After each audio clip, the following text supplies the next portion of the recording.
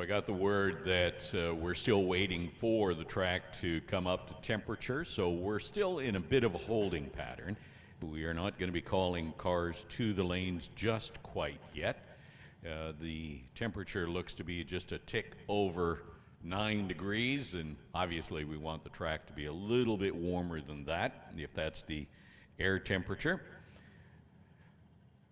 Just past 9 o'clock, but we are still anticipating a start here probably in the next 30 minutes or so.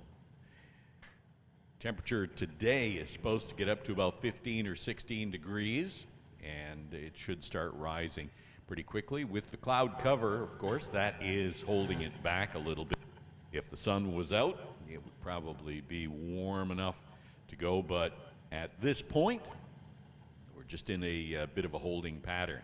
So hopefully you've been up to the third floor of the tower to pick up your trophy from last year. We do want to congratulate all of our track winners and champions from last year. And look forward to talking about your victories as you fill out your tech cards.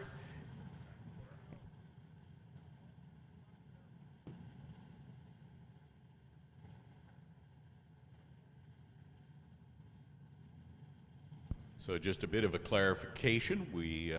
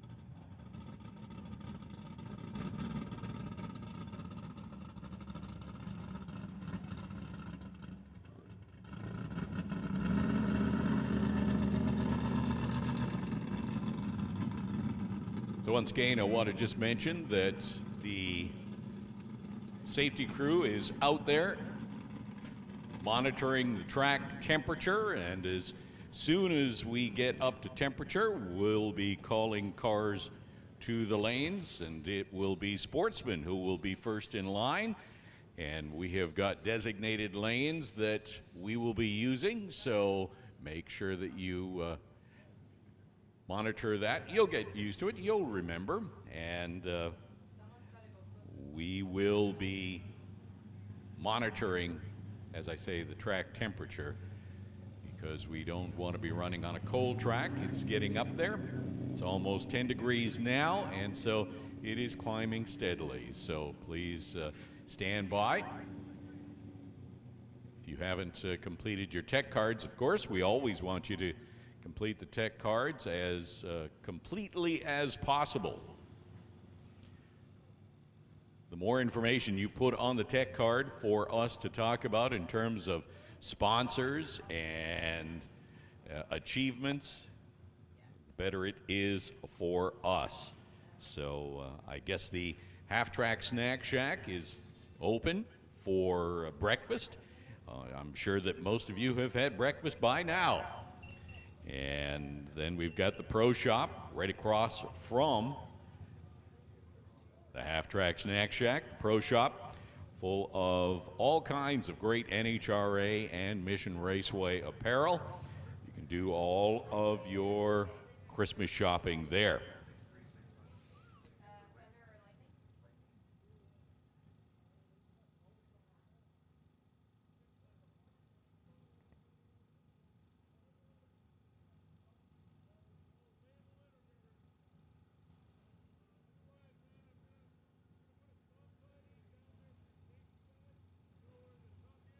Undoubtedly, if you have been following Mission Raceway on Facebook and here at the track and all the other social media, you will have noticed that we are now called the Titanium Strip at Mission Raceway. I want to thank all the good folks at Titanium Auto Group for stepping up and sponsoring racing activities here at Mission Raceway. Titanium Auto Group is the Lower Mainland's leading pre-owned car dealership, offering nothing but the finest in pre-owned vehicles. Regardless of budget, Titanium provides you with a first-rate buying experience. Titanium deals in only the most exceptional pre-owned cars, trucks, minivans, and SUVs, because that is what their customers have come to expect. So we thank you, Titanium Auto Group, for your sponsorships here at Mission Raceway. And if you own a business and are looking to reach a targeted clientele, customer group, we certainly encourage you to take out signage here at Mission Raceway.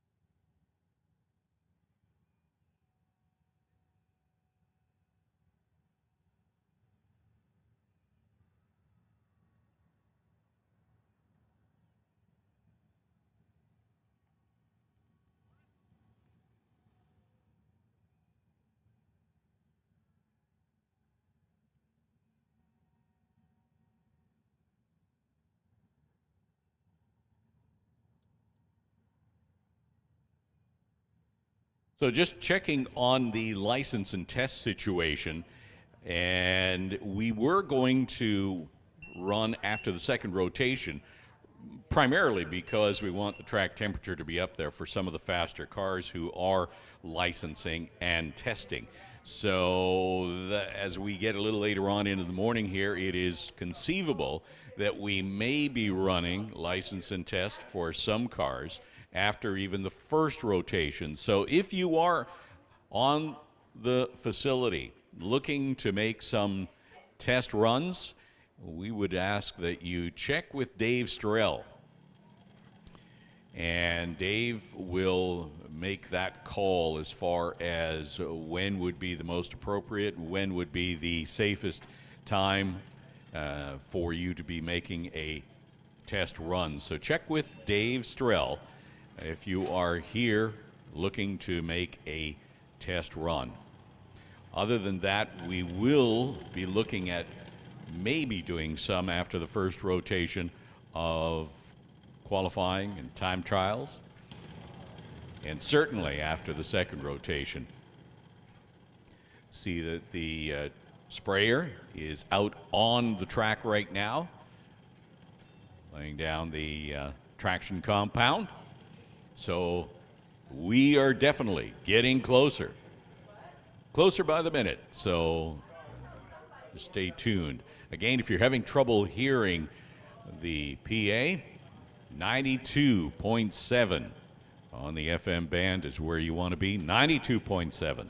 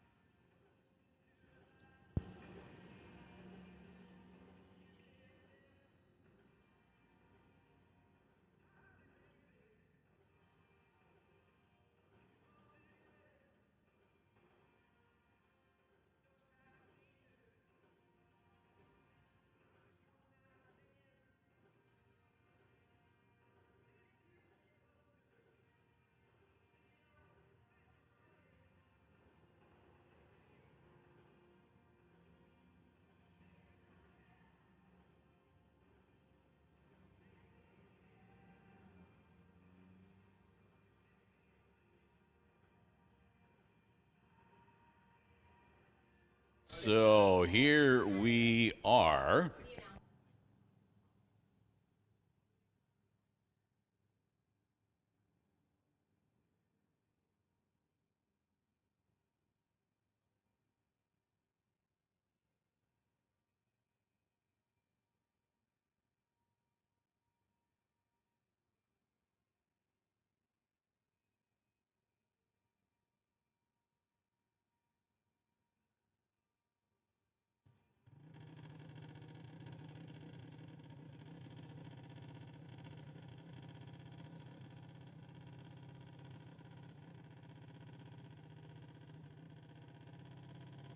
All right, here we go. We're getting the word from control that the track temperature is just about where we want it to be. So with that in mind, we are going to put Sportsman on standby. It's going to be a short standby, but Sportsman putting you on standby as well as Pro. But Sportsman, we will be calling you to the lanes probably in about 10 minutes. So you can be getting ready. Sportsman, get ready. We're going to be calling you to the lanes in about 10 minutes, and you will be forming up in lanes 1, 2, 3, and 4. So a 10-minute standby. We're going to be calling Sportsman momentarily.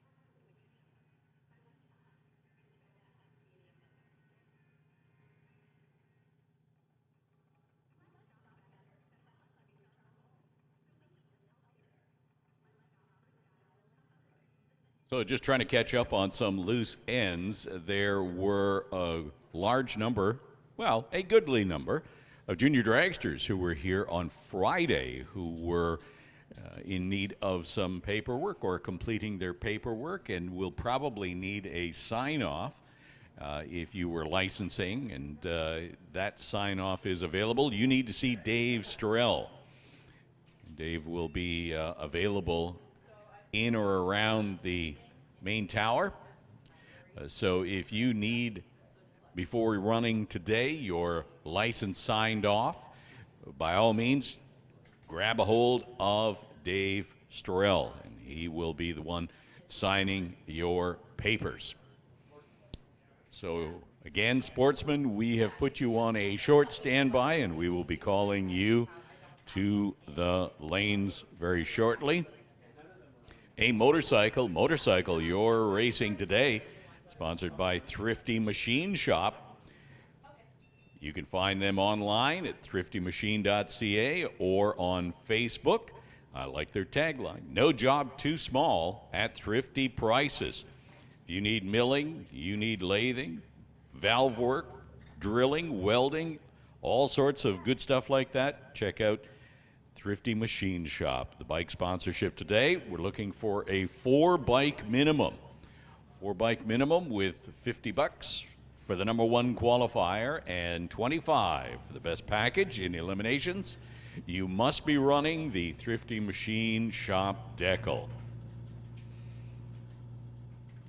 So I want to thank Al Oman for stepping up on that. Thrifty Machine Shop bike sponsorship today. We need a 4-bike minimum, so hopefully we have that on the property, or will soon have that on the property. Again, Sportsman and Pro, you are on a short standby. We're going to be calling you to the lanes, so just hang tight.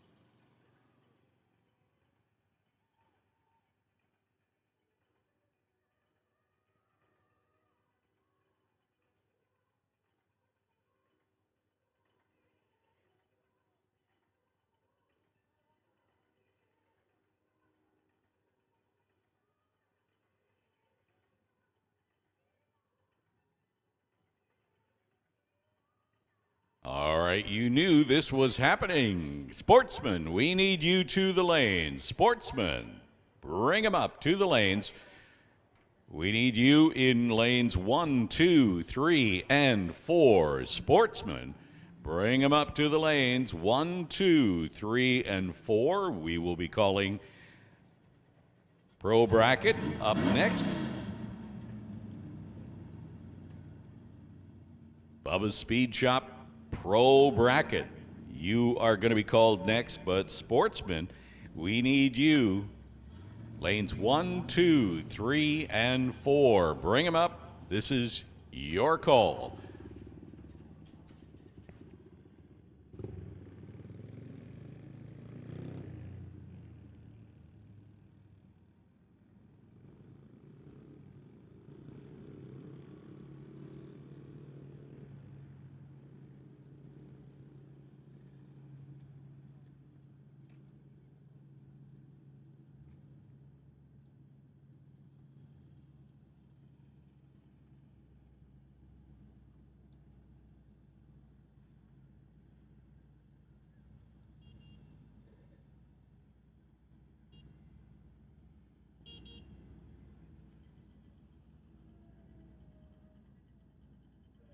So, Sportsman, we're calling you to lanes 1, 2, 3, and 4. If you are on the property looking for test and tune opportunities, we are making some time available for you, obviously. We were going to do it after the second rotation, but with the temperature climbing up, we may be able to accommodate some of you after even the first rotation. So you want to check with Dave Strell on that, and you will be slotted in the most appropriate spot. See Dave Strell if you are here for test and tune opportunities. Sportsman to the lanes. That's the call. 1, 2, 3, and 4 Pro. Bubba Speed Shop Pro, you are on standby.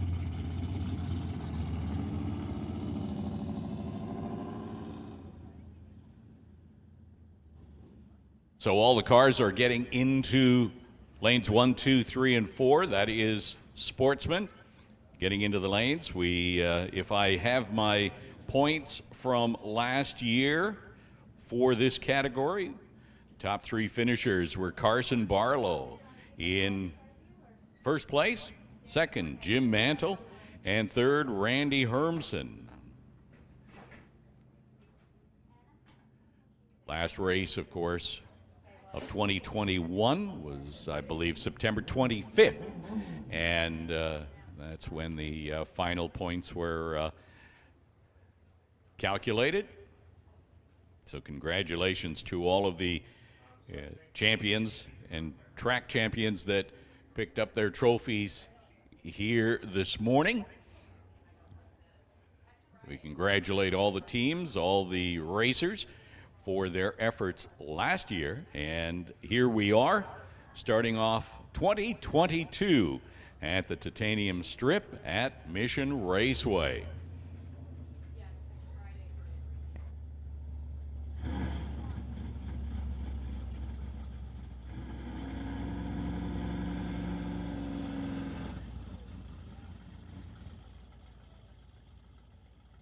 So here we go. The first pair kicking off 2022. It is going to be Scarlett Morin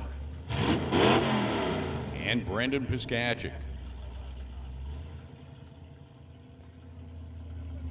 Scarlett from Mission in the TCS lane. That's the lane closest to the tower. The Lordco lane, that's Brendan.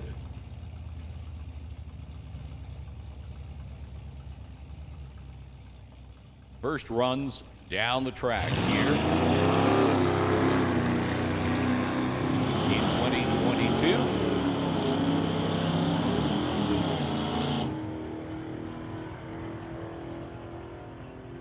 Scarlett goes through at the top end with a 12.74, 105 miles an hour.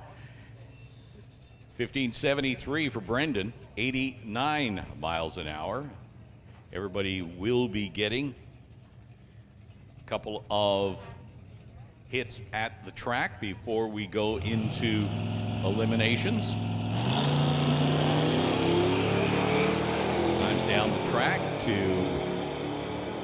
get a feel for how the car or truck, in the case of Carson Barlow, is performing. You saw Carson turn on the red light by 0.003 of a second, but during qualifying, that of course does not matter. We're going to make the call for Pro. Bubba Speed Shop Pro bracket. We need you to the lanes. We're going to call you into lanes 3, 4, 5, and 6. Bubba Speed Shop Pro bracket. We need you in lanes 3, 4, 5, and 6. So bring them up. Bring them up to lanes 3, 4, 5, and 6. Bubba Speed Shop Pro bracket. Heading down track now, Steve Baskerville in the Golf goes 12.92 at 111 miles an hour on his time trial run. Anthony Katnick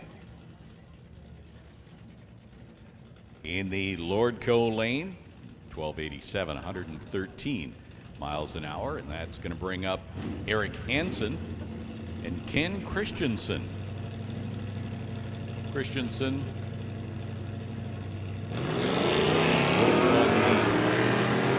pickup on the Lordco side of the racetrack.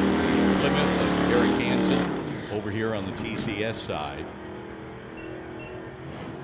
They go through the top end at 12.84 for Eric Hansen, 104 miles an hour. The pickup, 12.37, 108 miles an hour.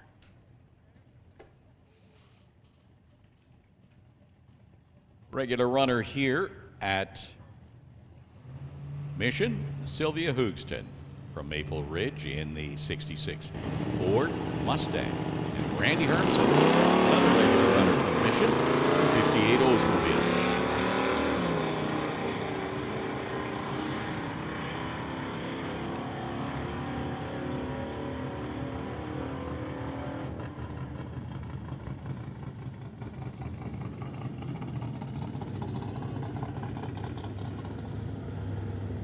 Once again, we have called Pro Bracket. Bubba Speed Shop Pro Bracket. You should be heading to the lanes if you're not already there. 3, 4, 5, and 6. Junior Thunder. We're putting you on standby along with Lightning. Junior Thunder and Junior Lightning. You're on standby, but Bubba Speed Shop Pro Bracket. We need you to lanes 3, 4, 5, and 6. Emerson heading down track on the Lordco side. The Dodge Dakota, 1578, 83 miles an hour. 1640 for the other lane, the TCS lane. Car information still not on file, but we'll be getting that sorted as we go through the day. So Junior Thunder and Junior Lightning, you are on standby as Pro Bracket. Bubba Speed Shop Pro Bracket. You should be in lanes 3, 4, 5, and 6.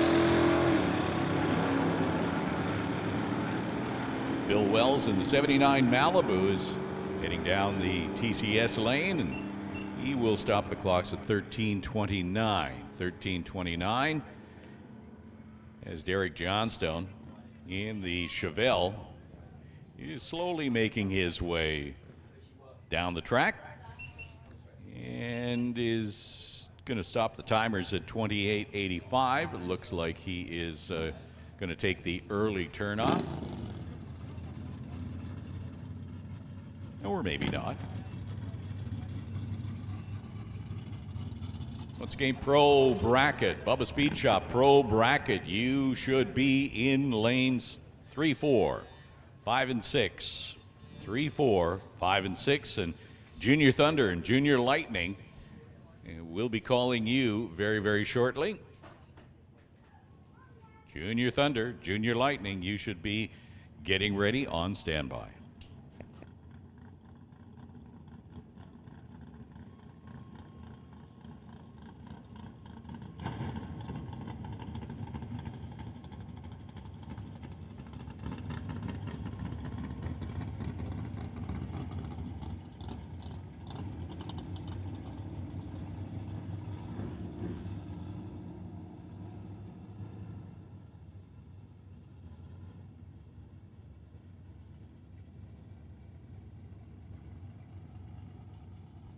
That would appear to be first rotation for Sportsman as we get set for Bubba Speed Shop Pro Bracket.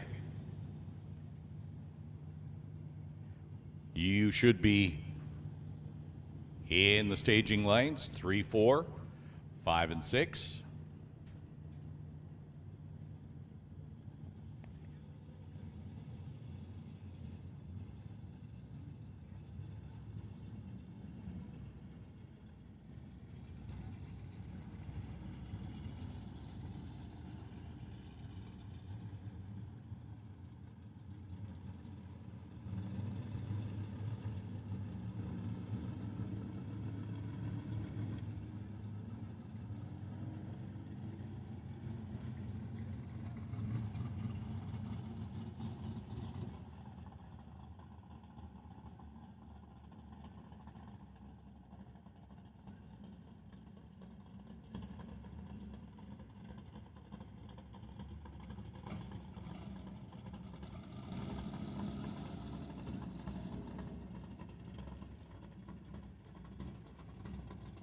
So sponsor for the Pro Bracket category, Bubba Speed Shop, a company that specializes in turning cars of all different makes and models into serious speed machines. They perform upgrades based on each individual's customer needs, whether it's a minor modification or an all-out custom vehicle.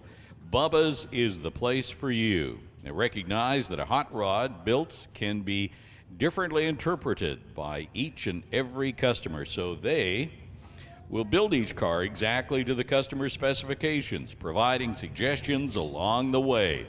Bubba Speed Shop is capable of performing a vast array of specialized services, and they can handle restorations, hot rod builds, drag car setups, performance vehicle maintenance, as well as your daily general maintenance in your daily driver. You name it, Bubba Speed Shop can handle it.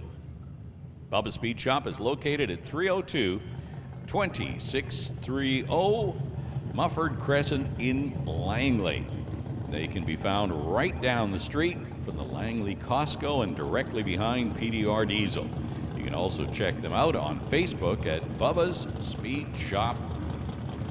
So we want to thank Bubba's Speed Shop for stepping up, being the sponsor, title sponsor for the Pro Bracket category. First two cars, we need Junior Dragsters to the lanes. Junior Thunder, we need you to the lanes, lane number 1. Junior Lightning, we need you, lane number 2. Bring them up, Junior Thunder and Junior Lightning, and that's going to put Image Motorsports Super Pro on standby. Image Motorsports Super Pro, you are on standby, but Junior Dragster, bring them up to the lanes. Thunder to 1, Lightning to 2.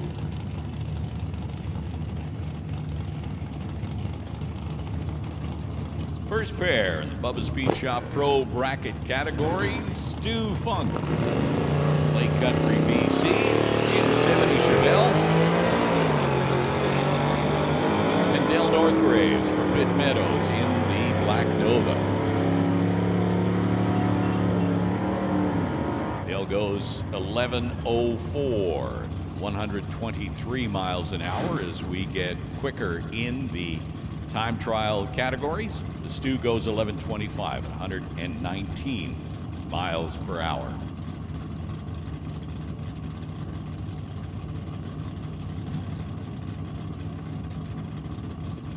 We have a black Golf over here on the TCS side, the side closest to the tower. Steve Baskerville and John Barrichello in the 67 Coronet on the Lordco side. They're both staged. Ready to go. We are seeing a number of red lights, but red lights do not matter during qualifying. You are just running against the clock. Steve in the Golf goes 12:59, 110 miles an hour, 11:21 for John Barrichello. Once again, we're calling Junior Thunder to lane 1, Junior Lightning lane 2, and Image Motorsports Super Pro, you're on standbys. We'll be calling you next.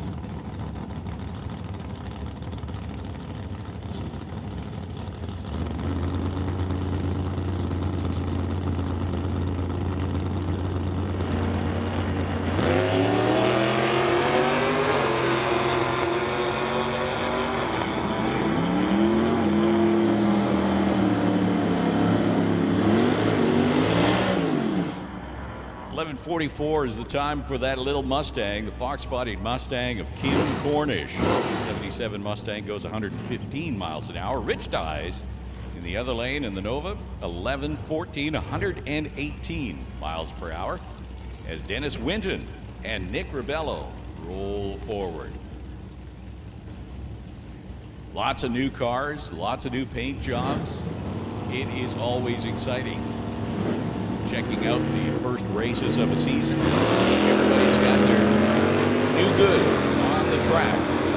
Nick Ribello in the 78 Regal, Maple Ridge, sponsored by MFB Custom Aluminum Jet Boats. He goes 12:08, 116 miles an hour. The station wagon, known as Shaggy, 66 Bel Air, goes 11:78, 113 miles an hour in the TCS lane. And that's going to bring up Brian Prescott and Veronica Hodgson. Prescott from Abbotsford in the 69 Chevelle here tower side. Veronica in that infamous 69 Dart. Ran it for a good number of years in Sportsman and is now in Bubba Speed Shop Pro bracket. Brian Prescott goes 11:55, 116 miles an hour, 116 miles an hour. Veronica goes 109 miles an hour at 12:43. Next up then, Craig Johnson and Brian Vader. Craig Johnson in the station wagon. Skinny front tires, tells you everything you need to know about that car. Sponsored by Johnson's Custom Exhaust, 79 Malibu.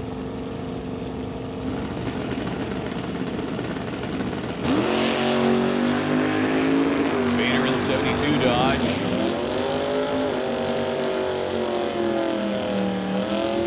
Craig Johnson, your champion from 2021 in the category. Chris Stone in second, and Jeff Bell rounding out the top three.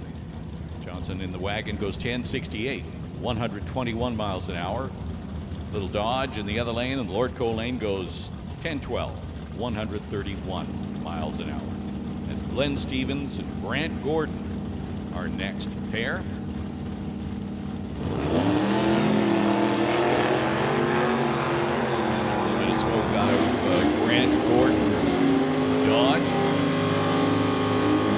Perhaps light on oil now. Goes 1172 in the Lordco lane, 114 miles an hour. 1297 for Glenn Stevens.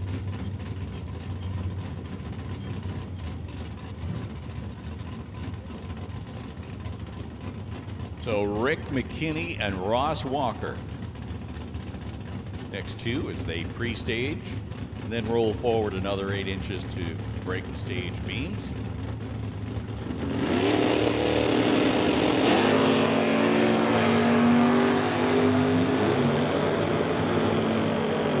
Cars are getting faster as we qualify through the morning and time trials through the morning. Ross Walker in the Chevy 2 goes 10:09, 131 miles an hour. 10:35 in the other lane for Rick McKinney in the Camaro. Junior dragsters, you should be in the lanes.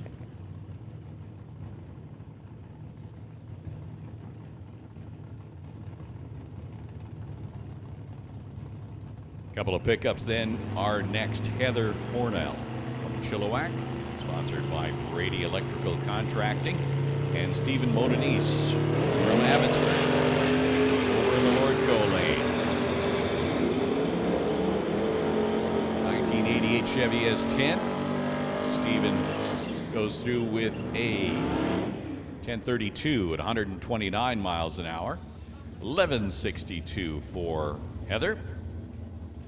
As Bill Wells rolls up alongside Cassie Tippy. We are in Bubba's Speed Shop Pro Bracket. Junior Thunder and Lightning is next. Thunder, you should be in lane 1, Lightning lane 2, and as I look out the back, there are a lot of them. It's great to see the junior dragster category growing.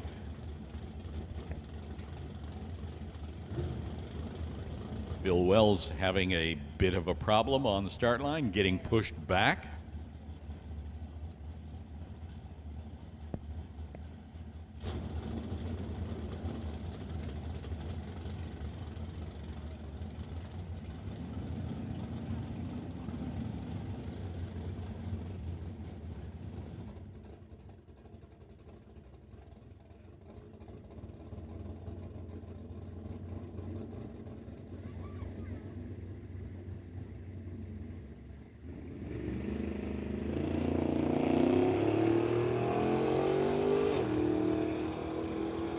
Cassie taking that solo run, time trial run in her 65 Nova wagon, goes 1166, 117 miles an hour.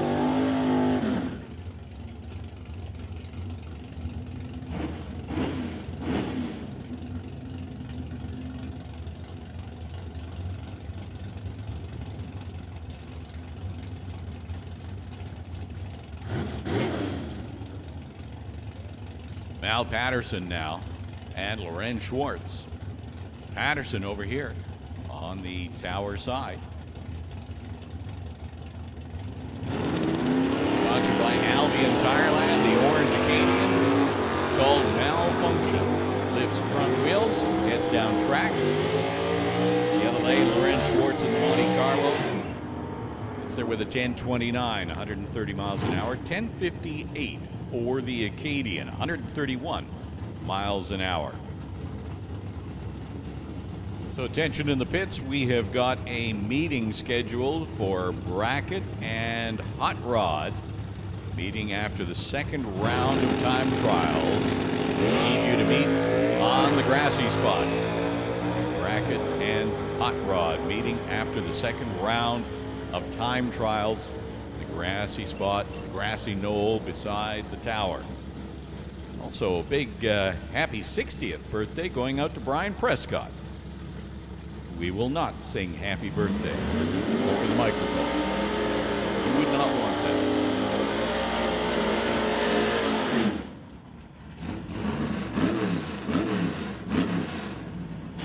So once again, we'll make the final call for Junior Thunder and Junior Lightning to the lanes. Thunder lane 1, Lightning lane 2. You should be in the lanes as we're getting set for your first time trial pass.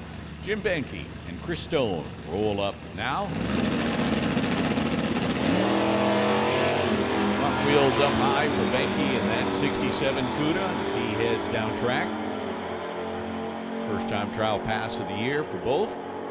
Stone goes 9.99, 132 miles an hour for Chris Stone. Benke, 9.99 at 133. Those cars are evenly matched. 9.99.3 for Chris Stone, 9.99.5 for Benke. Benke goes 133 miles an hour. Stone, 132. Reaction time, well, Chris Stone got the jump on the start line with a 17, and Benke 33. So those two cars more evenly matched than I have seen them in a long, long time.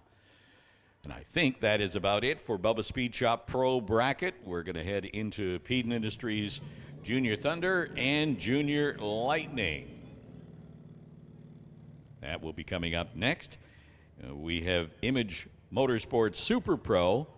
We're going to be calling you to lanes 3, 4, 5, and 6.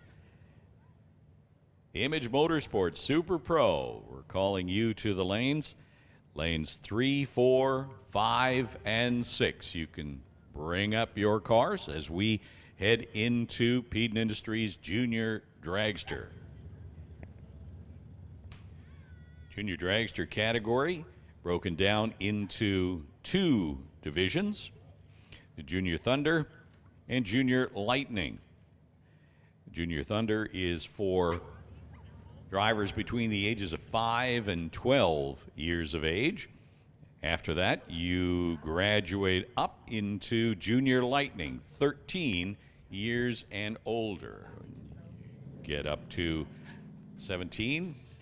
And you're going into a different category altogether. You age out of Junior Dragster.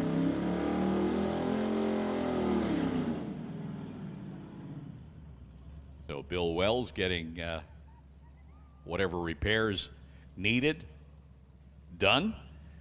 And he will be making his first pass down the track.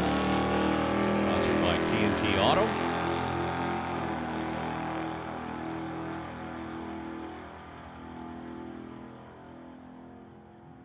And he stops the clocks at 11:72, 113 miles an hour. And that will do it for Bubba Speed Shop Pro Bracket. Next on the track will be Peden Industries Junior Thunder and Junior Lightning following that.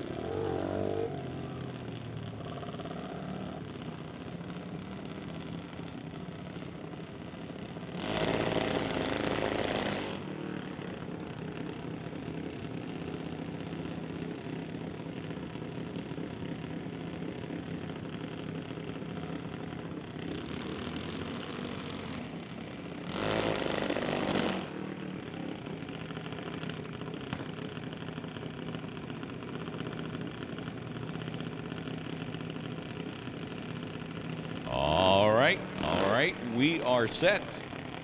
Junior dragsters on the racetrack. Peden Industries Junior Thunder first up with their qualifying passes, and it is going to be Alex Green and Emily White. It looks like we have got a good field of junior dragsters. So like the big cars, they will be making a couple of qualifying time trial passes, getting a time that they will feel comfortable with dialing in on the vehicle and using that for the handicap start.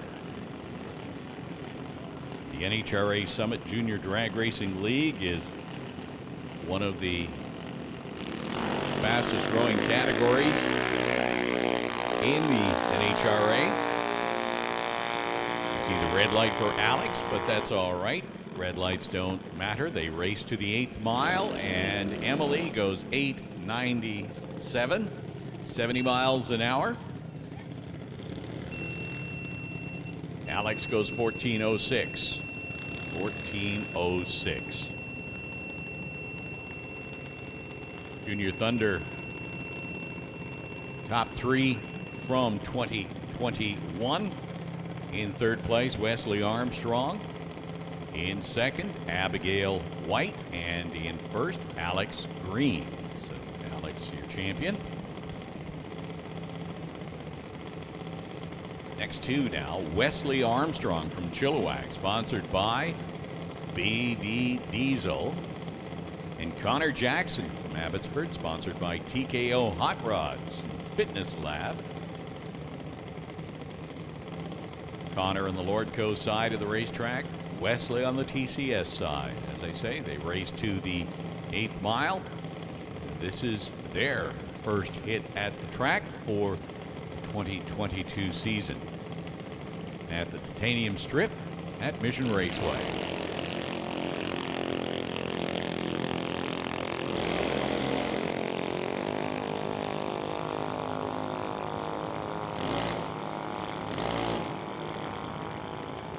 Clock stop at 12:89 for Connor, 59 miles an hour. Wesley, 14 flat, 44 miles an hour. Junior Thunder is the slower of the 2 junior dragster categories.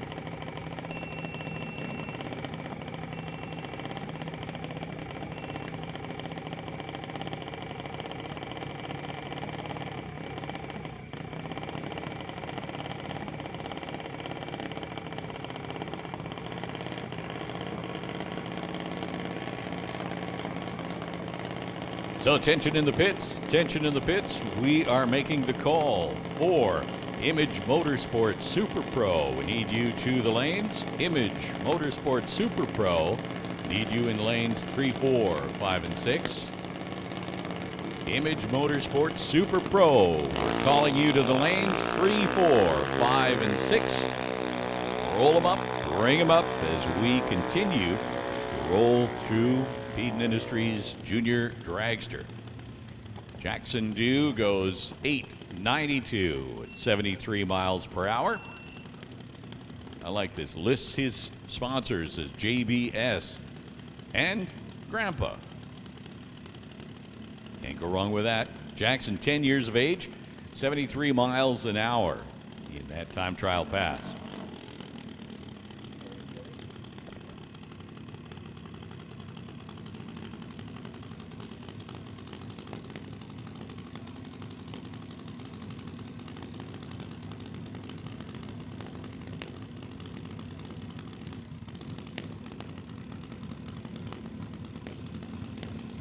So we have called Image Motorsports Super Pro to lanes 3, 4, 5, and 6, and that means Hot Rod, you are on standby.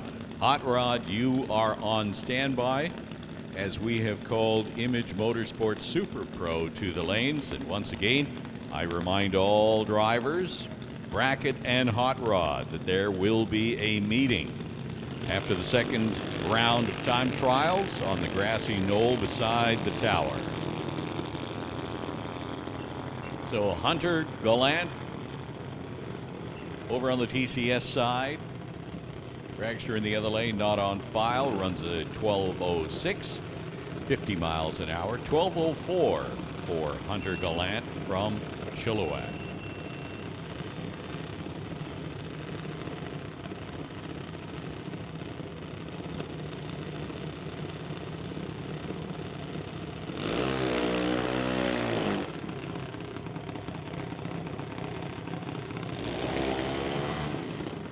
But now we step up to the quicker of the two categories. And you can tell that just by the motors, can't you?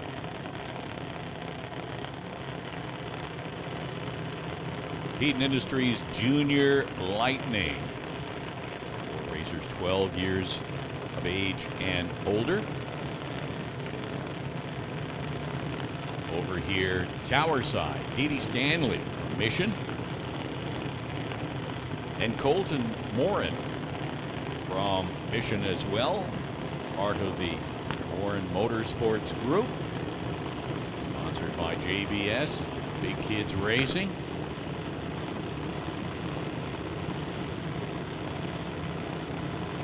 Both junior dragsters pre-stage and roll forward to break the stage beams, and then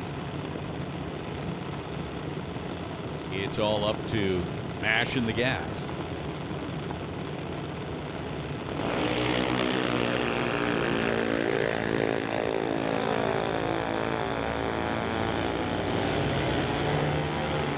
So Colton goes 8:07 at 81 miles an hour, 9:14 for Dee at 70 miles an hour. And don't kid yourself, when you are 3 inches off the ground, 81 miles an hour is a pretty wild ride.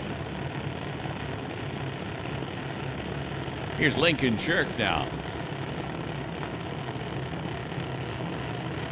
And Abigail White. Lincoln from Langley, part of the Titanium Auto Group. Sponsored by, of course, Dad, Titanium Auto Group, Rad, and JS. Abigail White in the other lanes, carrying a number of sponsors like Pioneer, Lordco, Lordco, and TNT. Great to see the junior dragster category getting all kinds of sponsorship support.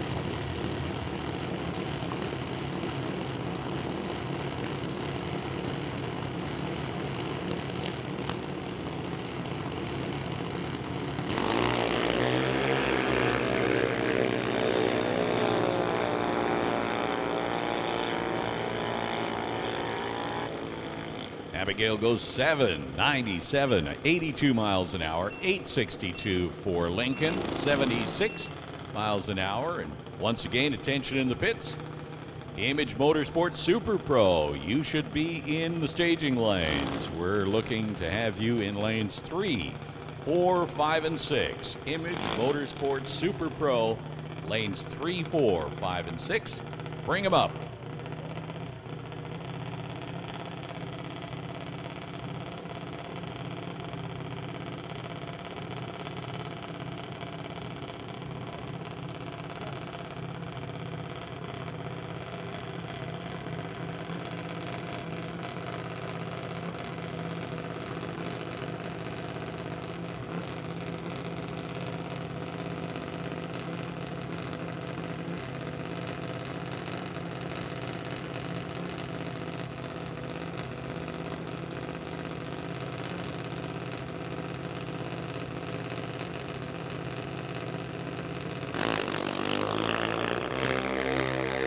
Attention in the pits. Attention in the pits. We're going to be calling Hot Rod now.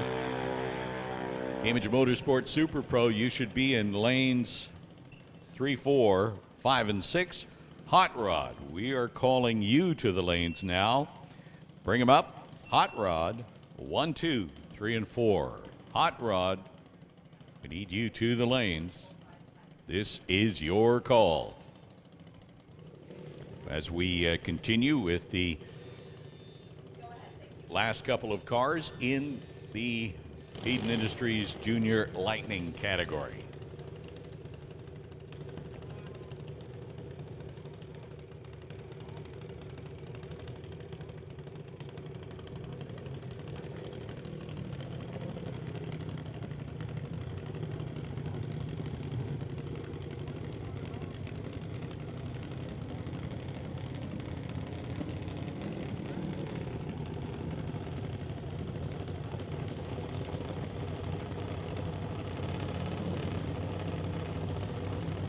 There's some great looking junior dragsters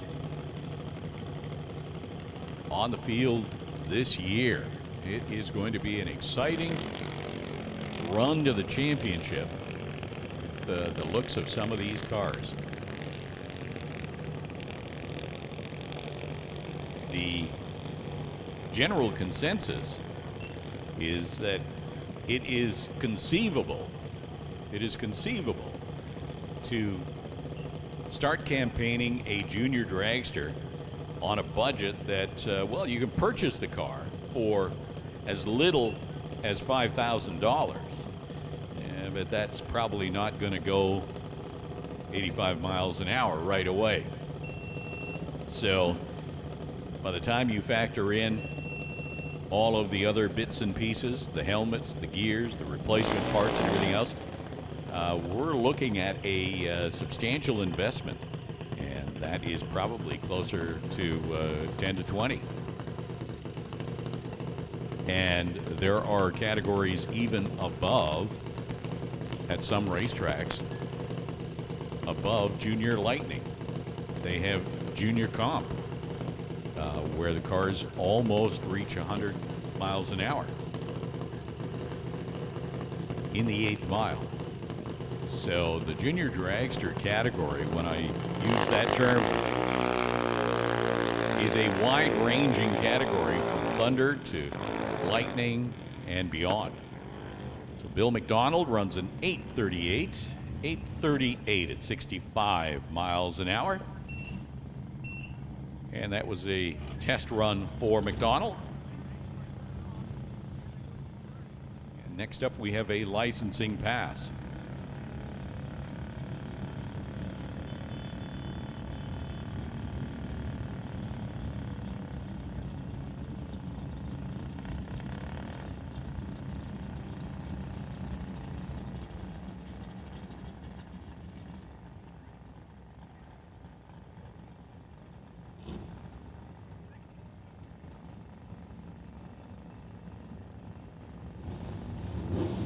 Crew needing to remove the flag. The flag is one of the universal symbols in the pits. It allows everybody to see the junior dragsters as they are moving through the pits. But you do not want that orange flag attached to the car when it's making the run. Right now the starter, of course, giving the crew, as this is a licensing pass, it's kind of a licensing opportunity for the crew as well.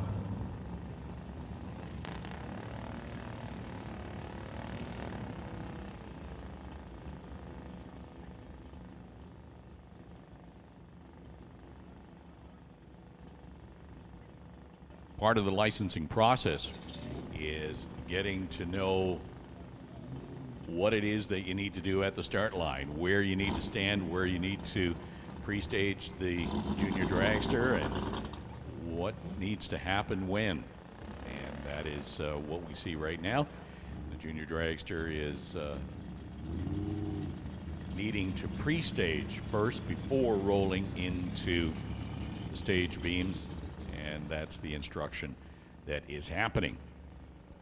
Once again, we've made the call for Image Motorsports Super Pro. You should be in the staging lanes right now. The Super Pro, you should be in lanes 3, 4, 5, and 6. And Hot Rod, we have called you to the lanes as well. 1, 2, 3, and 4. Hot Rod, we have called you to the lanes 1, 2, 3, and 4. And of course, another reminder that there will be a drivers meeting for bracket classes and hot rod. This will take place after the second round of time trials on the grassy knoll right beside the timing tower.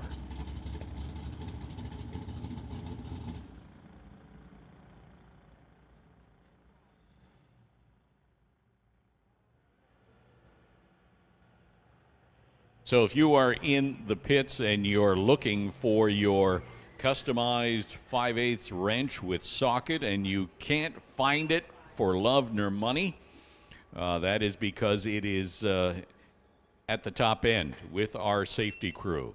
Yeah, it's not in your kit anymore. It's in our kit. So if you have misplaced or lost a customized 5/8 wrench with socket, you might want to head out to the top end. It is with our safety crew. You'll probably be needing that before the day is done.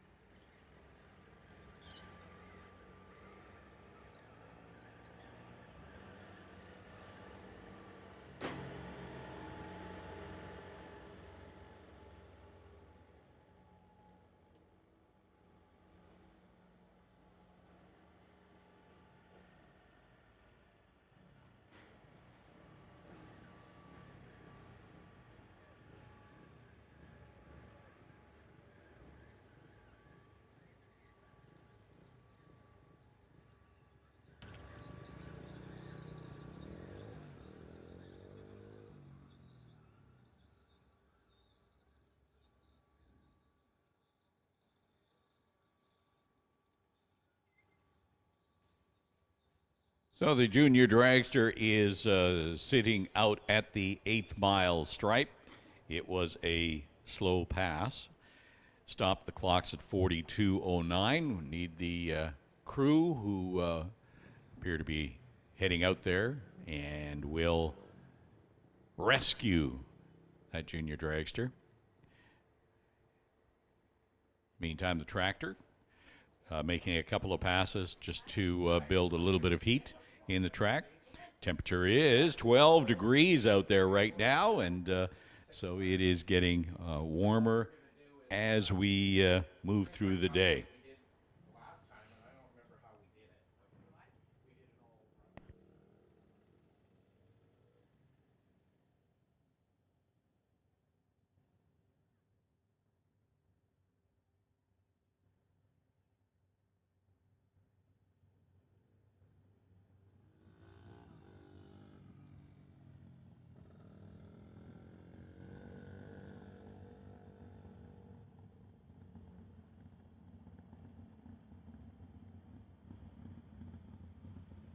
If for any reason you are, well, let's say new to the titanium strip here at Mission Raceway, if you have not been here on a regular basis and you're wondering why certain things happen the way that they do, I would suggest you head into the Pro Shop, which is located just across from the Snack Shack.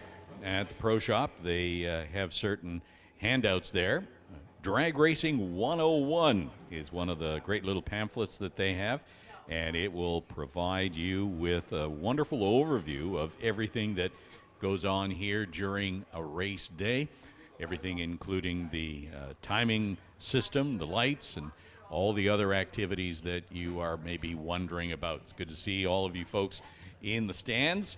Welcome you here to the first official race weekend of 2022.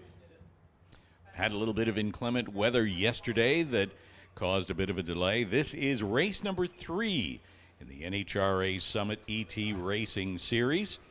The series is contested across North America and is probably the world's largest motorsports program.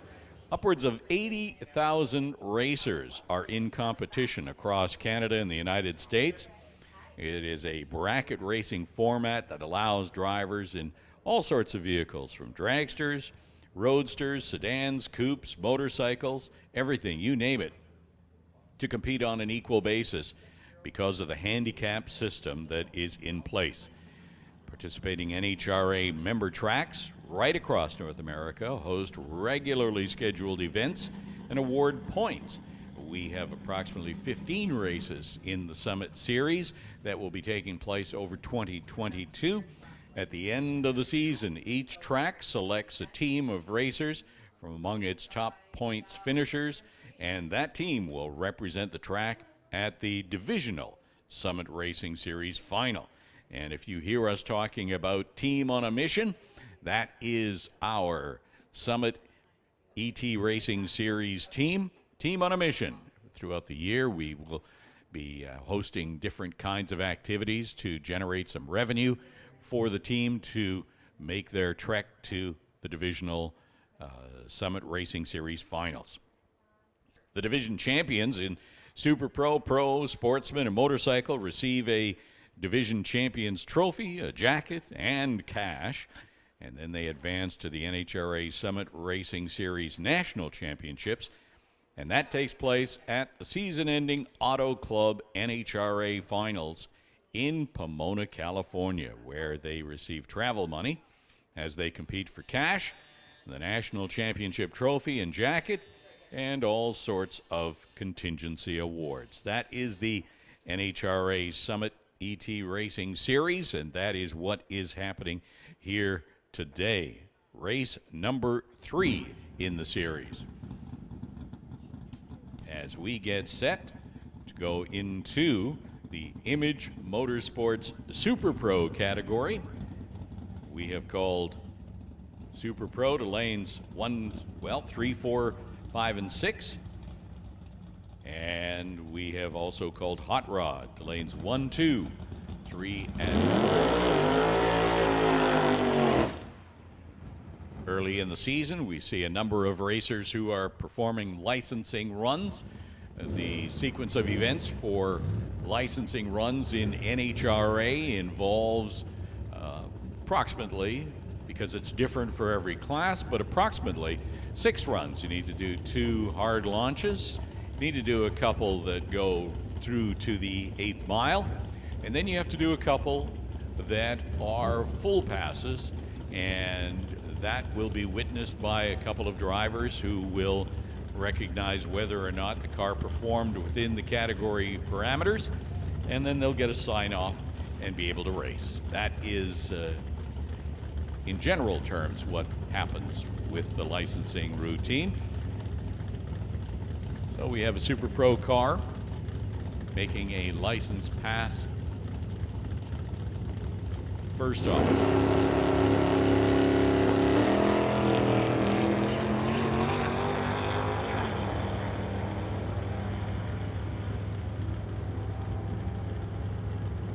Dragster runs 921. 921 at 147 miles an hour on that licensing pass.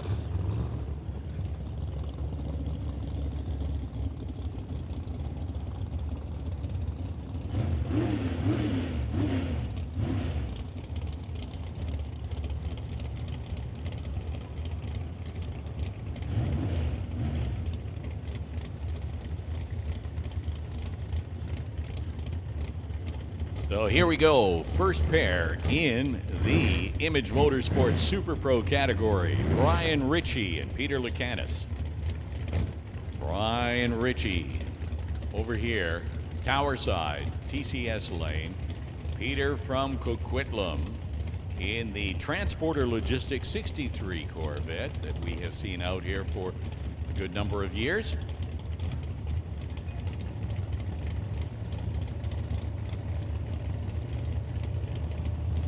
Roll into the pre-stage and stage beams. As we get quicker and faster, Brian Ritchie runs it out with a 7.90 at 172 miles an hour. Corvette goes 894, 152 miles an hour. That brings up Charles Siddon and Dan Parsons. Parsons from Powell River in a Duster that he has been running for a good number of years as well. Quality racing.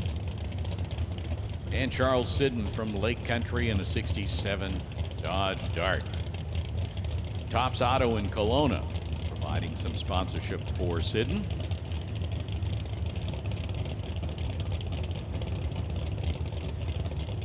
Dan Parsons for national events runs that car in the 1090 class.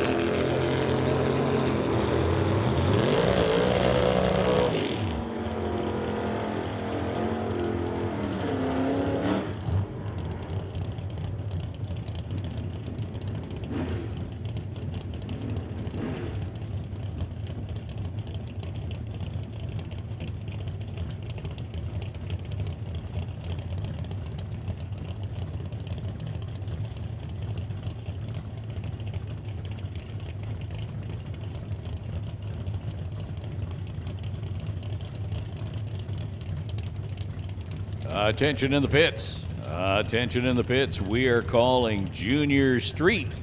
Junior Street, we need you in lanes 5 and 6. And Motorcycle, we need you in 1 and 2.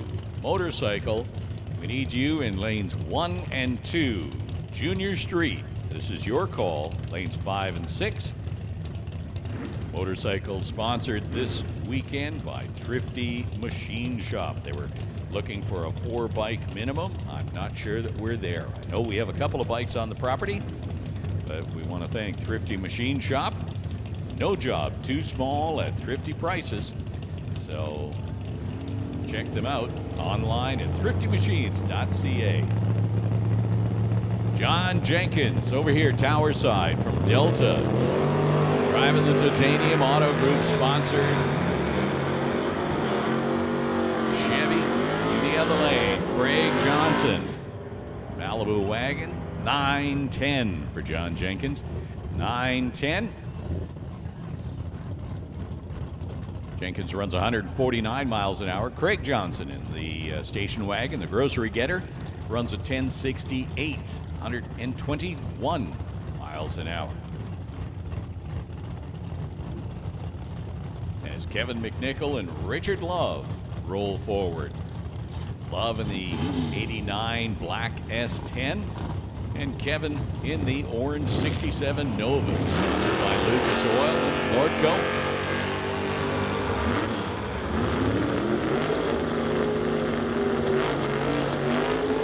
Top end, it is going to be a 10-11 for the Nova, 132 miles an hour.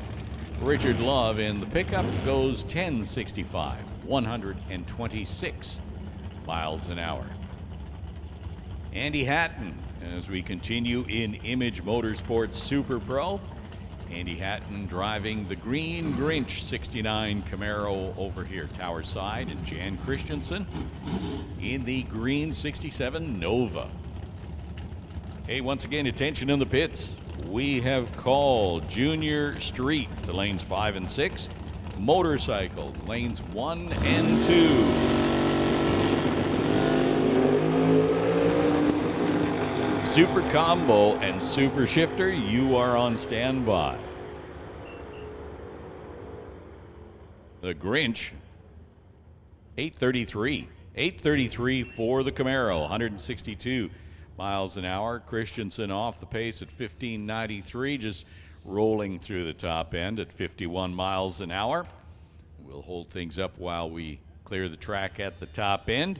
And once again, mention that Super Combo and Super Shifter, you are on standby. We'll be calling you momentarily.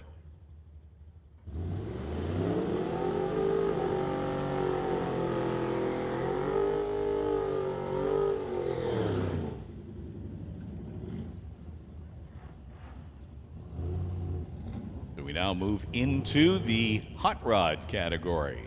Hot rod being a category that is contested by vehicles that are 1967 and older. So essentially, you've got to have a vehicle that is 50 years old or older. No electronics are accepted in this category, so they're running 7.50 and slower. That is the hot rod category.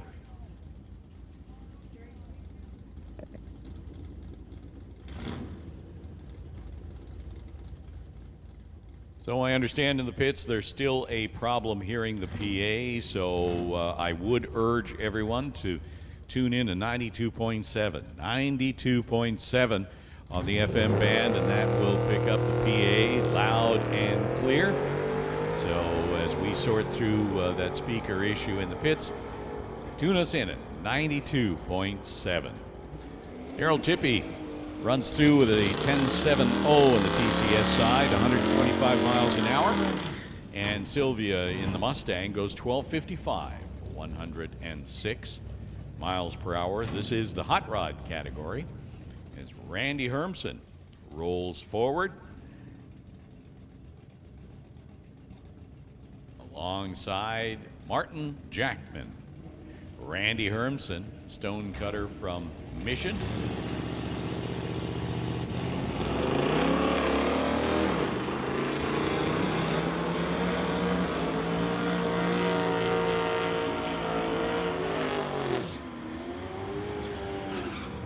Big old Oldsmobile, the 58 Oldsmobile runs a 13.19, 104 miles an hour. And Martin Jackman in the Chevelle goes 12.99, 104 miles per hour.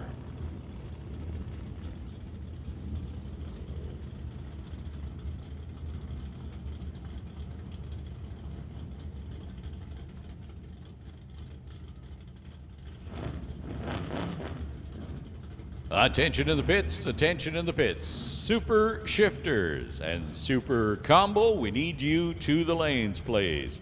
Bring them up, super combo and super shifter. This is your call to the lanes for your first time trial pass of the morning.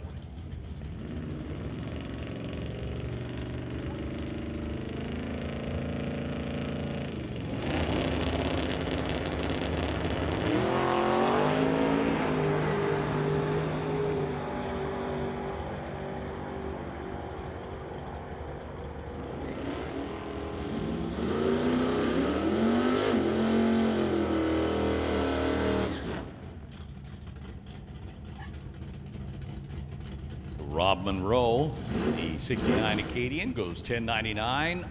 Derek Shirk, 8.28, 165 miles an hour. Derek Shirk, of course, the owner of Titanium Auto Group.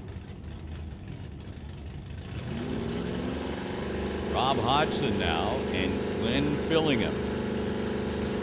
Hodgson in the hot rod category. Well, he's your champion in 2021. He's over here on the TCS side, the tower side. And he will run that Plymouth through to a 10.65 at 125 miles an hour. Glenn Fillingham in the 68 AMX goes 12.03, 111 miles per hour.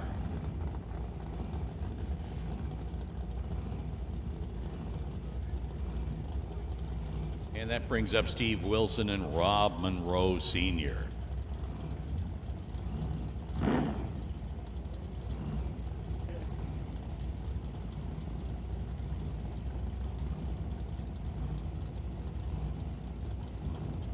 So attention in the pits once again. We have made the call for Super Combo and Super Shifter to come down to the lanes for your first time trial pass of the morning. If you are looking to make a test pass, need you to head down to the staging lanes as well. Lane 6. Check with Dave Strell to confirm. So if you're making a licensing pass, lane 6.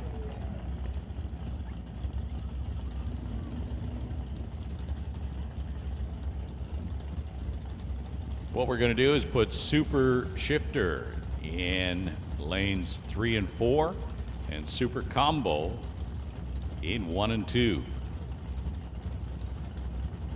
So Super Combo, bring them down, lanes 1 and 2. Super Shifter, lanes 3 and 4.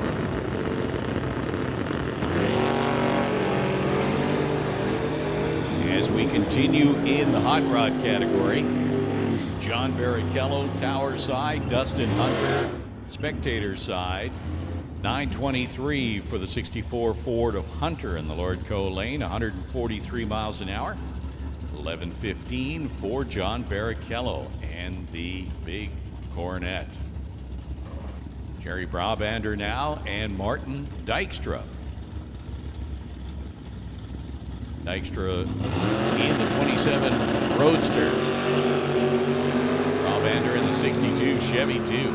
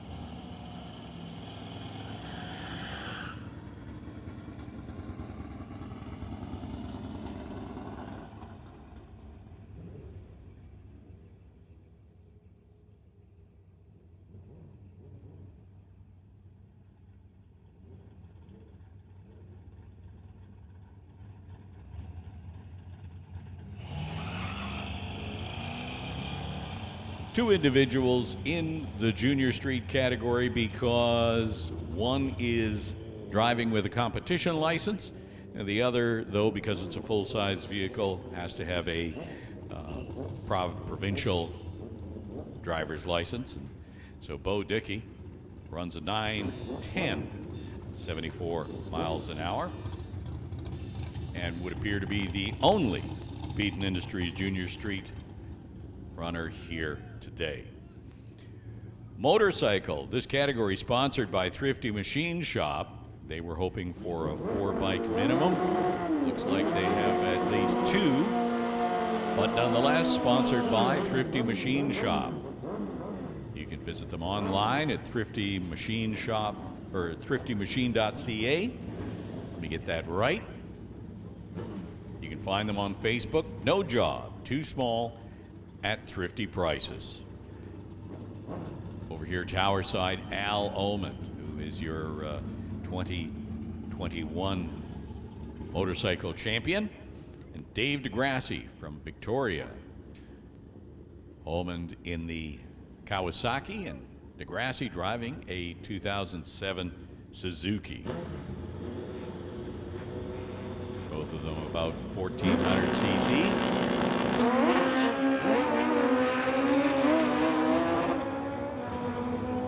Al Ullman, a perennial winner. He will run it through with a 9:06. 9:06 at 142 miles an hour. Dave DeGrassi goes 11:62. 11:62. And I think that is about it for motorcycle. 2 motorcycles on the property. And that is going to bring us up to Super Combo and Super Shifter. Super Combo, you should be in the staging lanes 1 and 2. The Super Shifter, you should be in lanes 3 and 4 as we get set for your time trial passes.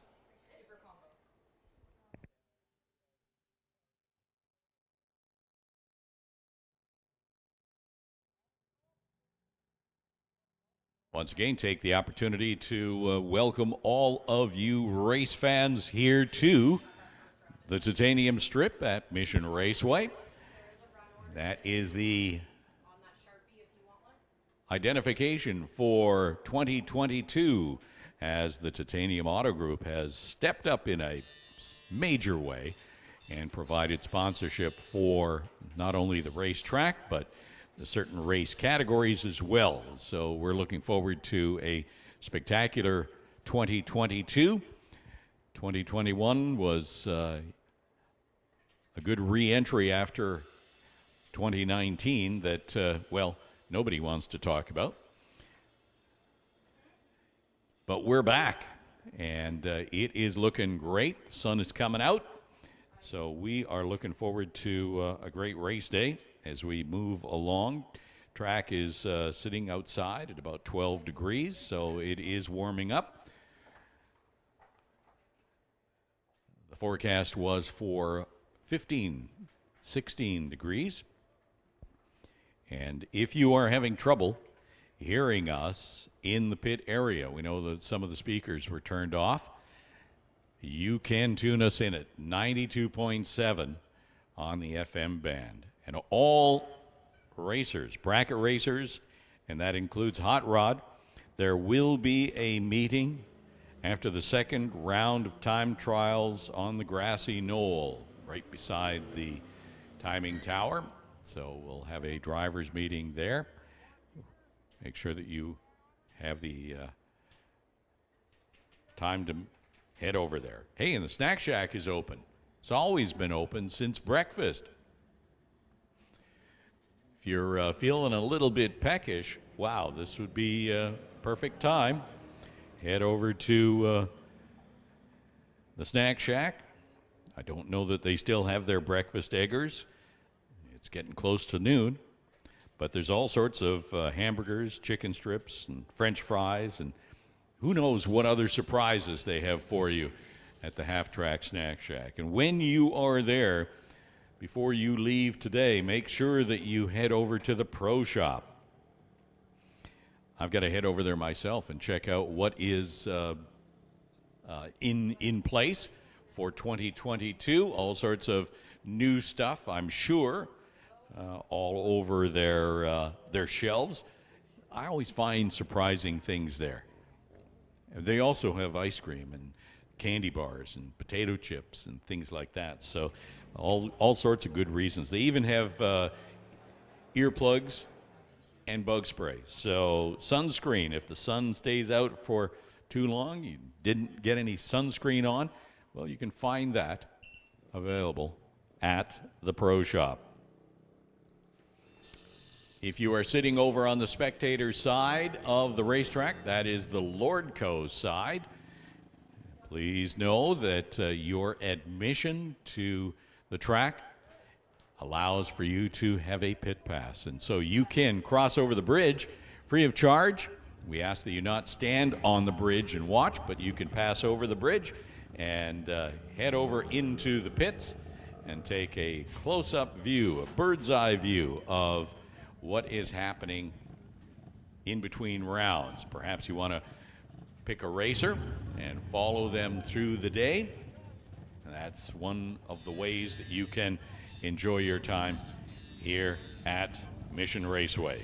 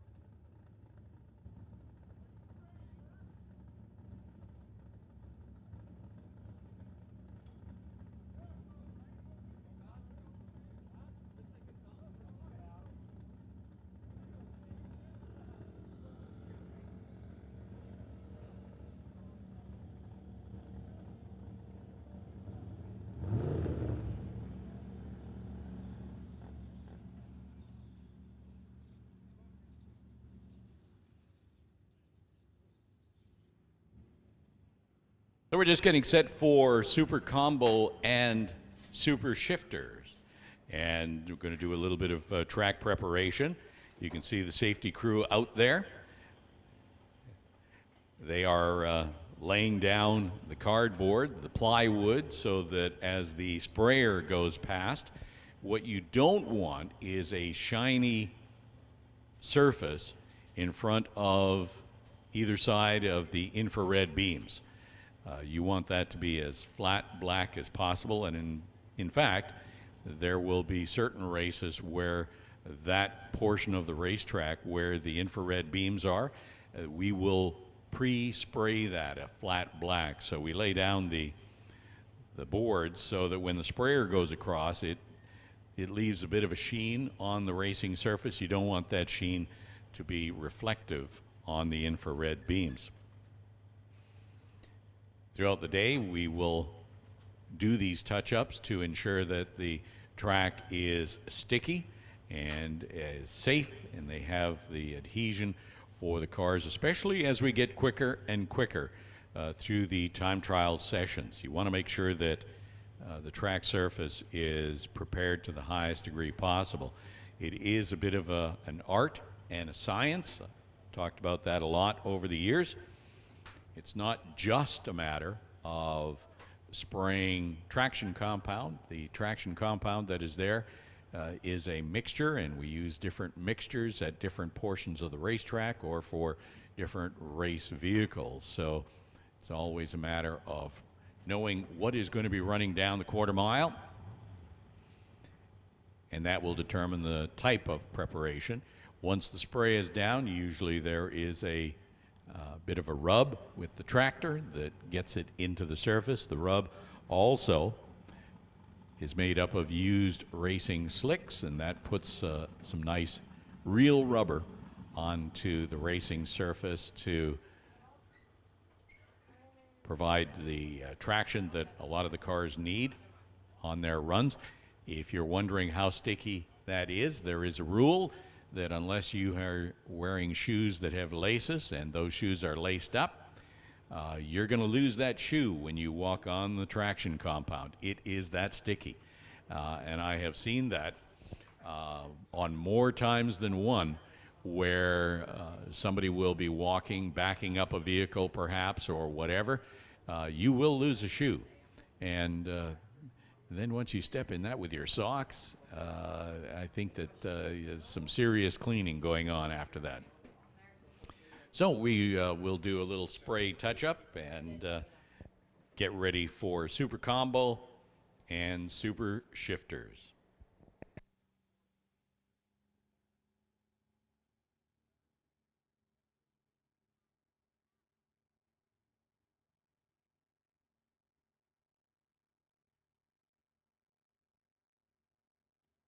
So in reviewing the race statistics from last year, if I have my numbers right, in the Lordco Super Combo category, in third place was Warren Jacobson, second place was Martin Rochelle, and first place for Super Combo, Brad Vingy.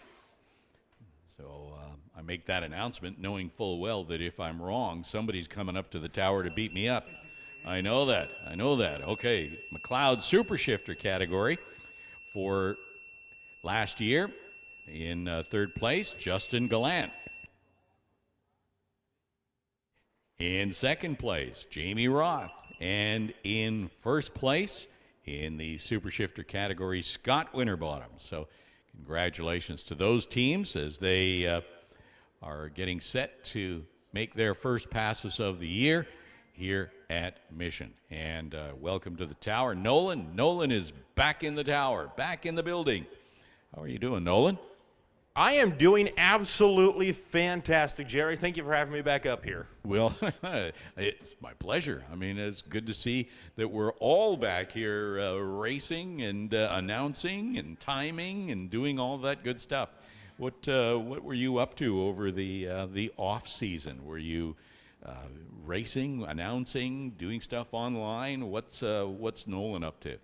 Well, the online scene definitely picked up quite a bit during the off season, as most seasons, race seasons do tend to shut down when the wintertime rolls around, but kept myself busy, managed to get through the winter just fine, despite having some more slippery days when driving back home with the extra snow that we had over the December and January months. But hey, we're back here now, and honestly, can't wait to get started with the season. Shame we couldn't be out here yesterday, though. It was bound to be a good one, I imagine. Yeah, I was monitoring that one at home every 15 minutes, looking at the weather from this side, and then looking at that forecast, and it just didn't look like it was going to happen, and that's always unfortunate. But hey, look at the sun's out today, so we're here kicking off the season with race number 3. We missed a couple, but better late than never, and always good to see all the racers out here and all the folks in the stands. It's always good to have people come and visit us here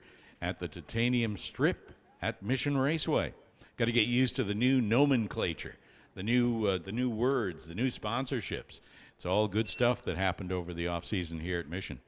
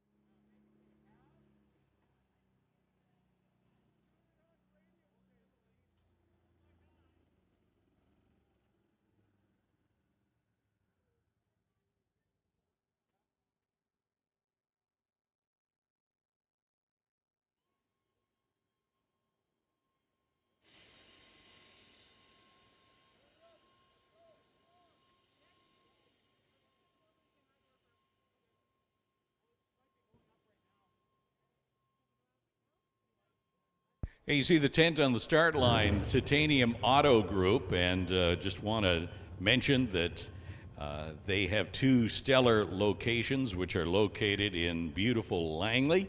BC Titanium's flagship store is located at 9494 200th Street, just south of the Golden Ears Bridge, on the corner of Fraser Highway and Willowbrook Drive. That's where you'll find their second superb location, right across the street from Willowbrook Mall. So I want to thank Titanium Auto Group, Bubba's Speed Shop, and Image Motorsports for stepping up in their sponsorship of various racing categories.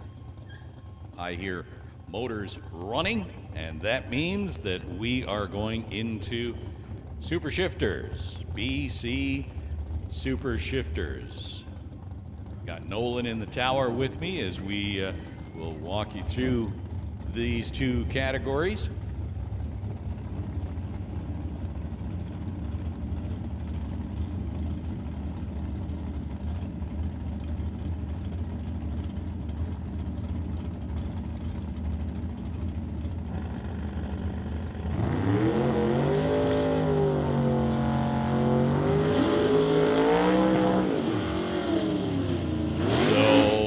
Start out with the Super Combo category. Steve Lowe and Jerry Epp.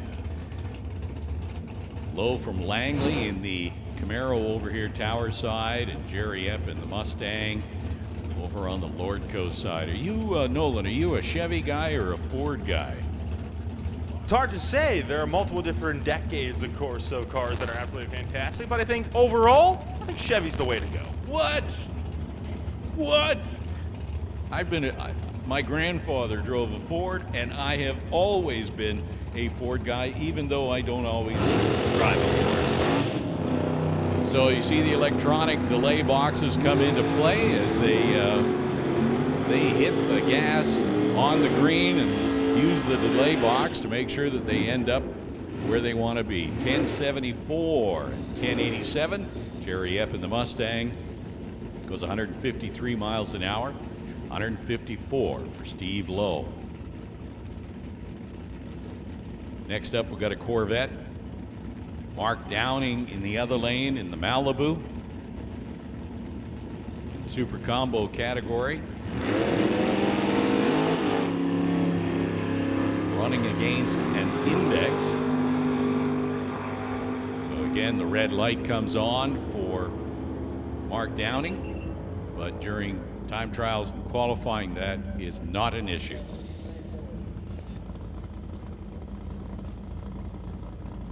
So attention in the pits, attention in the pits. We're calling Sportsman. Sportsman, this is your call to the lanes for your second hit.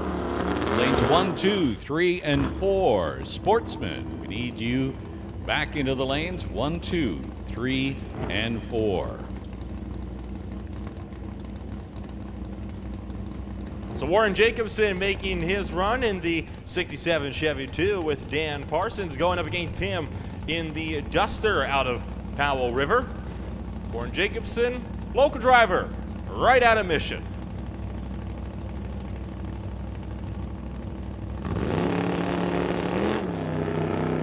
Throttle stops in play. Well, the driver trying to hit the Index. Parsons moving a little bit over to the left side of the groove. And we'll get there first. Identical reaction times on the tree. Parsons a 10.8 at 134 miles an hour. Jacobson 11.657 at 115. So a little word on that delay box. You know, it's a common slang, and it's a category that came into play in the late 70s. It really is a term that we use to describe the onboard timer, which is really a transmission brake delay timer, or a trans brake. It forces the race car to remain stationary at the start line. You're in gear, so regardless of how much engine power is applied, you're staying in one spot. When the tree is activated to start the race, the driver triggers the delay box, and that begins the timing.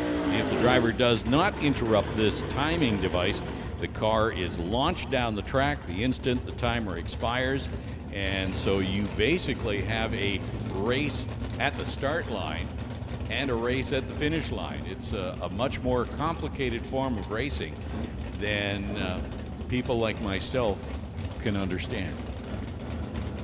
They have bigger brains than mine, I guess is what I'm saying. Alf Wiebe and Dale Posnick. Posnick in the Mustang, Lordco side. Wiebe in the Buick over here. It's a sleeper car. It looks like your average street car, but Alf Wiebe runs 11:16, 96 miles an hour. Posnick goes 10:08, 133 miles an hour.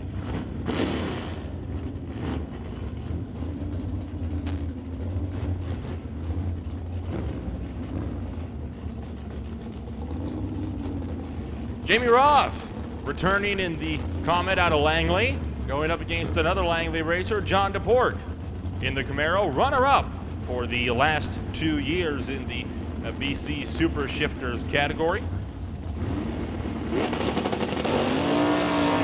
Wheels up for DePork, lands hard, but he is off and away with an 070 light, and Jamie Roth trying to run him down. It looks like DePork will beat him there, though. 10.155 at 131 for the Camaro. The Comet goes through to 10.591 at 109.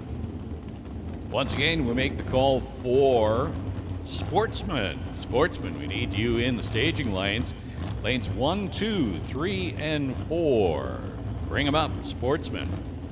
Scott Winterbottom over here, Tower side, and Keith Winterbottom, Lordco side. Chevy 2, Ananova. Scott in the blue car, that is your champion from 2021, and he runs 9:35 while Keith experiences problems along the way. And lots of smoke. So we'll probably want to take a quick peek on that. The Super Shifter category, drivers are actually shifting all the way down. That's why it's called Super Shifter, using all appendages. 1 foot on the gas, 1 foot on the clutch, 1 foot on, or one, I was going to have 3 feet there, 1 arm on the steering wheel and 1 hand on the shifter. So it's a busy race car in the McLeod BC Super Shifter category. So we send somebody out to take a look at that side of the racing surface just to make sure that Keith wasn't leaving a deposit on that track.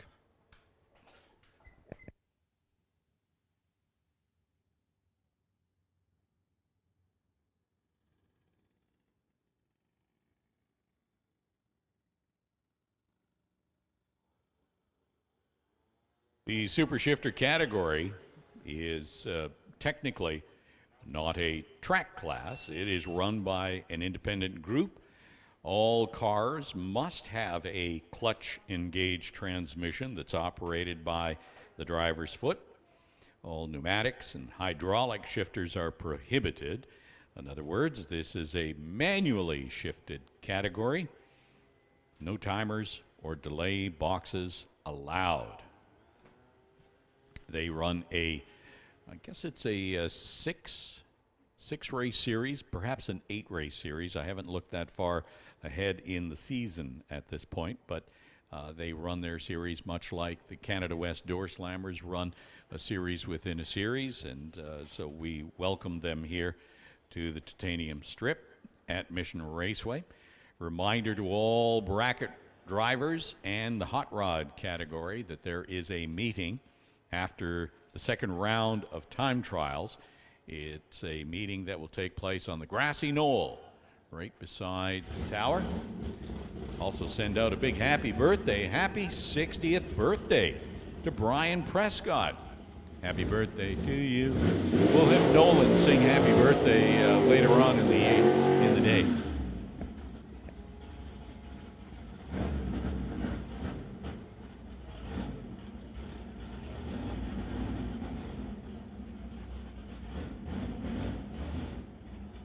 that you said you had perfect pitch when you're listening to things? I like that. That's good. Tone deaf when I'm singing them, though. It's two very different worlds, just battling for control. I know the number of people who tell me, wow, Bob Love getting off the line and getting off the gas pretty quick, straightening it out. Charges through with a 926, 144 miles an hour. I didn't sound too healthy off the line there. I had to kind of feather the throttle a little bit, get off and on into it. Yeah, he was working it. So, yeah, I was going to say that I can't remember the last time I had somebody tell me that they look forward to singing and love every minute of singing. Have you got anything that you can sing that I could sing for you? I don't know who these people are. Sydney Jung on the start line, making a test pass in the Camaro. I am told it is a licensing pass. I have been corrected. Not the first time today.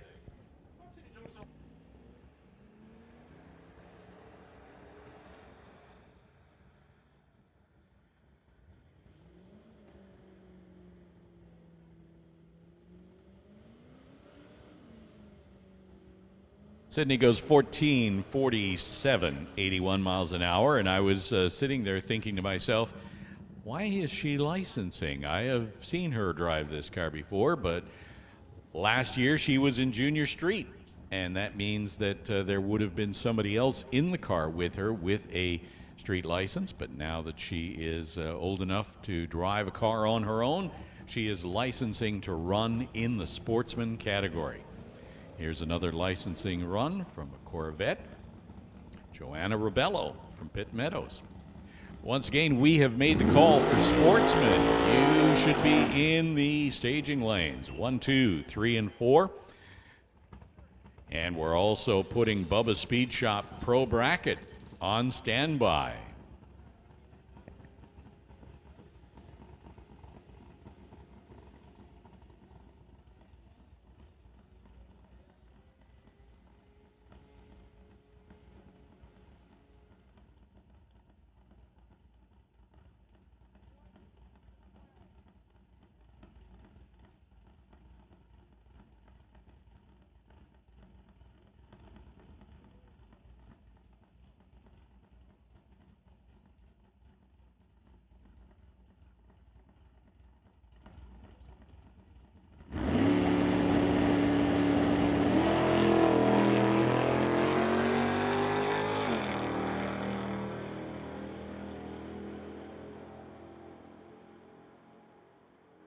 Good run, 9:03 at 146 miles an hour, 9:03 on that licensing pass.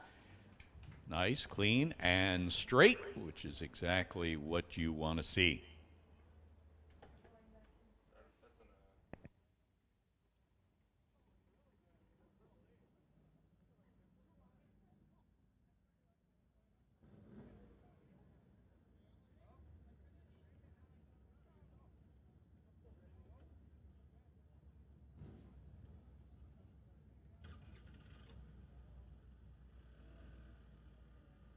We continue with some licensing runs here in between first and second rotation of time trials.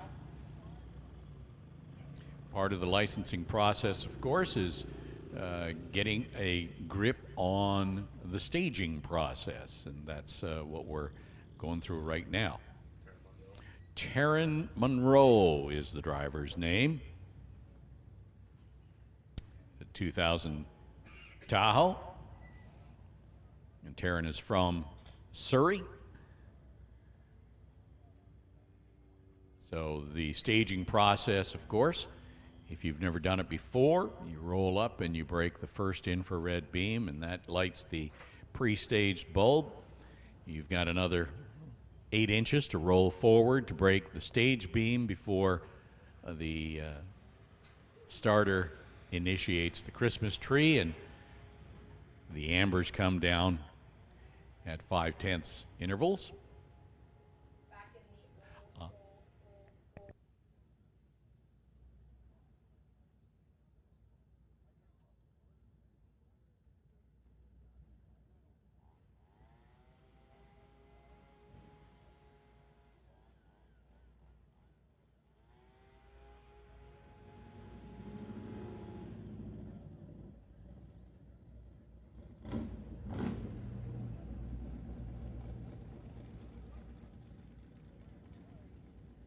So Nolan, I'm going to go and check out the Pro Shop and the Snack Shack and see what's going on in the pits. And this is the second rotation. I'll turn it over to you.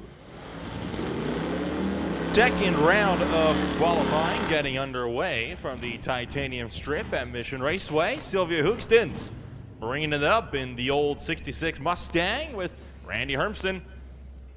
He get his run in the 58 Oldsmobile. Missed Mr. Hermsen out on the Friday test and tune, but I think Hoekstens made a pass or two.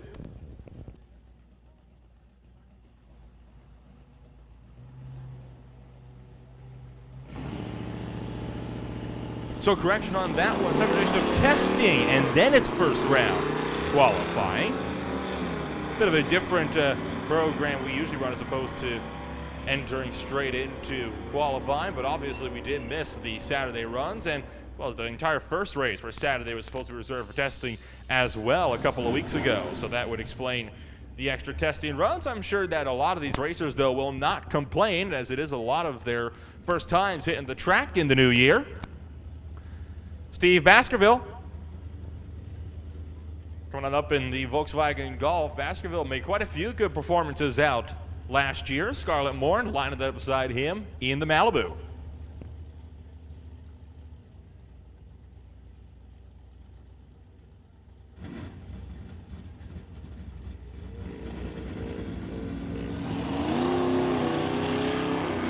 Pretty solid light there from Scarlett Morin in the Lordco lane, going at an 0.13 as opposed to Baskerville's 2.42.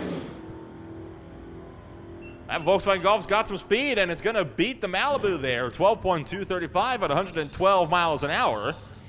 Scarlett Morin goes through 12.795 at 105.6 miles an hour. So bring it up, Litzenberger. Bring it up, Eric Hansen. Chevrolet versus Plymouth.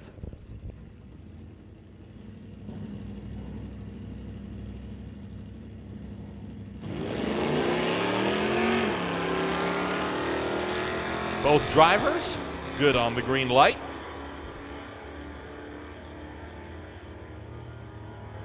At the 8th, Litzenberg is in front, and Litzenberg beats Hansen to the quarter by about 3/4 of a second.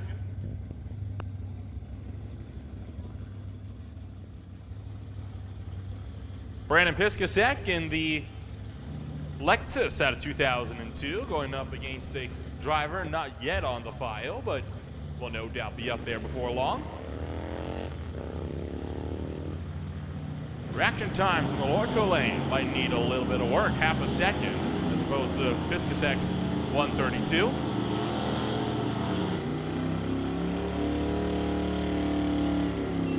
The Lexus will beat the Lordco lane out there by a good margin, 1.1 second, 15.8 at 89 miles an hour. That brings up Bill Wells, been racing for 55 years. His truck and trailer Malibu with Carson Barlow, the old C10 right beside him.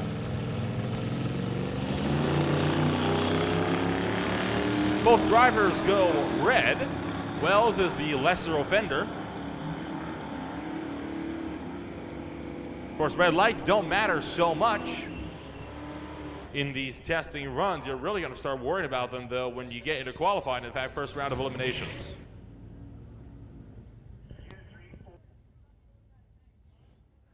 Hey, listen up out there. Attention in the pits. Attention in the pits. Bubba's Speed Shop Pro. We are calling you to the lanes. Bubba's Speed Shop Pro. Coming down to the lanes 2, 3, 4, and 5. This means Image Motorsports Super Pro. You are on standby. So Bubba's Speed Shop Pro, come on down to lanes 2, 3, 4, and 5.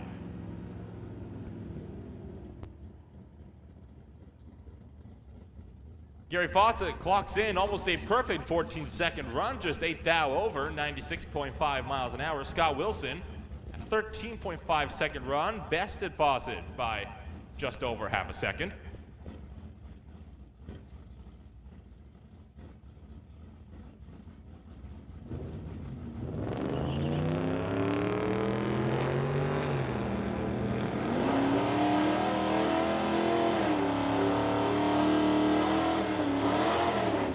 So Image Motorsports Super Pro, you can be placed off of standby. It is going to be Peden Industries junior classes, specifically Junior Thunder and Junior Lightning, who are going to be on standby. So Peden Industries, Thunder and Lightning, you are both going to be on standby. Image Motorsports Super Pro, you can stand down for now.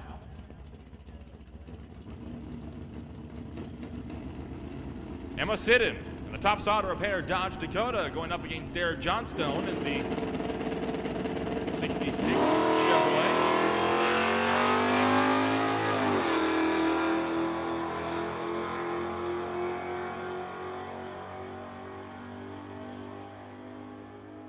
Johnstone way out in front at the quarter. 0.3 at almost a perfect 100 miles an hour. 2.5 seconds better than Emma Sidden, who ran through at a 15.8 at 83.7 miles an hour.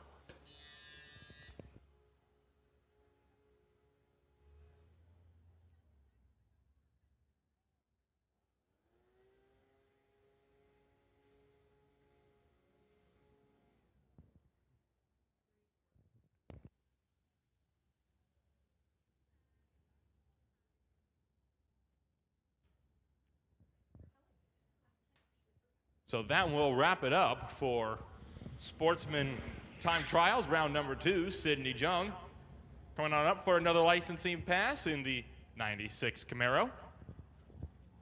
Former runner in Junior Street, or what is now Peden Industries Junior Street, but wanted to make the move up into the Sportsman category.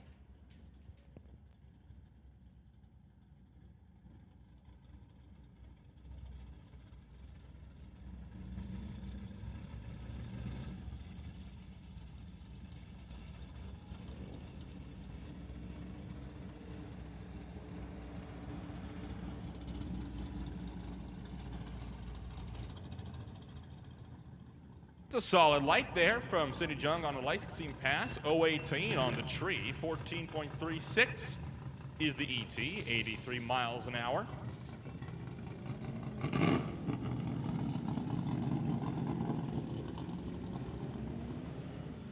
that'll bring up Joanna Rebello in the 1986 Corvette.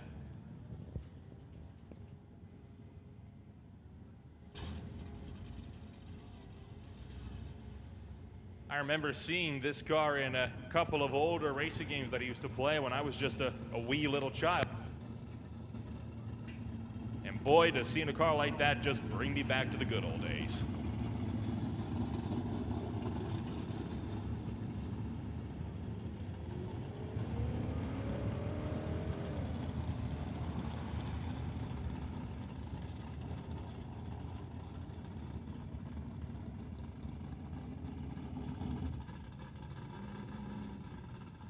.492 at 93.9 miles an hour. So close to 94.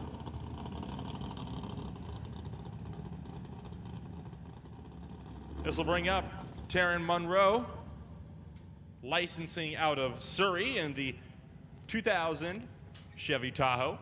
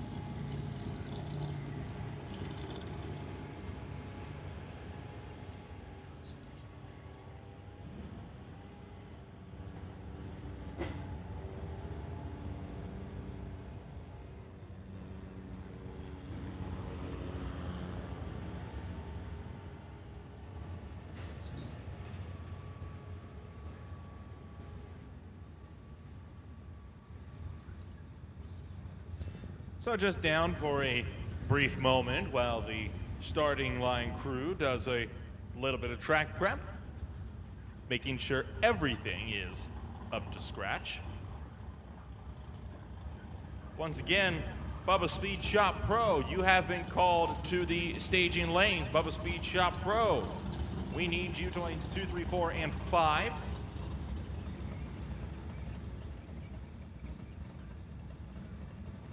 This will be for your second round of time trials.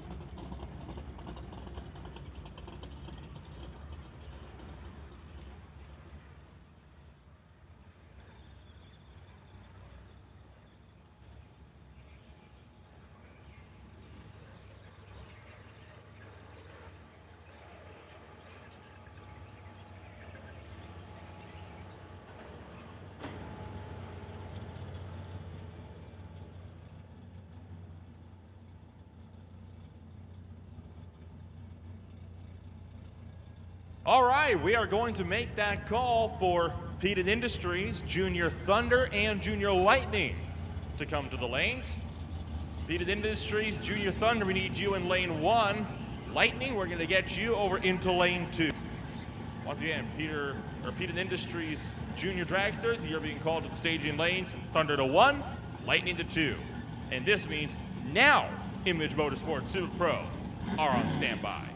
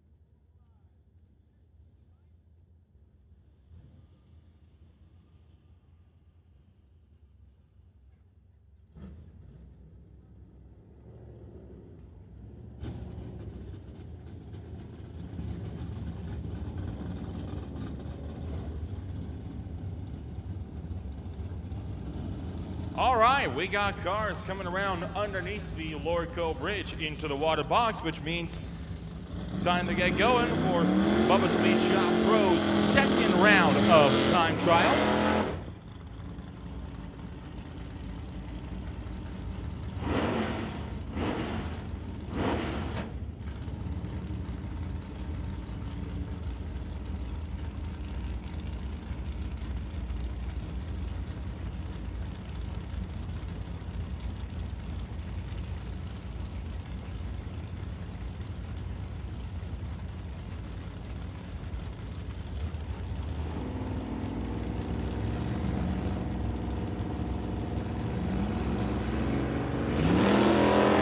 Nick Rebello going red. Dennis Winton lining up beside him. They're going to drag this one out to the quarter. 116.4 at 11.7 for the time, and that will, of course, best out the Lordco lane's time. John Barrichello bringing it up next beside Kevin McCulley.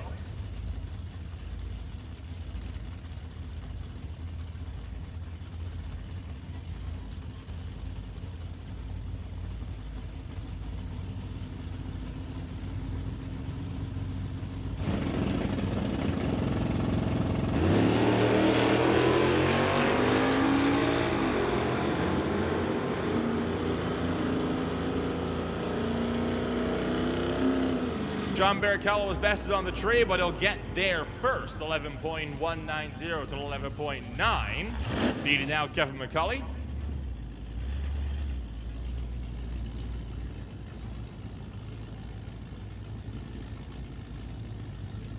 And Steve Baskerville going to be making another return in the Gulf alongside Veronica Hodgson in the TCS lane.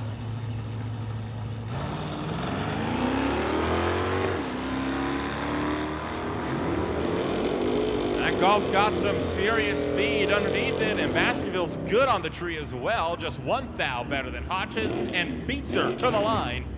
A 12.351 to the 110. Best Hodgson's 12.492.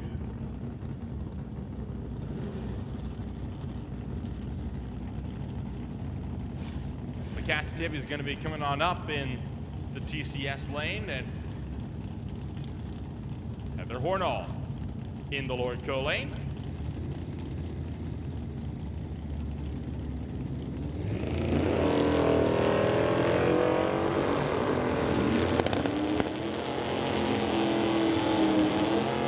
Both drivers away on the green. Close to the line too, but Heather Hornall gets there first by about 1/10 and a half of a second.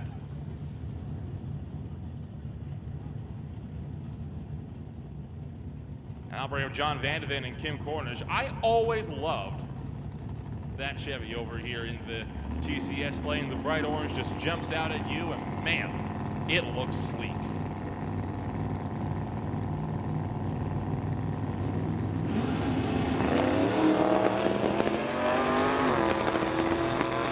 Cornish has John Vandeven dead to rights on the tree, but Vandeven has got the speed. Gets there first, 9.974 at 131.9 miles an hour. Kim Cornish 11.9 at 111.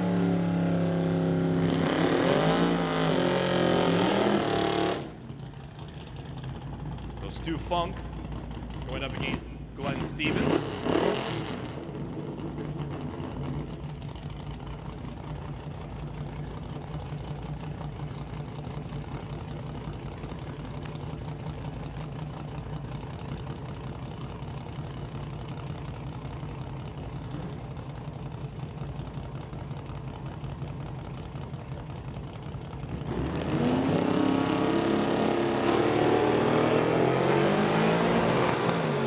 Glenn Stevens goes red by a concerning margin over a second.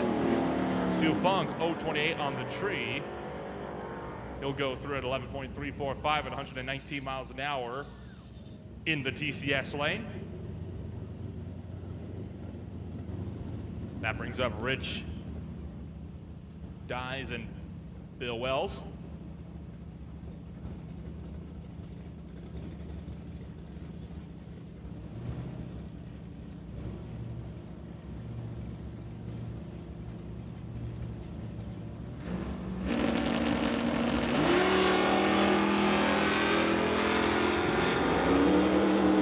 Goes 0.39 red. Rich Dyes good by 0.5 on the tree. And Dyes will go through 11.149 at 118 miles an hour to best Bill Wells over in that Lordco lane.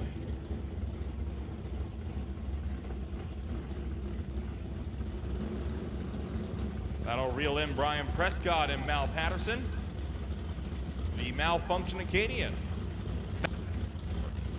in the Lordco lane.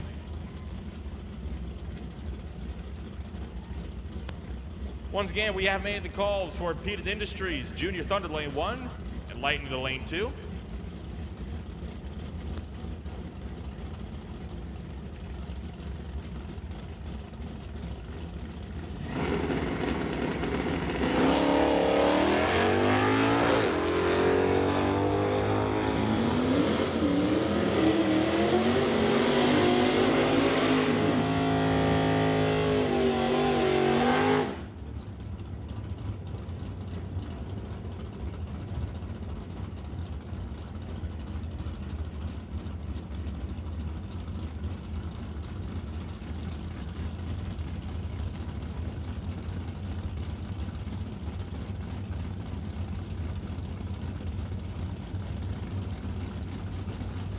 So Ross Walker now going up against Rick McKinney. Wheels up launch for McKinney. But he broke the tree, went way too soon, will not log a time.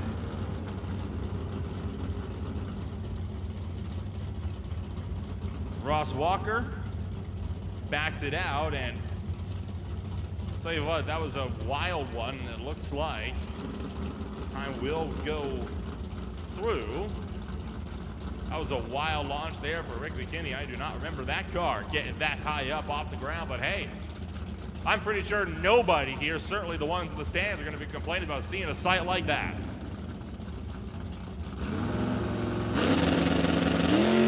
Walker reset for a single, goes over 39 on the tree.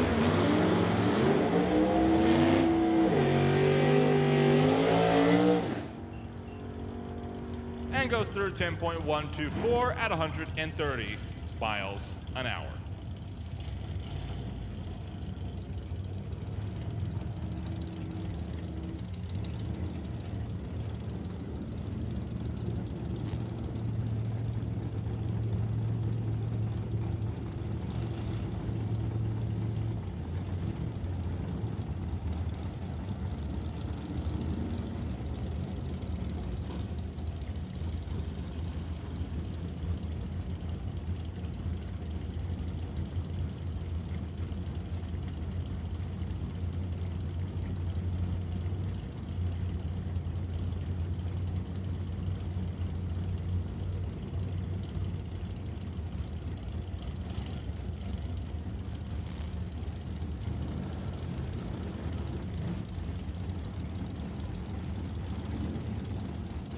Grant Gordon and Daryl Stobie.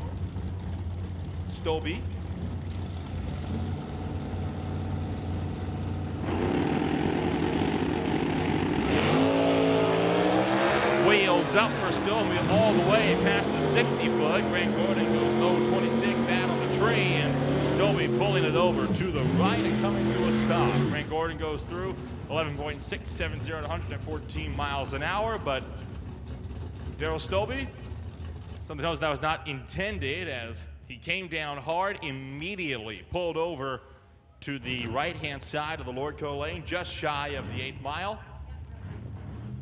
and has now opened up the driver's side door.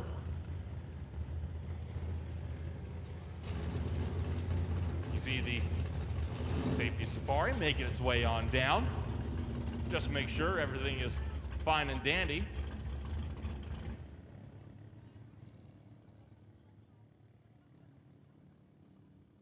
Stobie's gotten that car refired and is now going to make a slow roll out to the quarter. Safe to say this will not be a run that he'll be wanting to use to gather any sort of data for that car.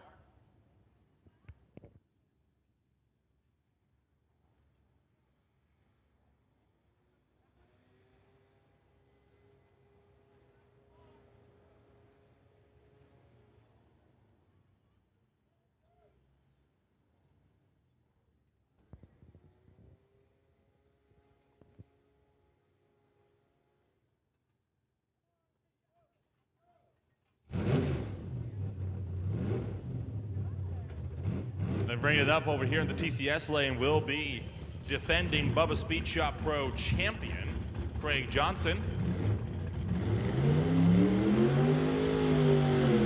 With Steve Peden behind him.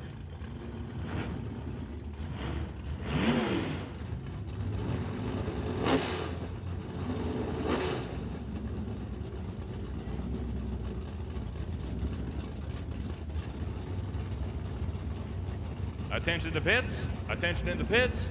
Image Motorsports Super Pro. We need you in lanes 3 and 4. Image Motorsports Super Pro.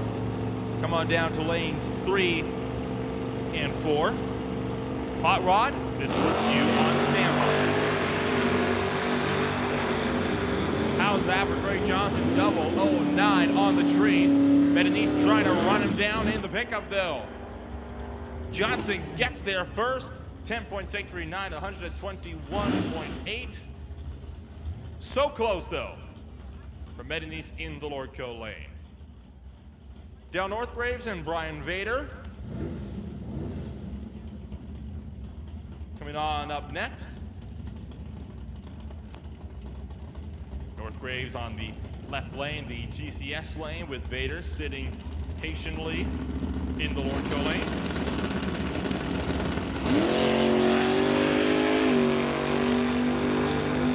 Northgraves goes 009 on the tree. Brian Vader, though, 15th out to the good, and Vader gets there first. 10.019 to 133 miles an hour. Northgraves about 0.6 of a second slower.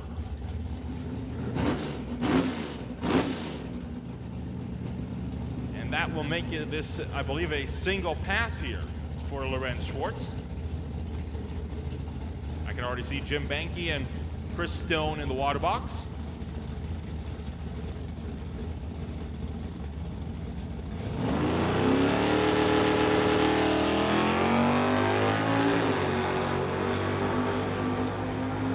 Oh, 11 on the tree for Schwartz. Out to the top end, it's a 10.250 at 131 miles an hour.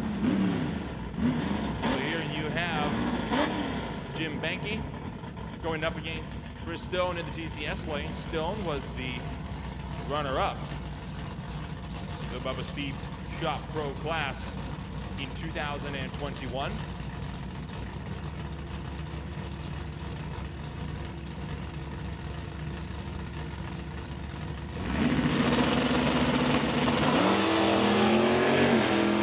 Wheels up, launch for Banky. Dead even just about at the 8th mile at the quarter. Stone just beats Banky out. And how about those lights though? 005 to a 001. You can't get much closer than that to a heads-up launch out of the gate. So that'll wrap it up for Bubba Speed Shop Pro. And I believe we're getting set to go into some licensing passes before we hit up Peden Industries Junior Dragsters.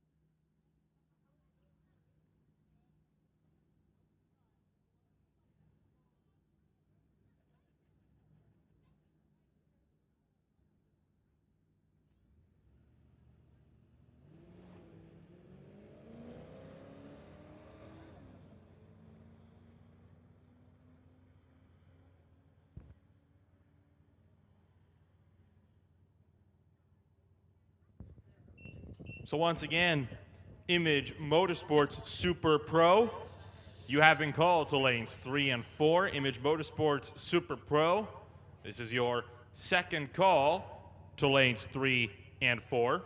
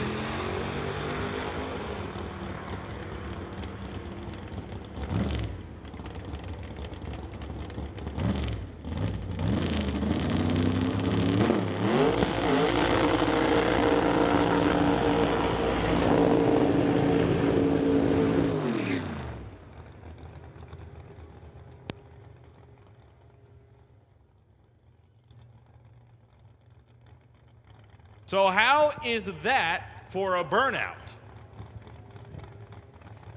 That has got to be one of the biggest burnouts we have seen all season long yet. Of course, the season is still very young.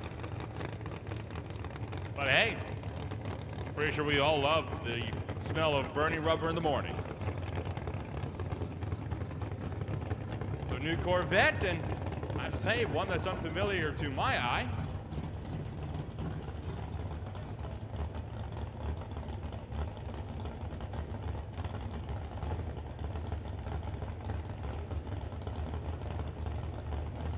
So it's Tim Vogt in the ZR1, racing out of West Bank. Welcome to the Titanium Strip.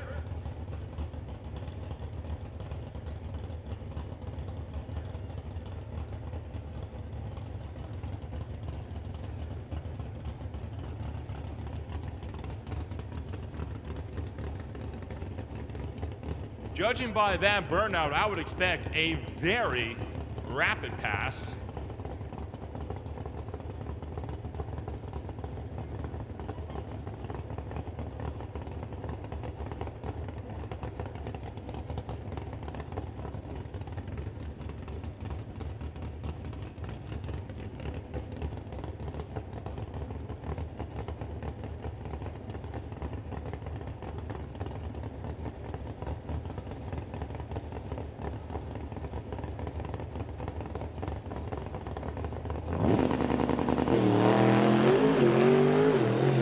Off the throttle, the car is weaving left and right, but this is going to be a full almost a full pull, goes 8.1 at 153.89 miles an hour. A very, very rapid pass, but I can tell you right now, judging by how much it was on and off the throttle before the 330 foot, that car has got a heck of a lot more speed underneath it. And personally, I hope that we see Tim Vogt back up later today so we can see that car's true potential unleashed on the titanium strip. So that will now bring up Peden Industries Junior Thunder.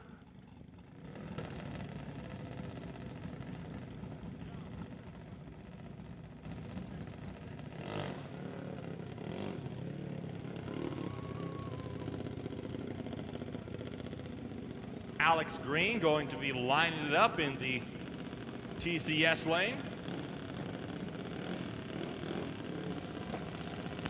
With Emily White going right up beside him over in the Lordco lane.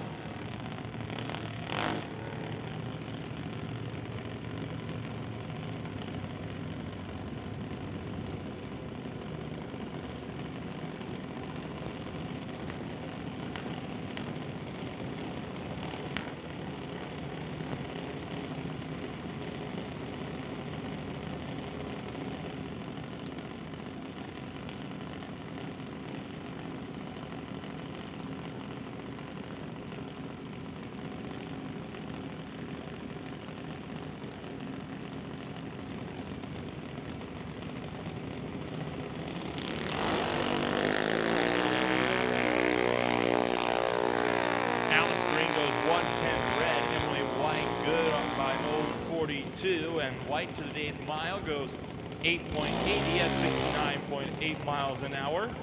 Alex Green a 14.0 at 44 miles an hour.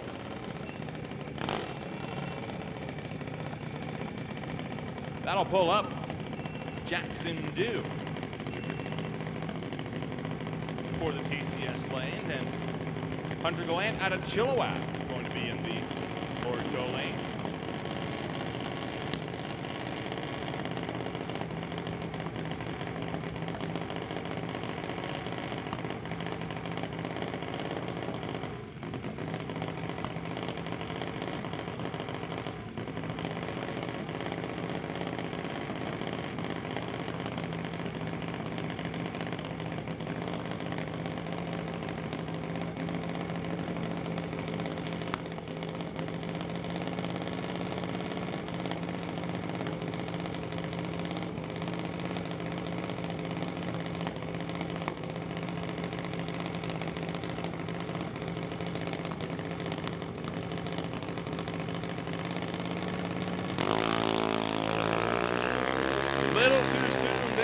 Jackson Dew, who's eager to get rolling, goes 192 red. Gallant does 182 green. Dew goes through at an 8.907 at 73 miles an hour. And Hunter Gallant at 12.298 at 48.7 miles an hour.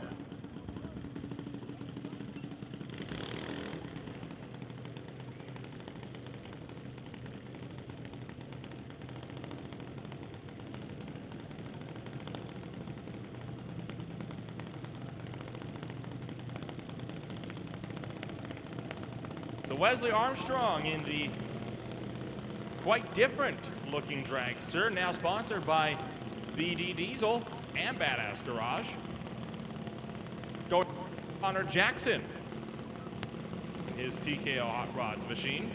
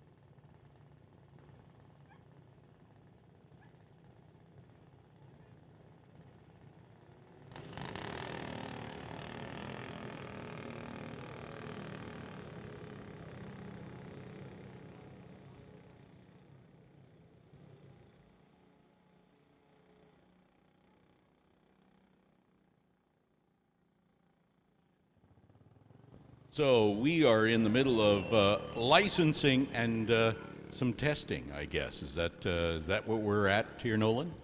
Just ran through a few of the Peden Industries Junior Thunder Dragsters, and this is going to be a licensing pass for one Elena Everett. And that car shut off around the 330. It's been coasting very, very slowly out to the 8th mile. So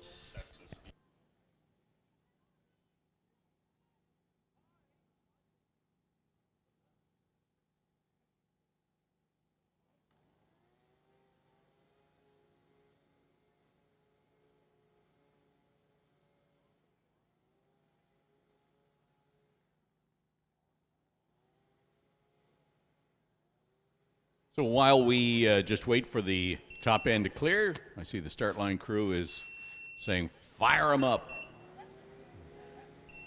Next run. As before, I want to welcome all of you race fans who are in the stands. Welcome to the Titanium Strip here at Mission Raceway. Titanium Auto Group stepping up in a big way with sponsorship here at Mission Raceway this year. And you know, the goal of the Titanium Auto Group is to get all of their customers into the vehicle they want, regardless of their credit history. Titanium specializes in getting people of all different credit levels into the cars they want and that they deserve. And that includes you, Nolan. They could put you in a nice new car too. So we've got another pass here in the Junior Dragster category. Peden Industries Junior Dragster.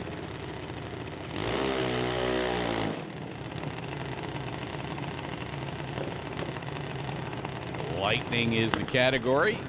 The top 3 winners from last year. So our track champion, so to speak, in 3rd place, Emma Debris-Coos. Second was Colton Warren, and our track champion in the Junior Lightning category, not here today, is CL Gagnon, who's part of the Big Kids Racing team, the Nitro Harley group that comes in on a regular basis that we'll, I'm sure, be seeing later in the year.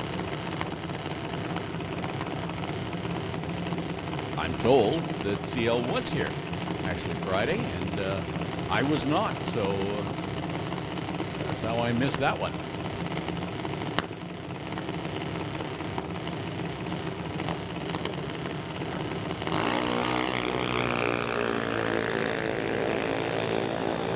Attention to the pits, attention to the pits. Hot Rod, we need you to the stage and lanes. Hot Rod, this is your first call to lanes 1, 2, 3, and 4. This will mean that Peden Industries Junior Street, you are going to be on standby. So once again, Hot Rod to 1, 2, 3, and 4. So rolling into the stage beams right now in the Junior Lightning category is Lincoln Shirk and Abigail White. So all cars getting their second hit at the track before we go into eliminations this afternoon. Eliminations, of course, they will be choosing a dial-in. And that dial-in will be on the vehicle, and it will be used as part of the handicap process for eliminations. Lincoln Shirk from Langley, sponsored by Titanium. Rad JS runs an 849, 76 miles an hour. Abigail White goes 798, 82 miles per hour, carrying her sponsors Pioneer, Lordco, and Walco across the finish line. Aiden Katnick now and Lexi Winterbottom. Aiden from Maple Ridge over here on the TCS side of the racetrack. Looks like a brand new dragster. And Lexi Winterbottom driving a dragster, a junior dragster that has been around Mission for a good number of years, but constantly updated, and will now be her ride for the season 2022.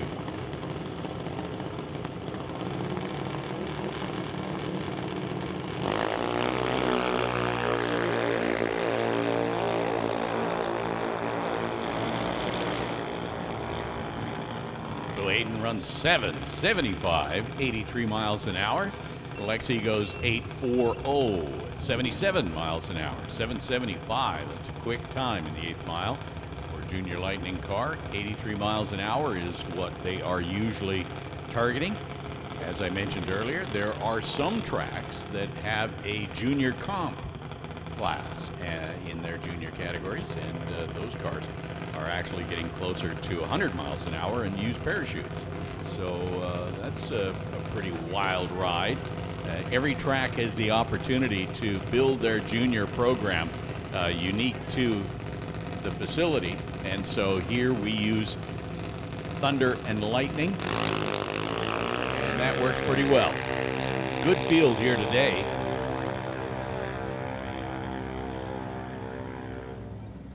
Car runs 8:43, 77 miles an hour. No information in the computer as yet as to who is driving that vehicle, but 8:43 at 77 miles an hour.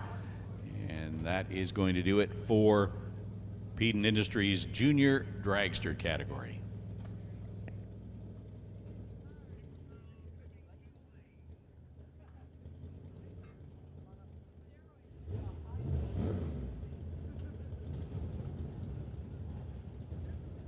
Image Motorsports Super Pro is going to be next.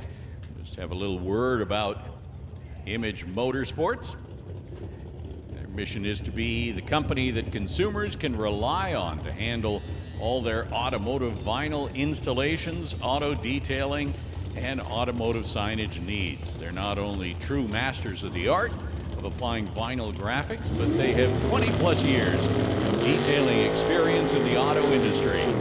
They conduct themselves in a reliable and professional business manner while tending to all your automotive needs.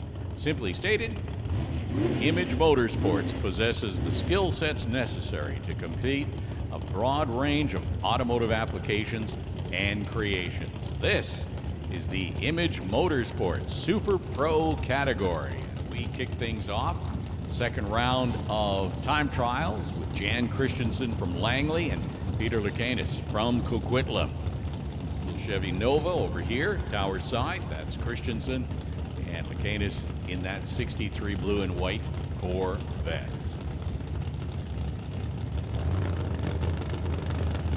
They are staged, and here comes the treat.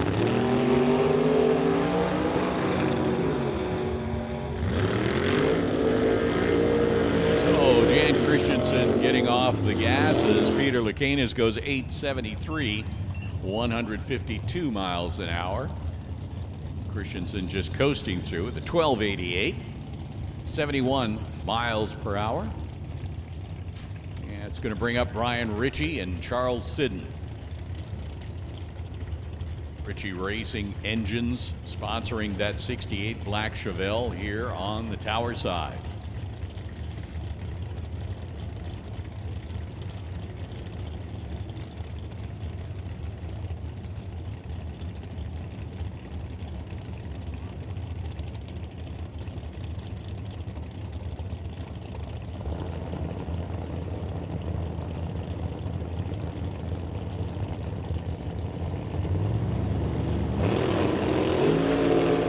Attention at the pits.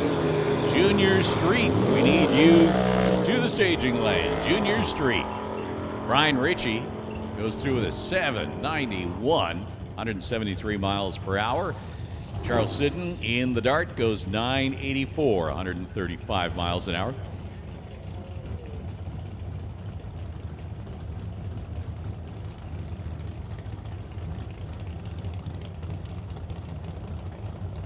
So as we near the end of the second rotation here, with a few categories left, we're going to put out the call for license and test to be on standby, as we'll be able to squeeze you in after the second rotation here. John Jenkins from Delta heading down track in a borrowed car. 902, 150 miles an hour. Put a rod out in his truck the other night. First or second pass on the truck, rod goes out. Ouch, says the pocketbook. Dan Parsons runs 1095, 133 miles an hour. And Nolan and I were talking about Brian Ritchie, and yeah, that car runs in the Canada West Door Slammer series too. And you can tell by that 7-second clocking, he's a fast car, fast runner. Today he's running in the Super Pro category. It's really the massive blower on the engine that kind of called that one out for me. Yeah, big scoop out there. It's Kevin McNichol and Andy Hatton. Looks like Hatton has a problem. McNichol runs through with a 10-12, 131 miles an hour. He's your 2014 Super Pro champion. And he got a shout out going to Lordco and Jim Benke, sponsored by Lucas Oil, Kevin McNichol. On the start line is Andy Hatton. He also runs in the Door Slammer category as well as Super Pro. He has, you know, the name of that car has been everything from the Hulk to, I think there was something in between. He's going with the Grinch now. Maybe because he likes the idea of ruining other people's day. A little bit of smoke coming from the car.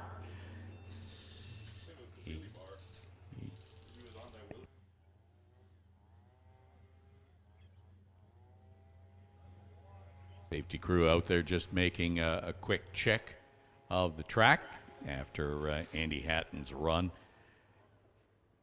Car ran through with an 842, 159 miles an hour. And it looks like the mop crew is hard at work now.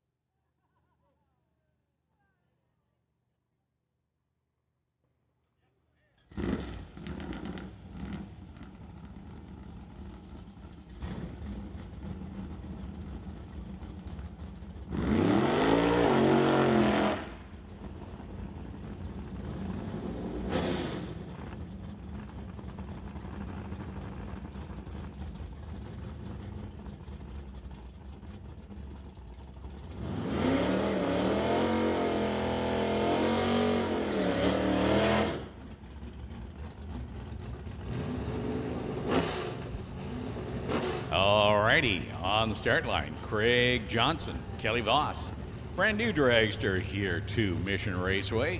Was talking to Kelly, says that that was originally a Division 7 dragster, which could be California, Nevada, somewhere out there. And then he picked it up from a racer in South Dakota where it was racing, but it looks like he has a problem, maybe a line issue, and so they're going to back him up and do a little bit of a repair. In the meantime, Craig Johnson, Johnson's Custom Exhaust, head down for second pass in that 79 Malibu wagon. It's a big shame for Voss that out Friday test and tune and didn't have a single thing go wrong all day long. First error of the weekend. Good thing it happened in a testing run and not somewhere else.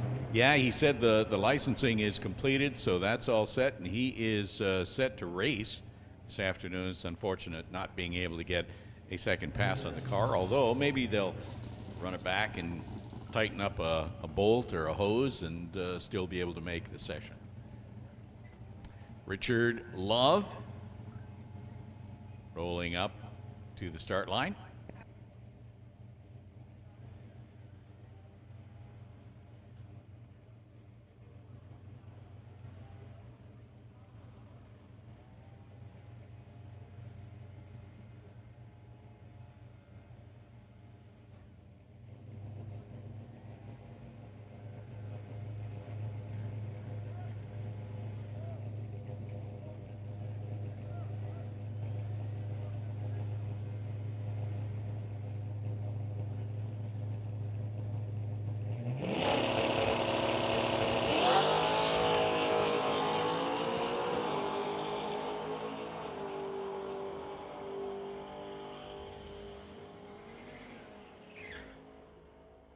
So Richard Love takes the S10 pickup to a 1058, 126 miles an hour.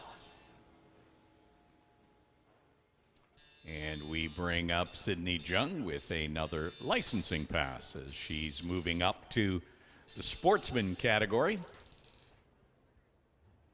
Driving a 96 Camaro.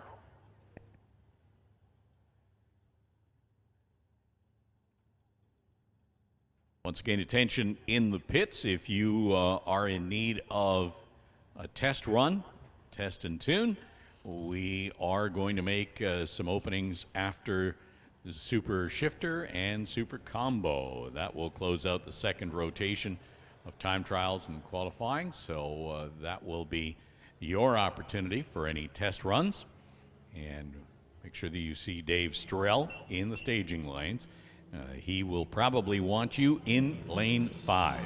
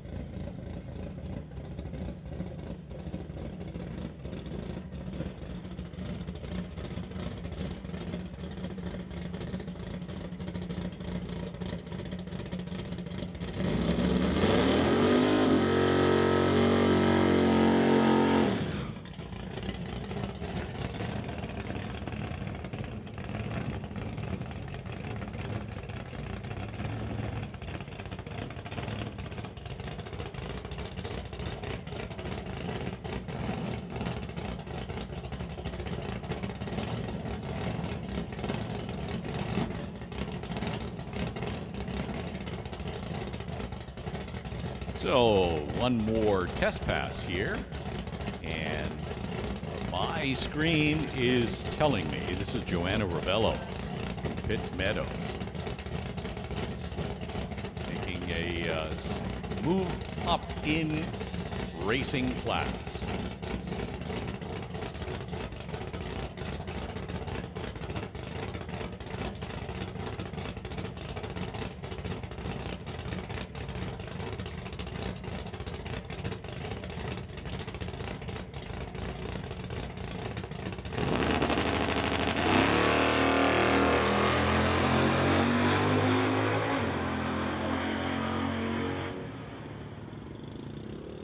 So making a partial pass, not under full power. You see the brake lights come on. Runs 975. 975 at 100 miles an hour. So nice, straight, clean pass for Joanna Rebello.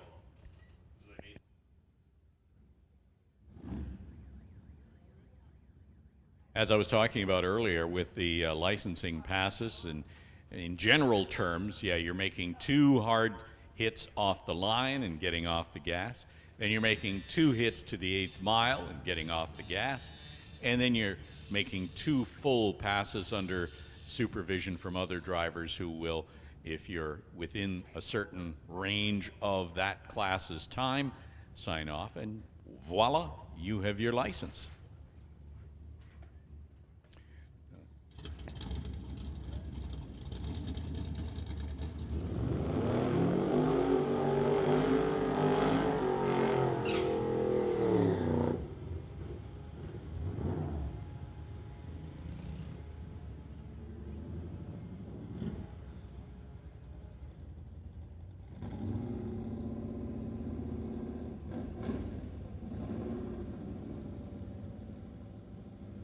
So now we roll into the hot rod category, where your vehicle is supposed to be 50 years of age or older, so 1967, 68. And first 2 going to be Daryl Tippy in his 65.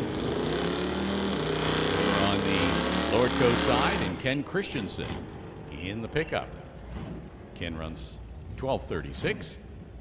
108 miles an hour, and Daryl goes 1074, 125 miles an hour. I see Nolan was using his fingers to check my math on the age of the hot rod category. Yeah, it's weird. Cars of 1972 or older. What? What? My math is that off? I'm not surprised, but It's 50 years. it is, it is. 69 Acadian. I wonder if they have another rule. I should check on that. Whether it's just 60s and older or what. Randy Hermsen, definitely older. Big old 5,000-pound 58 Oldsmobile. Runs a 1331. And Randy Rob Monroe goes 1108, 120. Martin Jackman now in his grocery getter. Station wagon. And Sylvia Hoogson in that nice blue 66 Ford Mustang.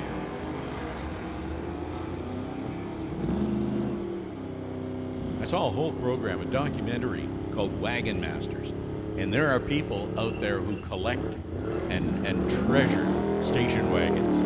It's a fascinating culture, subculture. Is it anything like the Reliant Robin clubs that are out there? There must be a club for absolutely everything, eh? That wouldn't surprise me. Sylvia runs a 1256, 106 miles an hour. Martin goes 1298, 104 miles an hour. And Steve Wilson and Rob Monroe Sr. now line up. Little 31 charging off the line. He did get through there at 9:10, 145 miles an hour, 1169 for Steve Wilson in the Chevy 2. They both turned on the red light, but again, in time trials, you're working against the clock, not against the competition.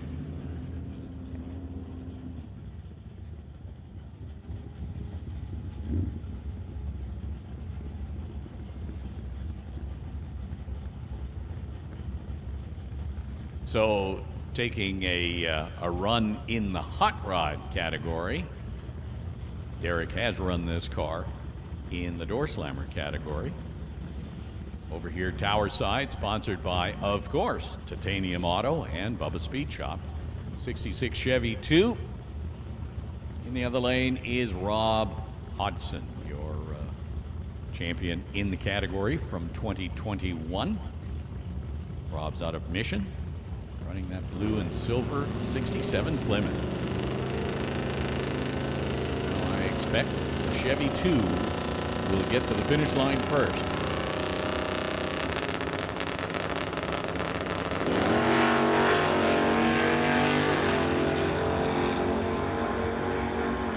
And he will run a 8:57, 163 miles an hour.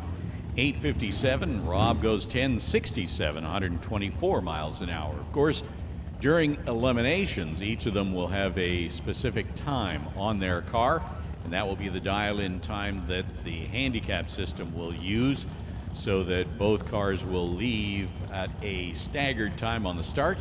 And in theory, if they run a perfect run, will end up at the finish line at exactly the same time. Martin Dykstra now. And Jerry Brabander. Dykstra from Hope in that 27 Roadster. He runs a 984, 126 miles an hour. And in the Chevy 2, Jerry Brabander goes 1057, 124 miles an hour.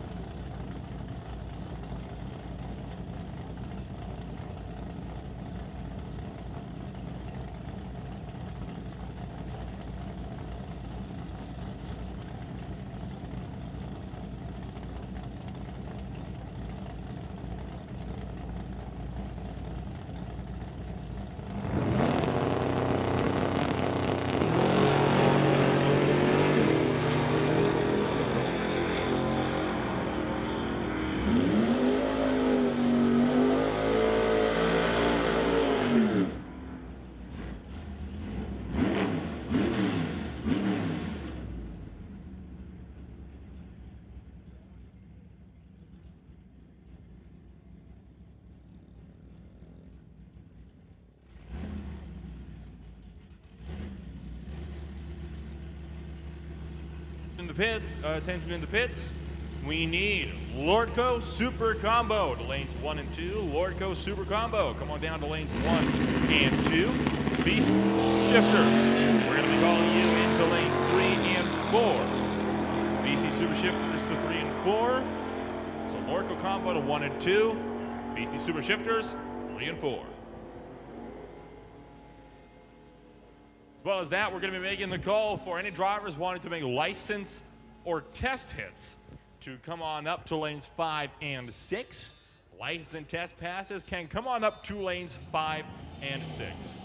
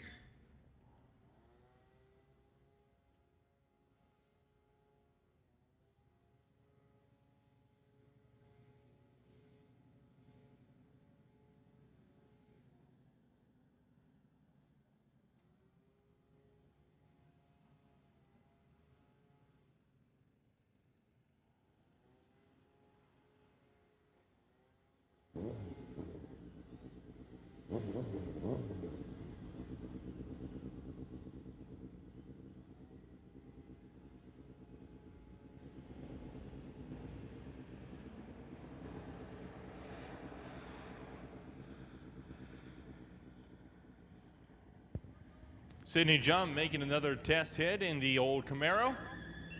139 on the tree will go 14.581 at 99 miles an hour. And Joanna Robello making another licensing hit will be up next.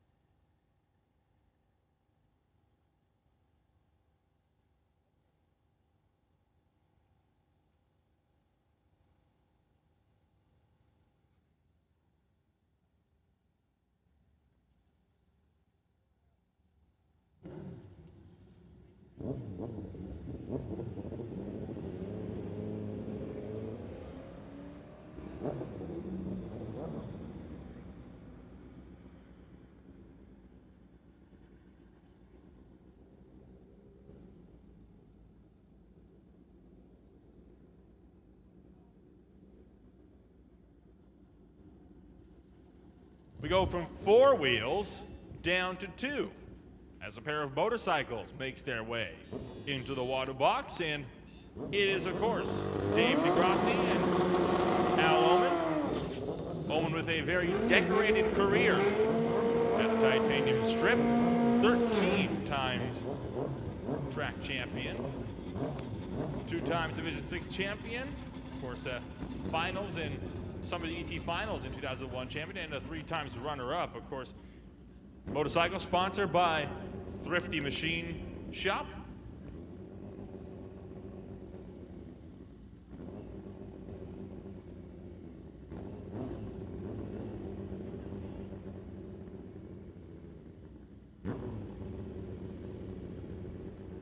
This bike's definitely a higher pitch than the typical roar that we hear from the cars that come on down here to race. Solid getaway for Al Oman, 035 on the tree, 119 for DeGrassi. At the stripe, it's Al Oman at a 9.134 at 141 miles an hour, but how about Dave DeGrassi? Started to run him down, went 9.436 at 145 miles an hour, but slower by just under 4/10 to beat him to the stripe.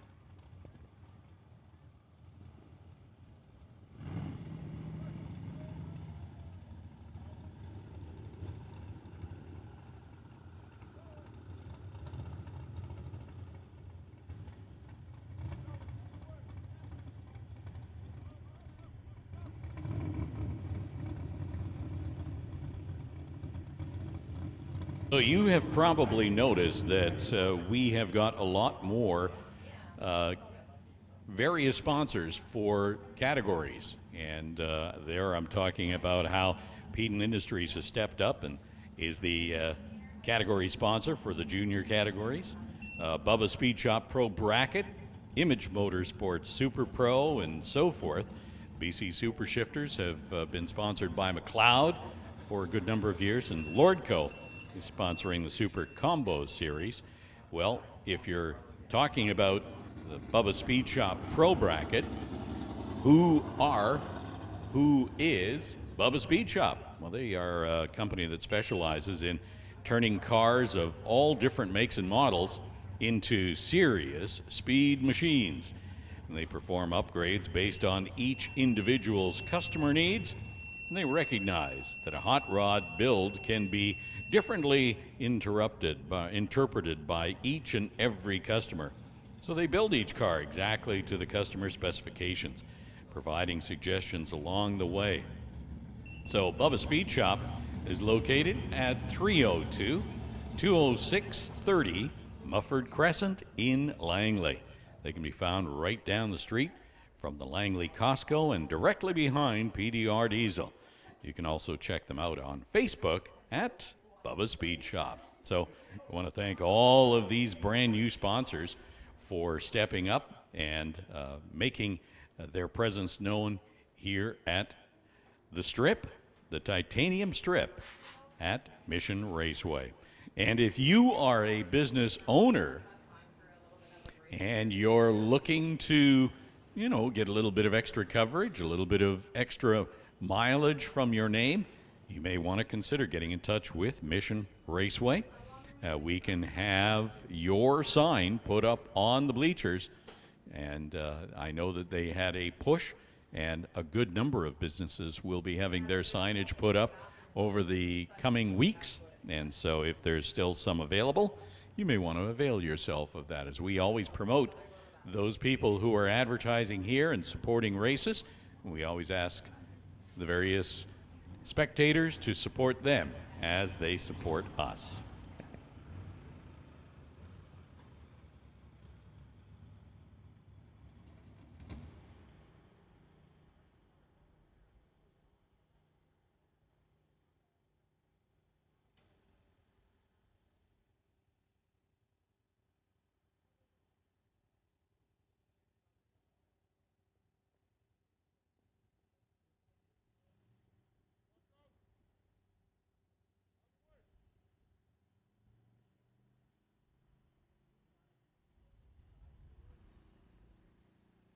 So we were announcing it momentarily. Well, there is a driver's meeting. That's right, a driver's meeting for all bracket classes and hot rod. And that meeting is taking place right after the second rotation end of the time trial. So we're going to be having that driver's meeting at the grassy knoll beside the tower. So you might want to avail yourself of that and get over here for the driver's meeting, unless you have a last minute run to make. We're just doing some track preparation, and that we have a couple of license runs that we will be, or test runs that we'll be taking care of as well. And then we have got super combo and super shifters in the staging lanes yet to run to complete this second rotation. And then we'll have that driver's meeting.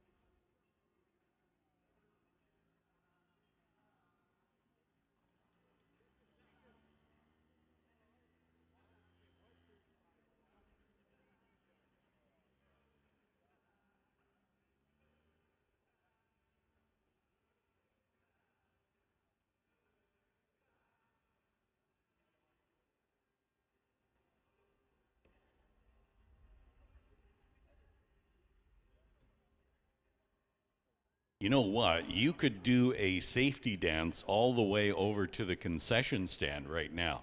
I just saw that it was 12:30. I had a chance to have some of the chicken strips and the fries, and they were double dipped fries, and man, oh man, they were nice and crunchy. So I would suggest you do a safety dance after the drivers' meeting over to the concession stand, or if you're not in the drivers' meeting, hit the concession stand first. And I saw they got the all sorts of hamburgers and hot dogs, smokies, and just a wide assortment. I've never seen such a wide-ranging menu at the racetrack here, so you might want to also get a refreshment while you're at it. We will be running one more qualifying round, and then we will be going directly into eliminations. So again, just a heads up, check out the concession stand while we have a few minutes here.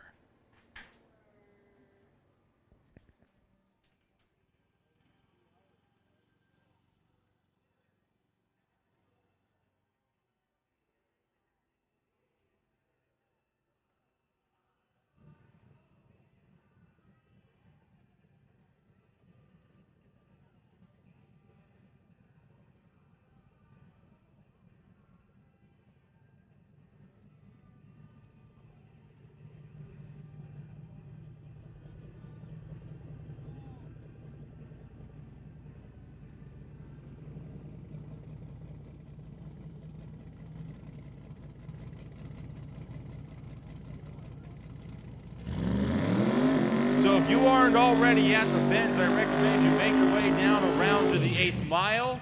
There is a Pro Mod that has just completed its burnout. Nick Duda has come out to play. These cars easily capable of 200 plus miles an hour by the time they hit the quarter. As I understand it, going to be making an 8th mile hit though today. Of course, there were several events last year where we had quite a few Pro Mods, as a matter of fact, come on out to the 8th mile.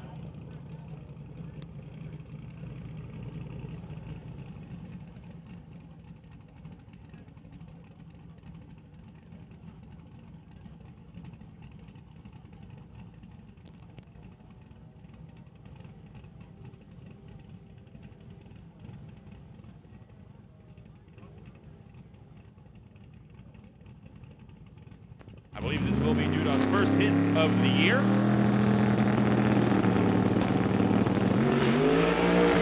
Wheels up, and that car took a hard dive to the left and immediately out of the throttle. Coasts through to the 8th mile, goes 8 seconds at just 56, but that was starting off to look like a good run. You know, when you leave the line and the whole world is in the car going a lot slower, it looks to us like why did he get out of the gas?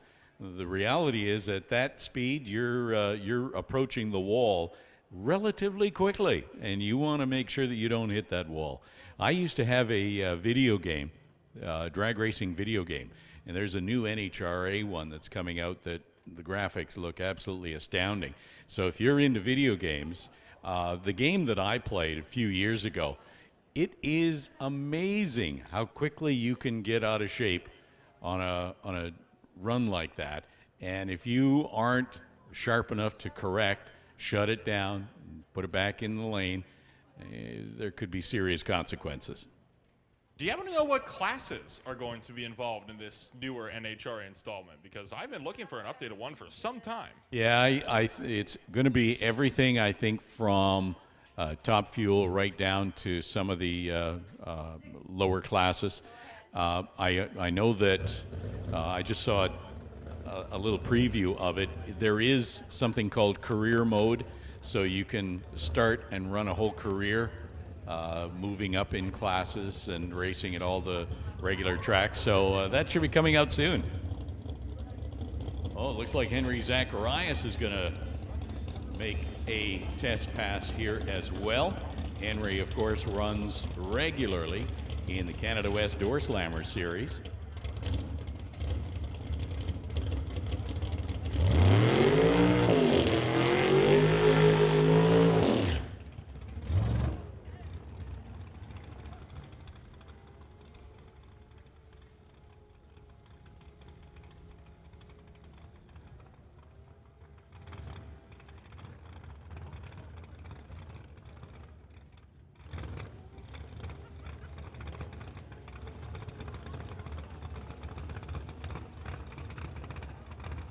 So Henry running a test run here on the car, probably one of the first runs of the year for him. That 57 Corvette.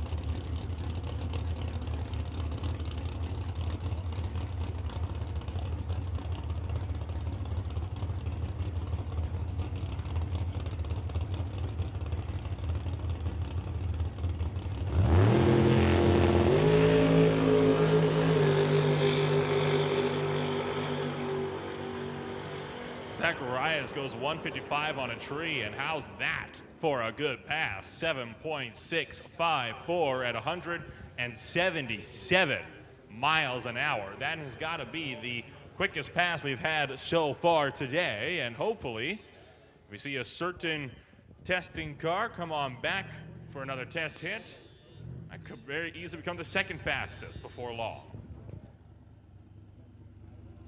Everyone's attention in the pits as far as the two rotations that we have had today.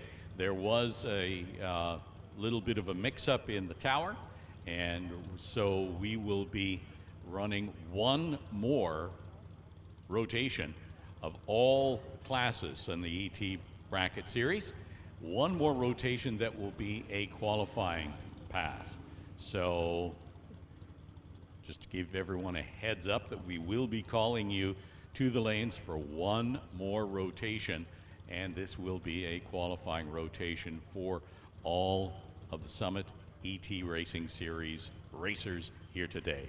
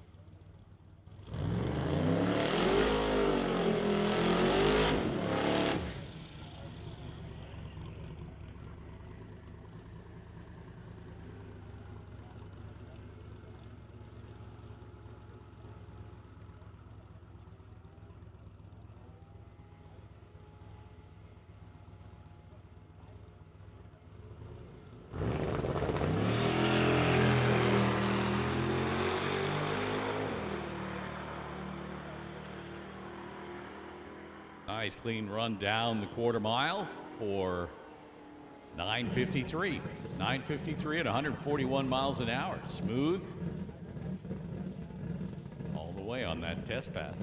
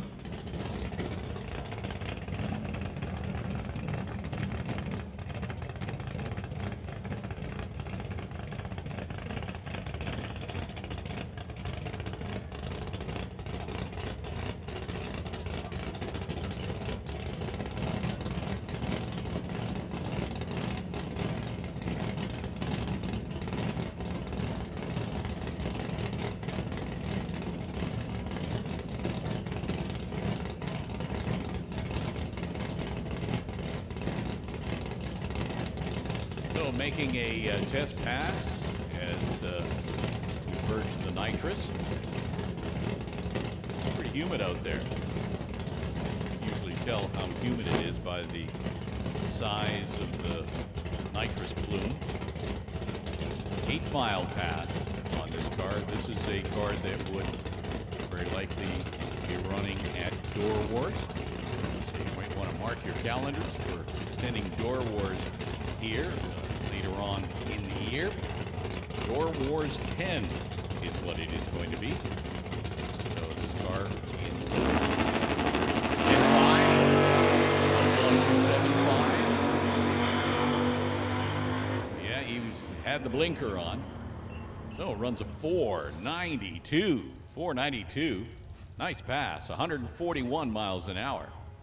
Really makes you wonder the kind of speed they'd be able to hit out of the quarter. They can do 141 in just 5 seconds. Well, you're thinking like I'm thinking, but as I found out, or as I was told, the chances of hitting the quarter mile with that much horsepower and those small tires, it becomes a more precarious affair, which is why they only race to the 8th mile.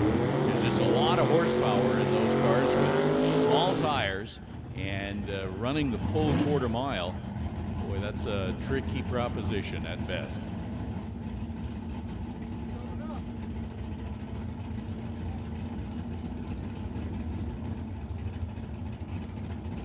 Super Combo now. Super Combo running 890, 990, and 1090 cars. They're running against those indexes. If they choose to run the 1090, then they can't run quicker than the 1090. They'll use their delay boxes to make sure that they get to the end. 1090, I believe, is the most common index used in this class, and I believe it is also the super straight index, is it not? I believe you are correct.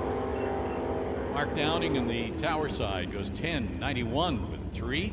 Jerry Epp 1087 with a 1. So Jerry Epp will make some adjustments to, I guess, slow that car down just a tick.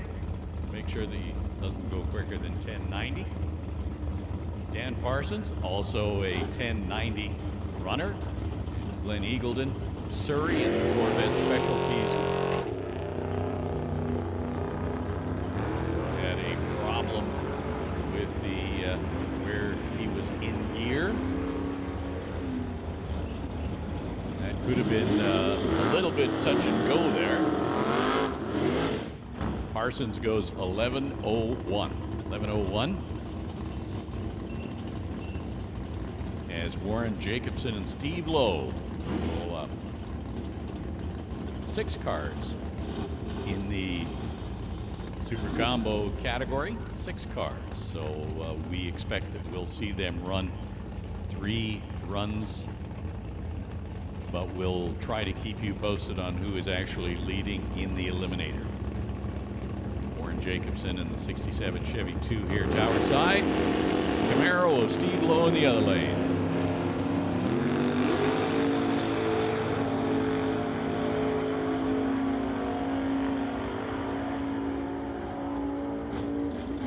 And 94 for the Camaro, and 11:04 for Warren Jacobson. That'll do it for Lordco Super Combo as we go into BC Super Shifters. Once again, we have a drivers meeting that will be taking place following Super Combo. So if we could have all drivers who are in the bracket categories and hot rod, need all of you to assemble in the grassy knoll inside the tower.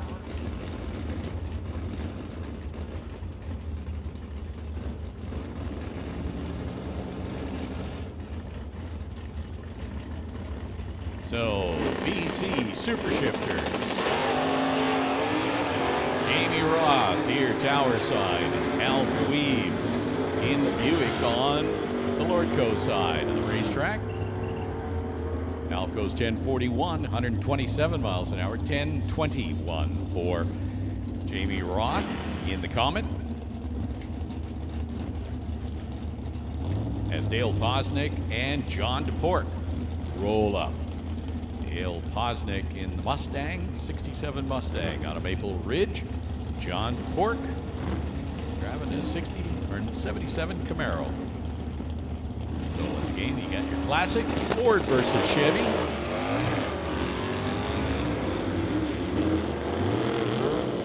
Having a problem on the start line. John DePork not able to get the car underpowered. 10-10 for Dale in the Mustang. 132 miles an hour. John Sean goes 1679 at 77 miles an hour. Next up, a battle of the winter bottoms. Keith over here, tower side. Scott over there, spectator side. One's a Nova, one's a Chevy 2.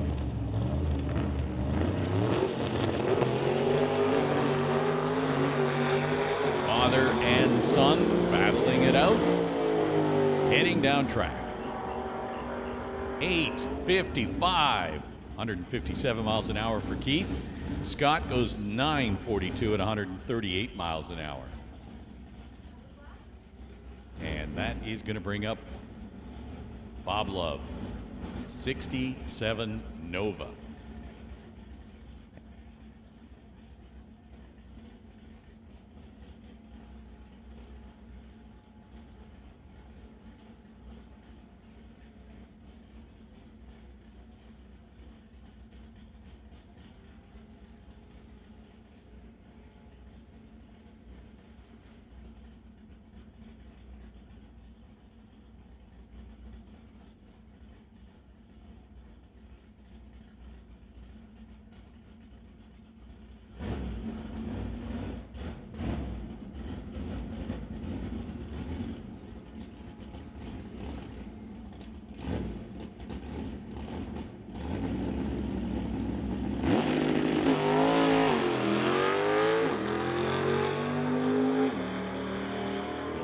Love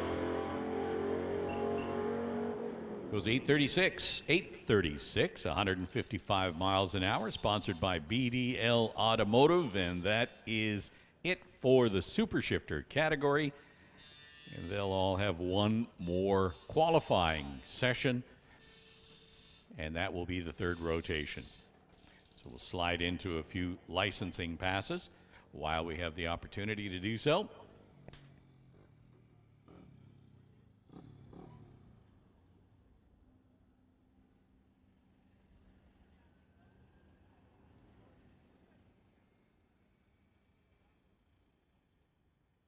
So once again, as I mentioned earlier, the drivers' meeting is going to be taking place momentarily. We need all bracket racers, and that includes the hot rod category. We need all of you drivers to meet on the grassy knoll beside the tower.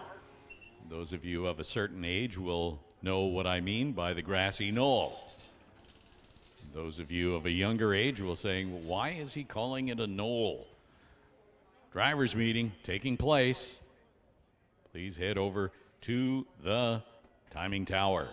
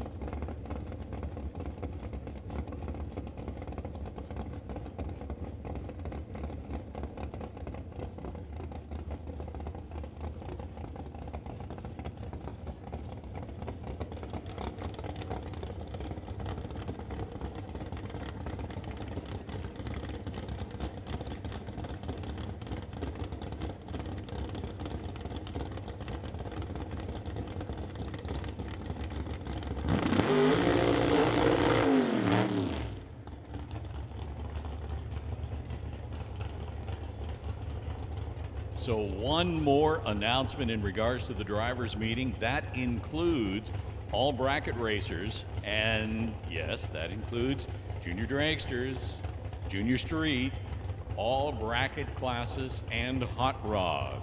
You will be required to be at the drivers' meeting taking place right beside the tower on the grassy knoll. So as it turns out, it is not Tim Vo. ZR1. It is actually Josh Brett who is licensing. Of course, Brett's last attempt up. It's kind of on and off the throttle all the way from the start line to about halfway down to the 8th mile. Still went through, though, at 155 miles an hour with an 8-second pass. Looking to see if there will be any kind of improvements.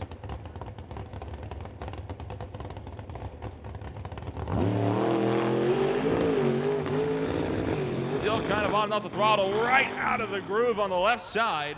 Shuts it off just past the 8th mile mark. Probably a wise move. You start to straddle the inside of that groove, and car does not do very pleasant things, and that is not at all what Brett was hoping to have happen on that licensing pass. But hey, it's not the end of the world. There will be more attempts later on today.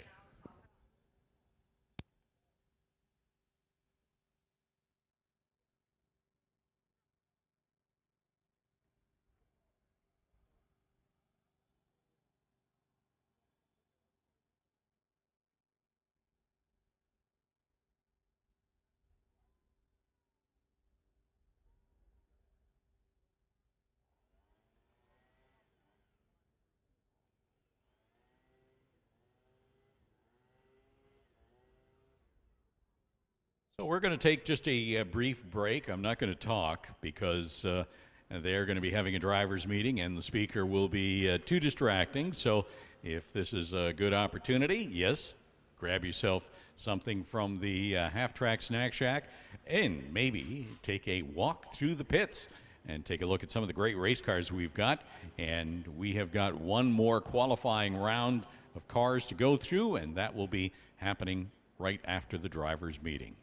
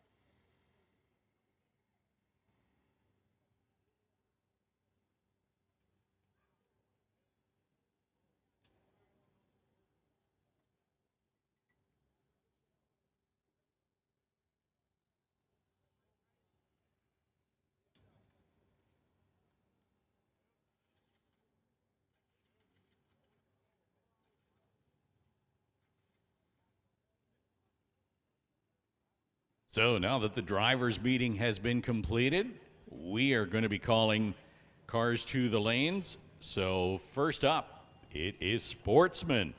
We need Sportsman to the lanes for one more qualifying session, third rotation.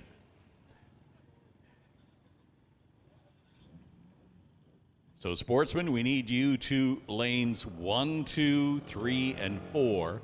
We'll put Bubba Speed Shop Pro Bracket on standby as we go through this rotation nice and smoothly and quickly. A third rotation. Bonus run, you might say. So Sportsman, we need you to the lanes 1, 2, 3, and 4. Just as soon as you get back to your cars, bring them up. We'll be ready for you.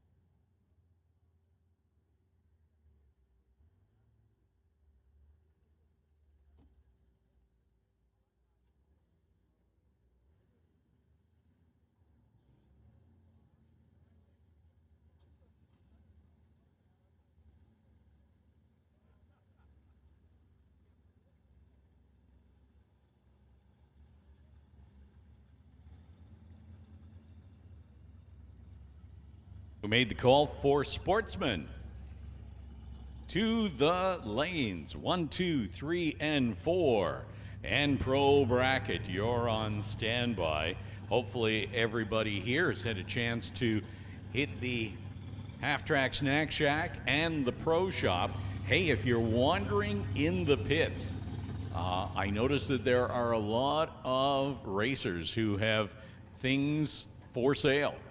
So when you wander through, if you have the opportunity to support the racers by picking up a shirt, a hoodie, signs, whatever it is, they would certainly appreciate your support, and we thank you for being with us here on this glorious race day weekend. It's the first weekend we've had for an official race. This is the NHRA Summit ET Series race number 3.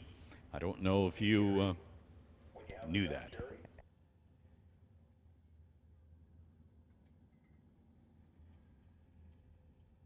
So as I was saying, we welcome all of you racers and race fans here.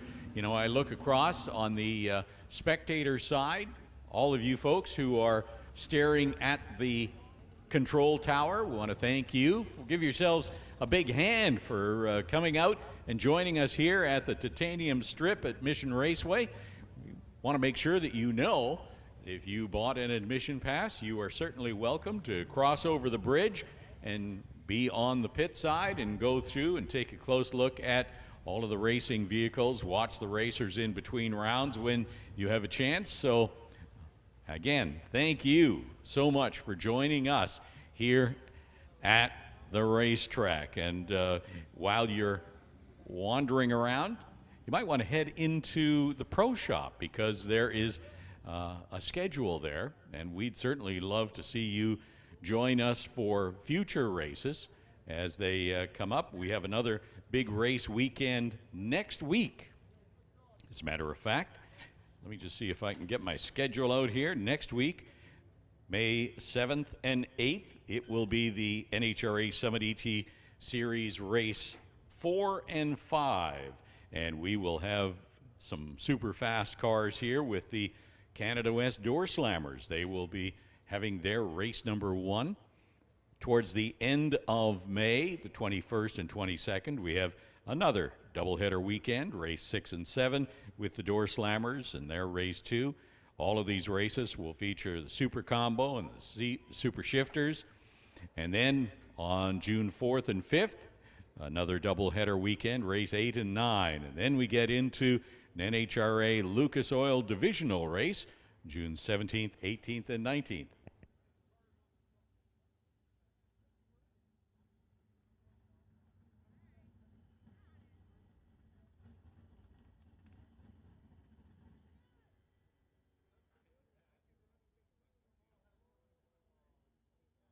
And then if you're still with us, end of June, first week of July, a major Door Slammer weekend with Door Wars 10. That's right. It's 4 big days of Door Slammer action, 8th mile, quarter mile action. It is quite spectacular. And that is only the first half of the season. So thanks again to all of you for joining us here. And we look forward to seeing you again on future race weekends. As to what's happening today, we have one more qualifying round, and then we get into eliminations. All racers will be running down the track one more time for qualifying. Sportsman, you should be in lanes 1, 2, 3, and 4, Pro Bracket. Bubba Speed Shop Pro Bracket, you're on standby. We'll be calling you very, very quickly here.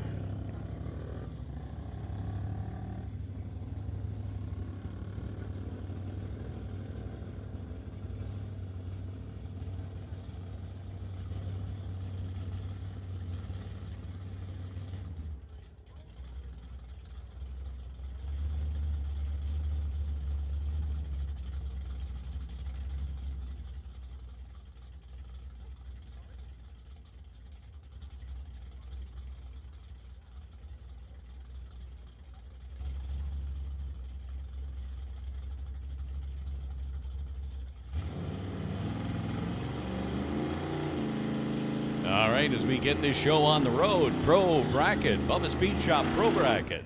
We're calling you to the lanes now. We need you down to the lanes, and that's going to be in lanes 3, 4, 5, and 6. Bubba Speed Shop Pro Bracket to the lanes. That means Peden Industries Thunder Lightning on standby.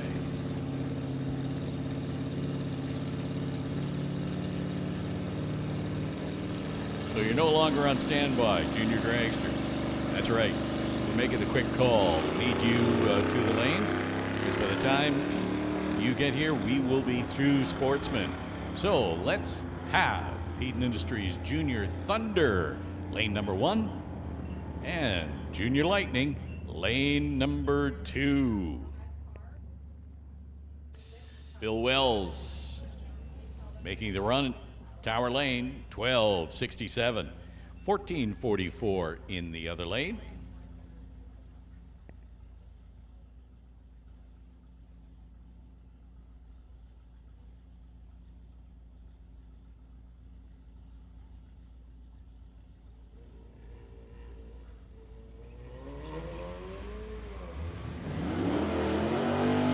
Brendan Piscatchik and Steve Baskerville. It's Baskerville going to get there first on that qualifying pass. 12:33, 109 miles an hour. 15:87 at 88 miles an hour for Brendan Piscatchik in that Lexus. We are in Sportsman, rolling through one final qualifying session. Brendan Piscatchik and Steve Baskerville just completed their runs, and Scott Wilson and Scarlett Morin are up next. Scott Wilson in the wagon. Scarlett in the Malibu. Scarlett runs 12:78, 104 miles an hour. 13:53 for Scott Wilson.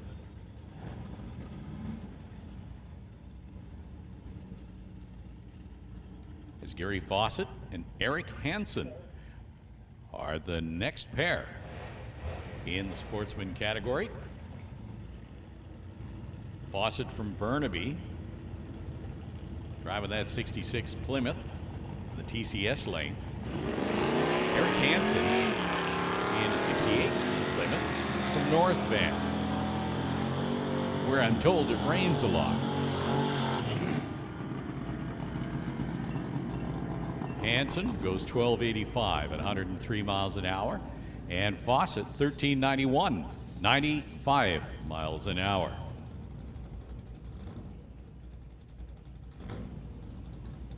Making the trek from Medicine Hat here in the TCS lane, Gord Reutz. Done Right RV, driving that 2020 Kia. It's a 4-cylinder. Carson Barlow in the C10 pickup in the other lane. It looks like Barlow is going to get there first in a big way. 13:64, 96 miles an hour. Gord gets there with a 17:01. 82 in the 2020 Kia. 10 cars so far having made the pass. Randy Hermsen and Ken Christensen. Next two runners, Hermsen from Mission. This is occupation as school bus driver. Today he's driving that big old 58 Olds. Ken Christensen from Salmon Arm in the other lane, 12:44. 13:33 and 103 miles an hour for Randy Hermsen.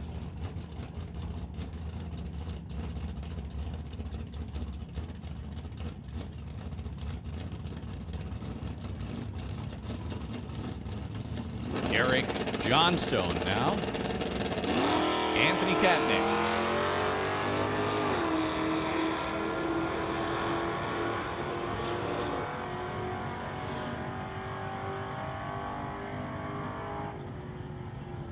So Derek Johnstone goes 13:62, and Anthony 17:70.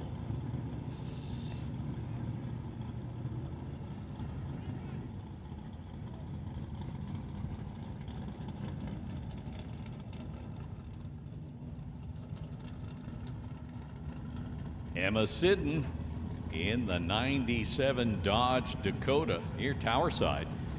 Brad Litzenberger, a plumber from Chilliwack, is in the 81 Malibu.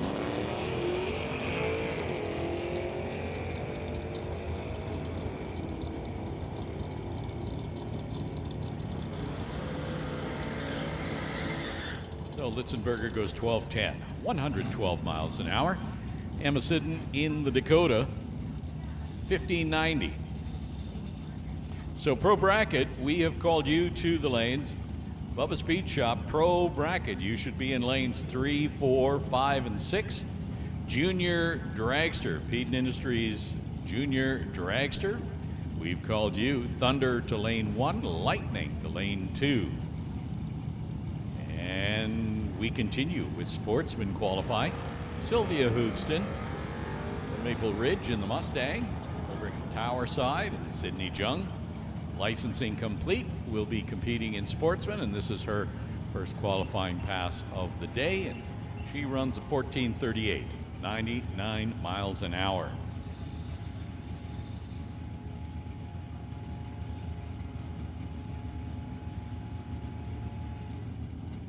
Looks like we have a licensing pass of somebody who will probably be running in Sportsman. That's my educated guess there, Nolan. Think he's going to run in Sportsman, or she's going to run in Sportsman. Maybe Junior Street, because there's two people in that car. I take my guess back. My new guess is Junior Street.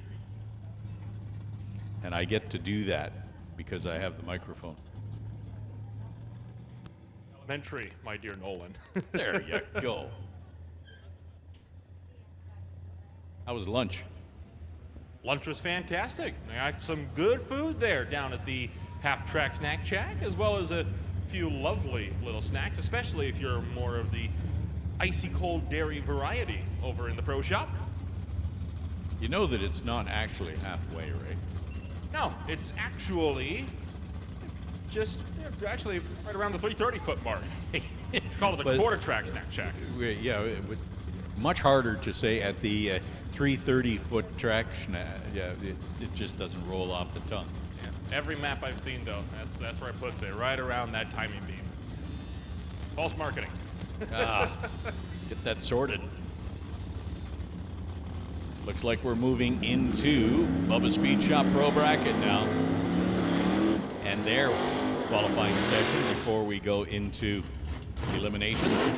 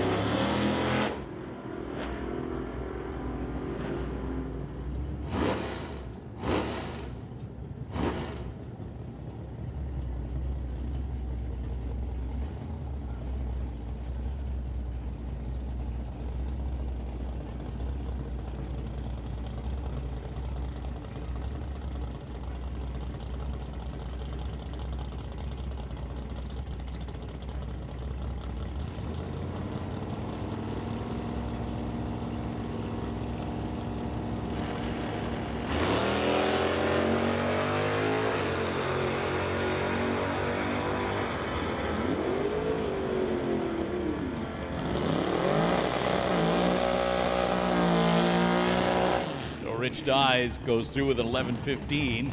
We're having a torrid discussion on whether pineapple belongs on pizza up here in the tower, and so far I think the Pineapple Belongs group is winning, but that's just because I have the microphone. Dennis Winton ran 11:79. Notice how I start talking so that Nolan, who's the anti-pineapple guy, doesn't get a chance to get a word in. You're worried I'll be right. I have no worries. Maybe we should do a straw poll when there's no action. Stu Funk in the 70 Chevelle here tower side, chasing Cassie Tippy, who left before the tree was activated and will not get a time.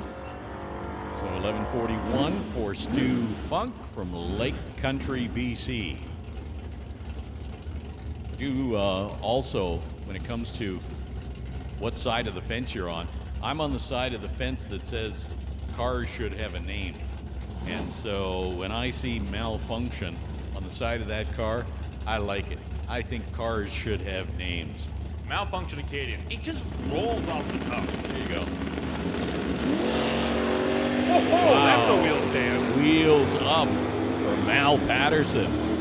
Albion Tireland chasing down a 1019, 131 miles an hour. 10:04 for Brian Vader. No relation to Darth. You know, sometimes the wheelie bar is an impediment to the wheelie that you're doing. John Barrichello now the 67 Coronet tower side, and John Van de Ven over in the other lane driving that bright orange Firebird.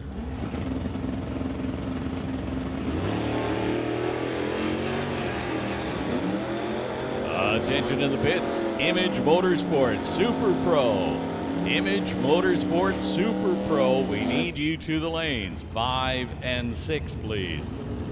Super Pro, bring them up to the lanes, 5 and 6. So the Firebird goes 10:06 at 130 miles an hour, 11:22 for 67 Coronet of John Barrichello, 117 miles an hour. As Craig Johnson rolls the 79 Malibu wagon into the stage beams. Sponsored by Johnson's Custom Exhaust. And Glenn Stevens, a trucker from Coquitlam, driving the Valiant, the white Valiant, over on the Lordco side of the racetrack.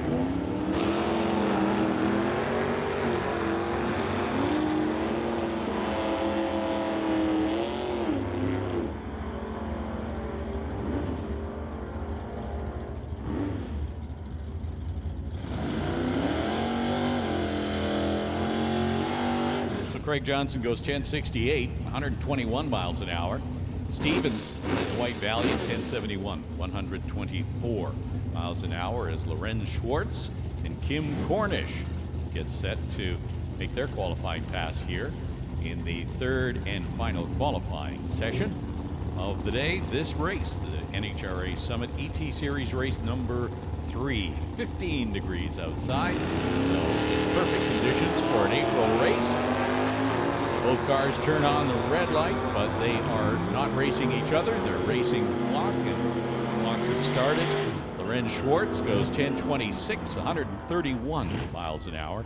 Mustang, the little fox-bodied Mustang, goes 11:19, 117 miles per hour. And remember, it's not who is the quickest, it is who's the most consistent. You need to make sure that the dial-in you give yourself is one that is going to accurately reflect the car's performance on the track. You want to cut a good light by reaction time. Perfect reaction time is trip zip 0.000.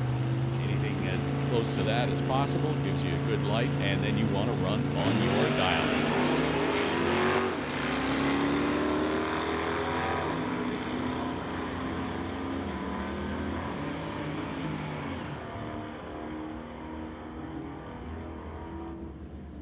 Stephen Mendonese goes 10:45, 127 miles an hour. And Veronica Hodgson in the darts that ran in Sportsman last year, running 12:53 at 107 in the Bubba Speed Shop Pro Bracket category.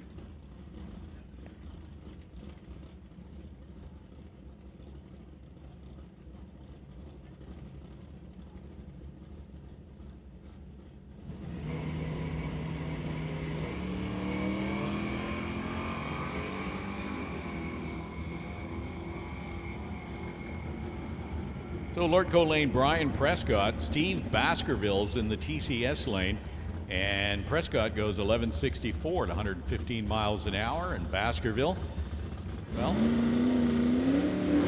12:03. Still getting used to seeing Rick McKinney in this 96 Camaro. I'm used to seeing him in that blue and white Monte Carlo, affectionately known as Blue Magoo. That name does not at all work for the 96 Camaro, which is red. That is Rick McKinney, farmer from Richmond, here on the tower side. Ross Walker in the 66 Chevy 2 in the other lane, builder from Langley.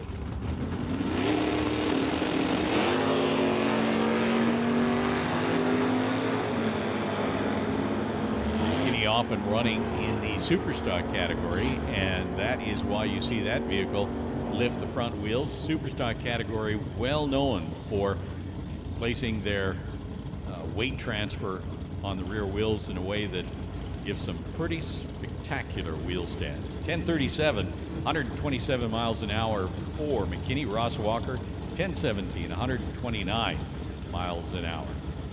Grant Gordon not having a very successful run last time out. Looking to have an improvement here on the tower side in the Dodge. Bill Northgraves in the Nova on the Lordco side of the racetrack. Both drivers seem to be under power. 12:06, 91 miles an hour on the Lordco side for Northgraves. And Grant Gordon goes 11:67, 113.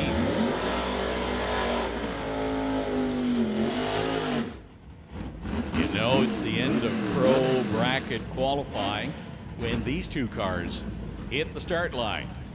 Chris Stone, Lordco side, and Jim Benke on the TCS side. Benke, a mechanic from Mission, driving the blue Cuda. And Chris Stone, part of the Stone Cold Racing team from Mission. This car is very evenly matched, and you know you're in trouble when an 011 light is the second slowest. 10:06 against a 10:04. Stone goes 06, Benke goes 04, 132 and 130 miles an hour. I believe the last time these two were out, Benke had cut a 005 and Stone a 001, really proving how evenly matched they are. I heard you say that, and it's like stunning when an 005 light is the second slowest. I mean, that's pretty wild on the tree. If those two ever get paired up in eliminations, you know that's bound to be a wild drag race. So Heather Hornell goes 11:56, 115 miles an hour, and that will do it for Bubba Speed Shop Pro Bracket. That means we've got Peden Industries Junior Dragsters coming up next. Image Motorsports Super Pro, you should be in lanes 5 and 6. That's right. Image Motorsports Super Pro, you should be in lanes 5 and 6.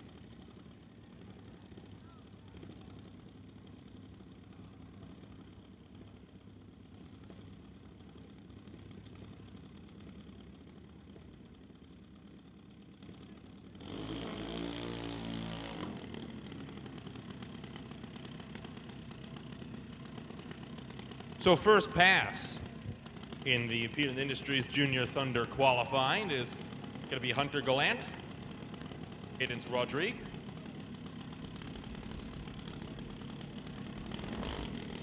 Hunter Gallant driving his BDL Auto Super Steve Tires Junior Dragster with Rodrigue over in the Ken Specialty Auto Machine.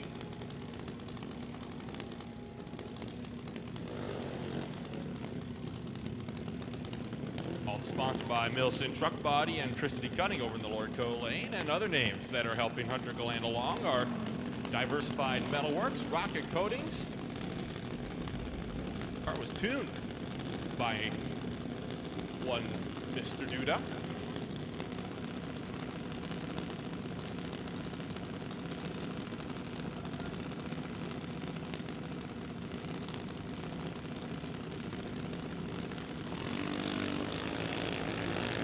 .107 red for Hunter Gallant, but thankfully red lights still don't quite matter at this stage of the day. Edens Rodrigue marking a 280 on the light.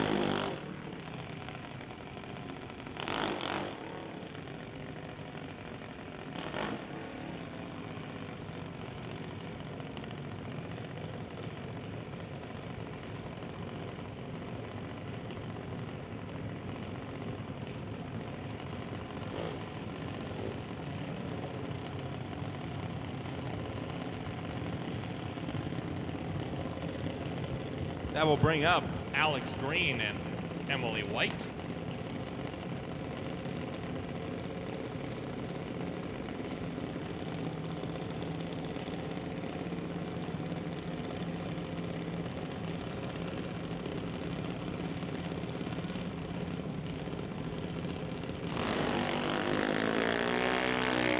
Pair of green lights, and how's that for Emily White, going 0-16 on the tree.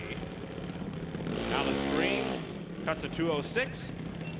White goes through at an 8.938 at 69.6 miles an hour, while Alex Green goes 14.2 at 43.5 miles an hour. And of course, you've got Wesley Armstrong in his new BD diesel machine. Jackson Dew is JBS Power Sports entry, lining it up beside him in the Lordco lane.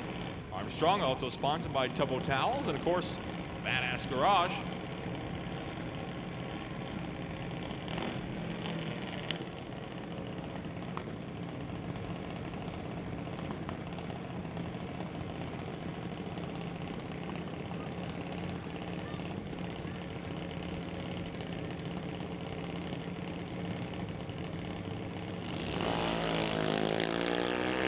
Well, you thought an 0-16 was good. Jackson Dew says, how about I do one better? Goes 0-10 on the tree. And also beats Armstrong there. Goes 8.9 at 73 miles an hour. Wesley Armstrong, 14.2 at 43 miles an hour.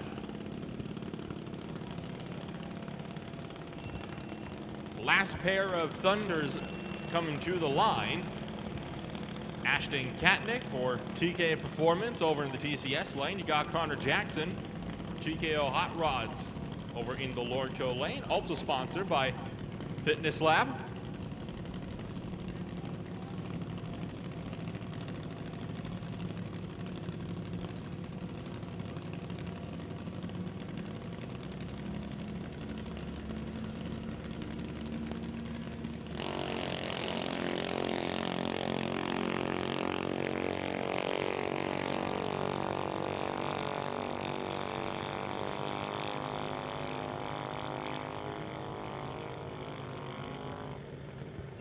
As a bit of cloud cover has rolled over the racetrack, the temperature is just barely starting to drop slightly in the air. It was up to about 15.7 degrees, now down to 15.5.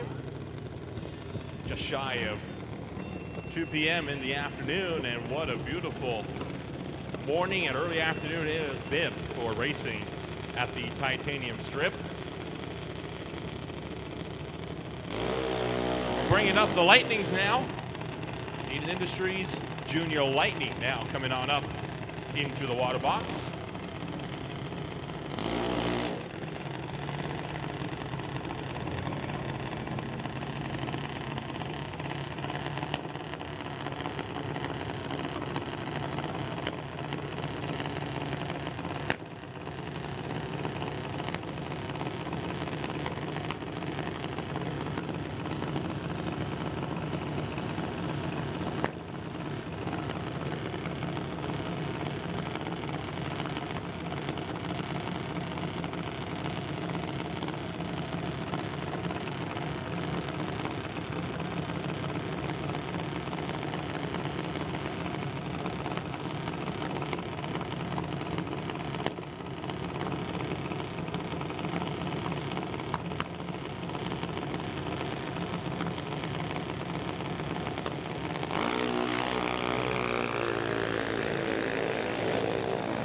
Colton Morin going up against D.D. Stanley.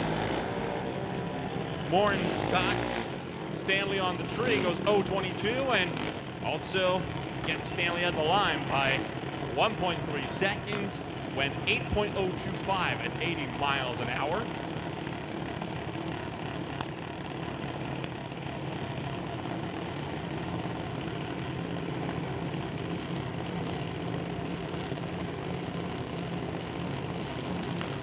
That'll bring up Lincoln Shirk and Abigail White.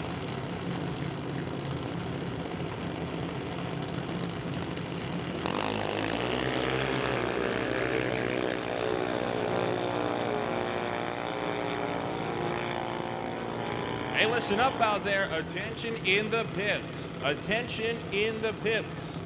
Hot Rod. We are calling Hot Rod to the lanes. So Hot Rod, we are calling you to the lanes, which of course will mean that Peden Industries Junior Street will be on standby.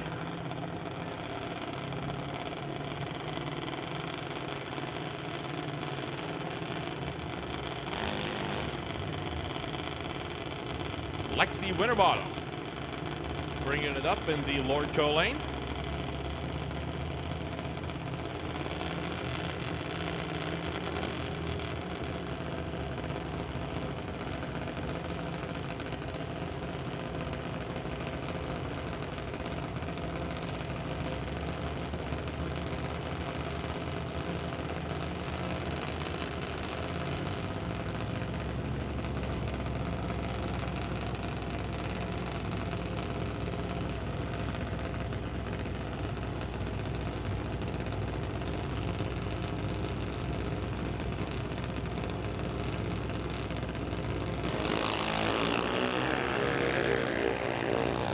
While we're at it, we are also going to be putting Lordco Super Combo, BC Super Shifters, license and test on standby as well.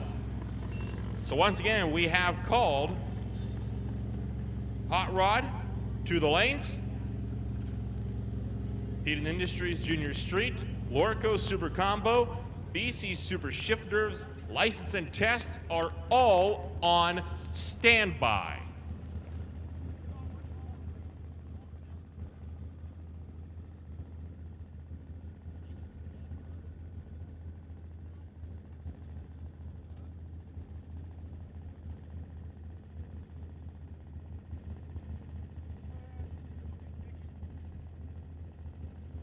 Another licensing hit for one Alana Everett, bringing it up in the TCS lane.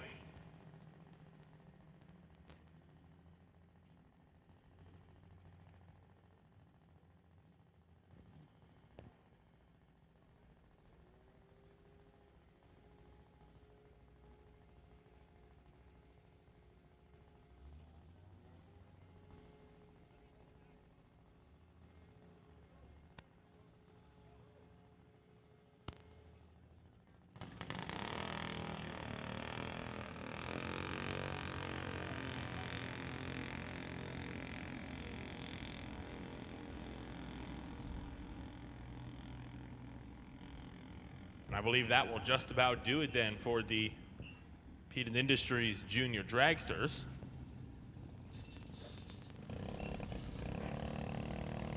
So that will now bring up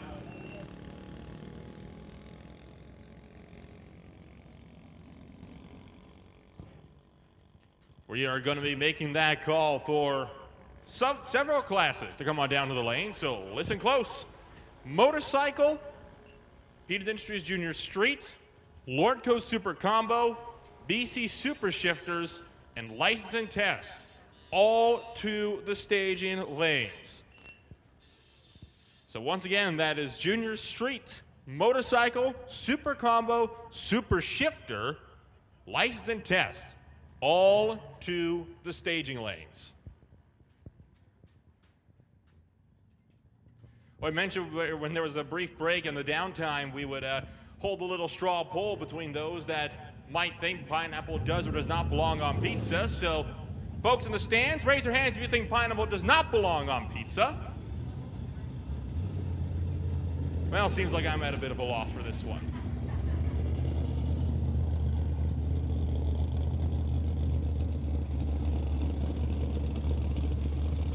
We're going to bring Image Motorsports Super Pro now into the water box. Of course, Image Motorsports' mission is to be the company that consumers can rely on to handle all of their automotive vinyl installations, auto detailing, and automotive signage needs. They're not only true masters of the art of applying vinyl graphics, but they also have 20+ years of detailing experience in the auto industry. They conduct themselves in a reliable and professional business manner while attending to all of your automotive needs. Simply stated, they possess the skill sets necessary to complete a broad range of automotive applications and creations. Image Motorsports' goal is to lead the industry in the development and perfection of the automotive full wrap process, PPF installation, automotive detailing, as well as decal and signage creation. They have extensive experience installing almost every type of vinyl film available, both permanent and temporary, on virtually every suitable surface, from lightly textured walls to corrugated trailers. They can expertly install all sizes of graphics as well as complete graphic systems. Image Motorsports also has experience expertly removing old or unwanted vinyl graphics on a variety of surfaces. So head on down to Image Motorsports at Unit 302-20630 Mufford Crescent, down the road from the Langley Costco, and directly in behind PDR Diesel to see how they can help you. Open from 9 a.m. to 5 p.m. Monday to Friday, and go see them for your automotive wrap and signage needs today. Spoken like a true professional.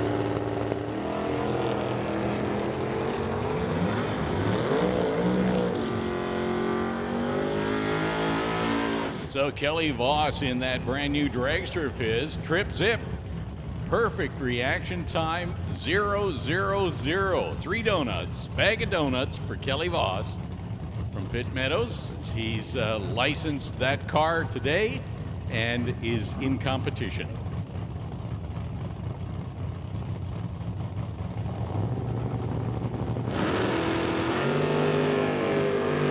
So once again, just as I heard Nolan say, we're making the call for all the remaining classes. Junior Street and Motorcycle, Super Combo, and Super Shifter. You should all be heading to the staging lanes for your qualifying pass before we head into competition here in a very short number of minutes.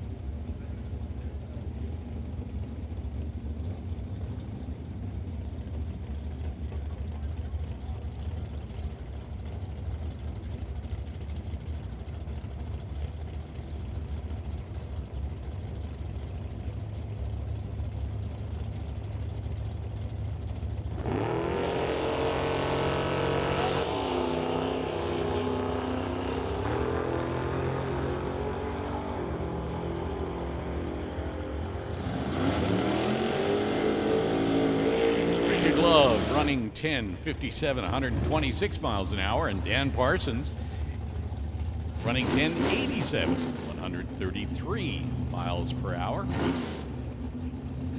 As we continue to run through Image Motorsports Super Pro category, Lorenz Schwartz and Brian Ritchie rolling forward to the start line. Lorenz sponsored by the Titanium Auto Group, 83 Monte Carlo.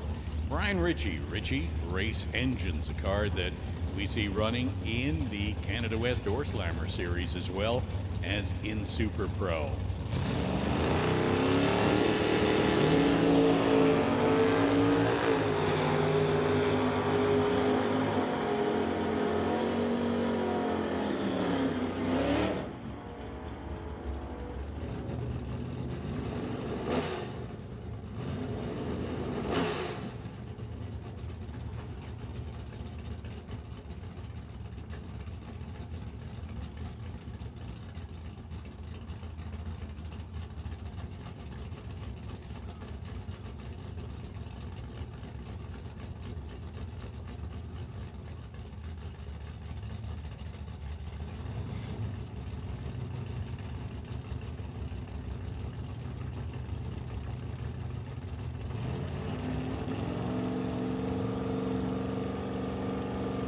Johnson, of course, the current track champion in the Bubba Speed Shop Pro category.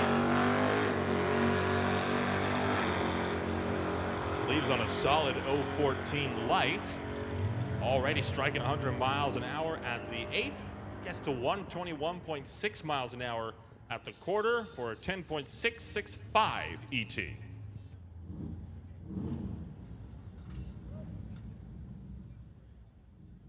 And that means we move directly into the hot rod category.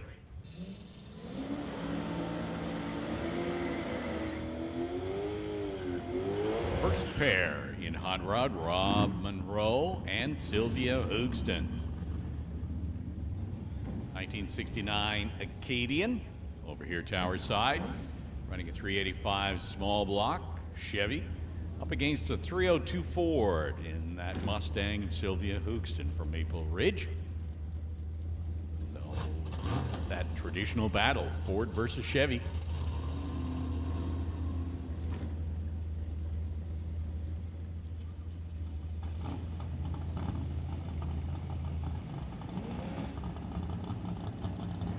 Rob Monroe not able to hold it on the line, turning on the red light and running ahead of the beams so that the tree was not activated in his lane. He will get no time, no numbers. Sylvia Hoogston goes 15:39, so she was off the pace as well. Possibly distracted by Rob Monroe on the start line, not sure. 15:39, 72 miles an hour for Sylvia. In the water box, then, Steve Wilson and Randy Hermson. Steve Wilson over here, tower side. 63 Chevy 2. Randy Hermson, stonecutter from Mission. He's in that black Oldsmobile over on the Lordco side of the racetrack.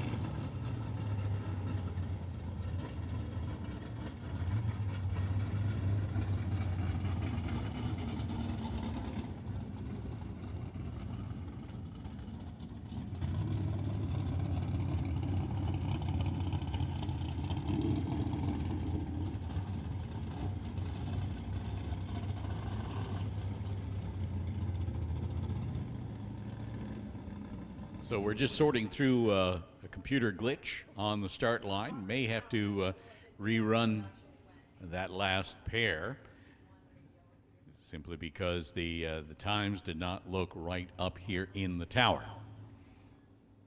Hey Nolan, you know when I told you about being a semi-professional, there is a practice, a thing you can do to become an announcer. Somebody told me this years ago. What you do is you fill your mouth full of marbles and you read a script. And every time you read the script, you take out one of the marbles and you read the script again and you take out another marble and you read the script. And then when you've lost all your marbles, you're a good announcer.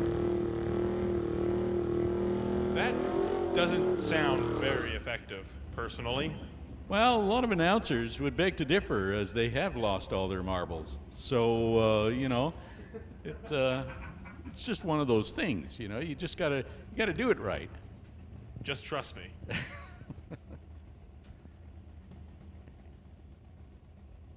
So it looks like we've sorted through that glitch.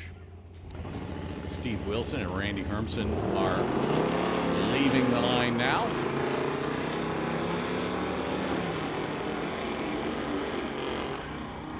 Just ignore the red light on the start line. Randy Hermson goes 13:33, 103 miles an hour, and Steve Wilson 11:65 at 114 miles per hour. That's going to bring up Glenn Fillingham, 68 AMX. Boy, if you put the lowest car count on manufacturer, AMX has got to be right up there. There's one car here this weekend. I didn't even know AMX was a manufacturer until now. They made the Pacer, they made the Matador, they made the Javelin. Yeah, it used to be American Motors, was quite popular for a while. Fillingham runs a 12:31 in his 68 AMX, 109 miles an hour. Martin Jackman, 13:01, 103 miles per hour.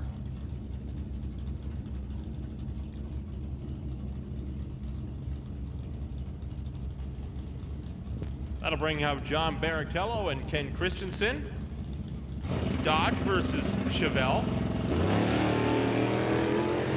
Bit of a leap from Barrichello off the line, while Christensen goes 0.22 red. Barrichello will get there first by a mile, goes 11.263 at 117, beating Christensen by over a second, goes 12.434 at 107 miles an hour.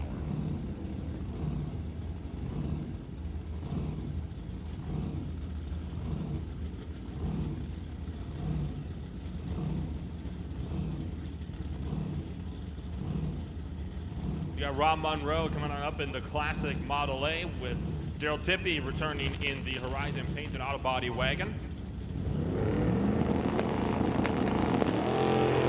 There's the wheels of launch we love to see from Monroe. Tell you what, that thing still catches how quick it is. 9.137 at 144 miles an hour. Daryl Tippy, 10.6 at 124 miles an hour.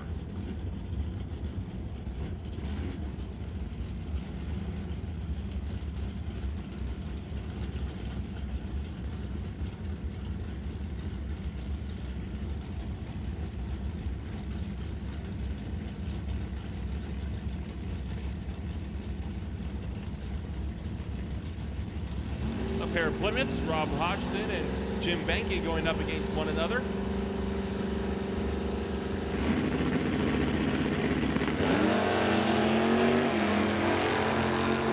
Benke beats Hodgson on the tree, 0.78 to a 109.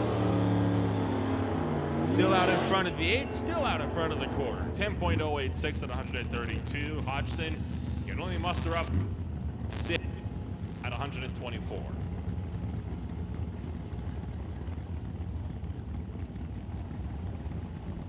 And that's going to bring up Martin Dykstra and Jerry Brabender. Dykstra in the Roadster, all the way in from Hope. Brabender from Cloverdale in the Chevy 2.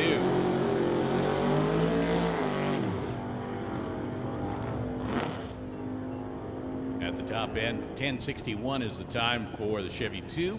The Roadster goes 10:52 at 113 miles an hour. Here comes Derek Shirk and Dustin Hunter. Shirk running in the hot rod category, although that car has run in Canada West Door Slammers as well. Dustin Hunter, a lineman from Chilliwack. 64 Ford Falcon. Over on the Lordco side of the racetrack.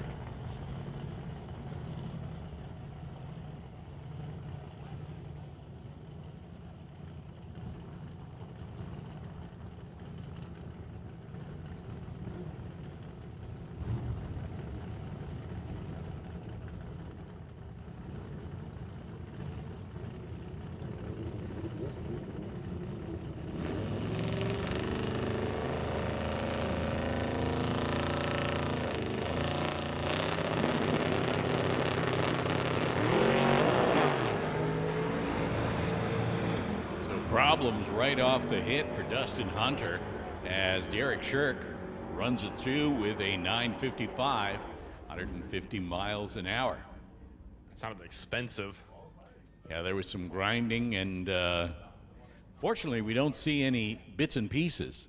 That's always a good sign. Kept the problems internal.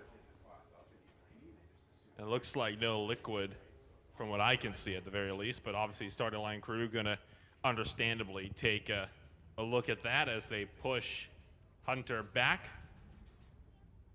And no doubt they're gonna push him right out back through the water box. Hopefully he can get those issues sorted prior to eliminations. That would be a very nice car that would miss out, and would be a shame to see one less.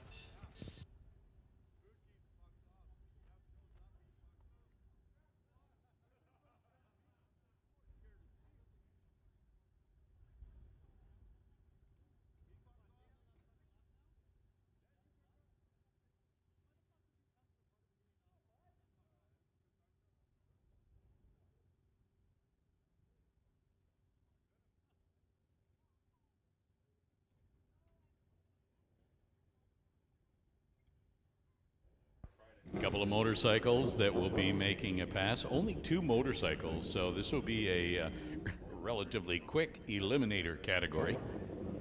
The motorcycle category today is sponsored by Thrifty Machine Shop. You can visit them at thriftymachine.ca. Their motto, no job too small, at thrifty prices. They'll do their milling, lathe work, valve and seat, drilling, welding, all sorts of small machine shop jobs that are better than big production rates. So you can stop in at their site online, thriftymachine.ca, or on Facebook. You can check them out as well. So all types of small jobs. The Thrifty Machine Shop sponsoring motorcycles here this day. We've got Dave DeGrassi and Al Oman. Al, the track champion from 2021 over on the Lordco side. From Abbotsford, a machinist there, running, of course, Thrifty Machine Shop. What a coincidence.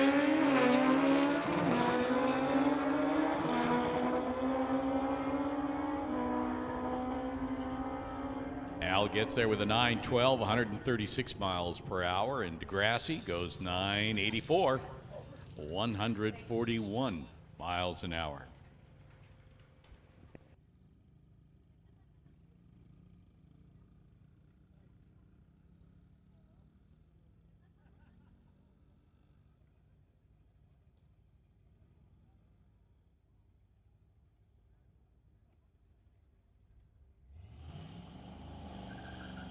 So that will bring up, once again, Peden Industries Junior Street.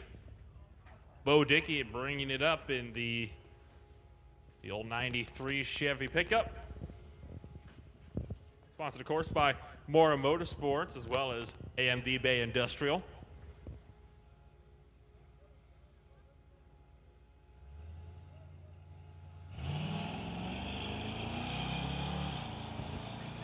.047 on the tree. Of course, the junior class is only racing out to the 8th mile. He'll get there with a 9.016, a 74.5 miles an hour. And from what I understand, Jerry, that is going to be an even faster elimination than the bikes are. I was just going to say that there's only one category here that will run off quicker than the 2 bikes, and that's Junior Street. You are very observant there.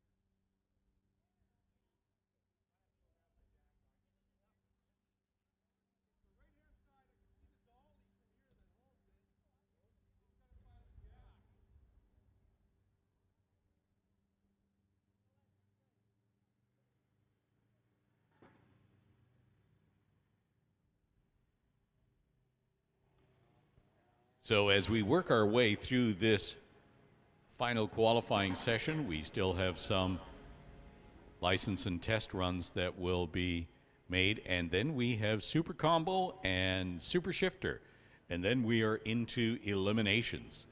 There will be some license and test runs in between, and probably, well, we're seeing some track preparation right now, so everything will be rolling along very smoothly.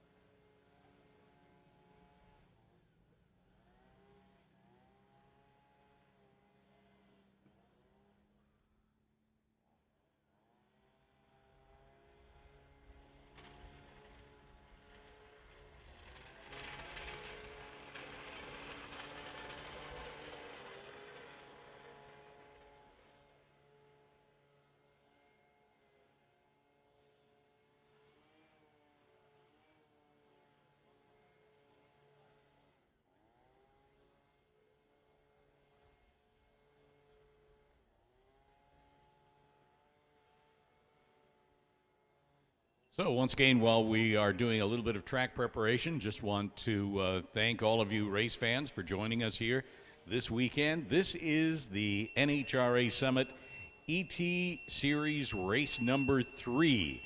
We will be having doubleheader weekends over the next few weeks, and we would certainly invite you to join us again. Canada West Door Slammers will be joining us next race, and if you're into fast door cars, running upwards of 200 miles an hour, well, you'll want to be here for that. The Summit ET Racing Series is contested right across North America with some 80,000 racers in competition. This is a bracket racing format that allows racers of all types of vehicles, whether it be dragsters, roadsters, sedans, coupes, motorcycles, you name it. Everybody competes on an equal basis because of the handicap system.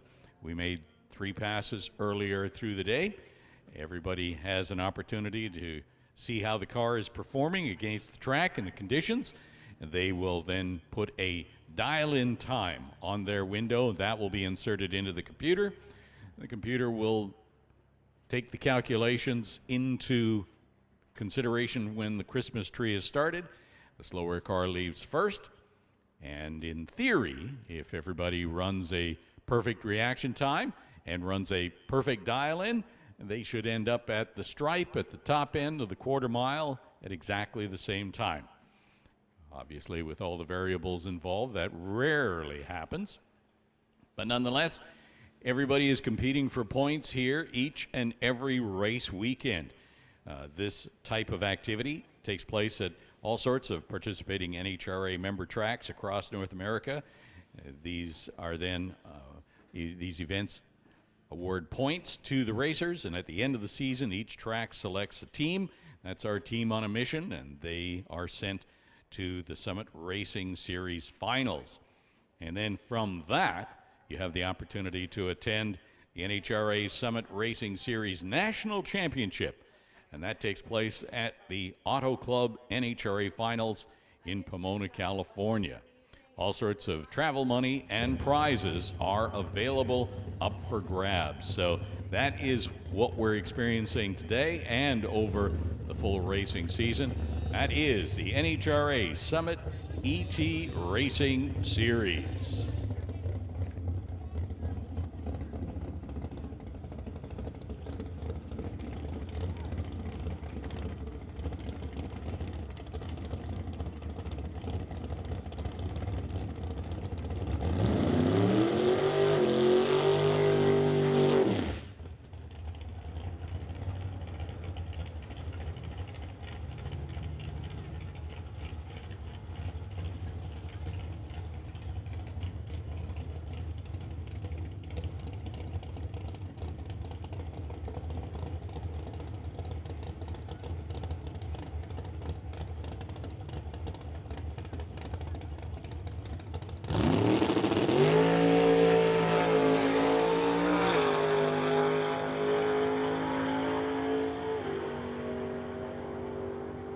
.777 for Jay Sievertson.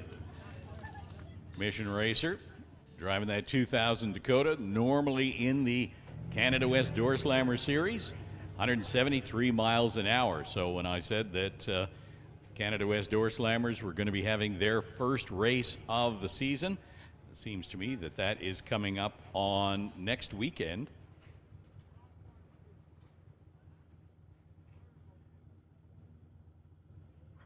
That's the kind of action that you will see. Jay Sievertson making a test pass there.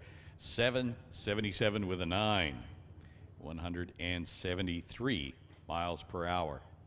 A couple more test passes coming up as well.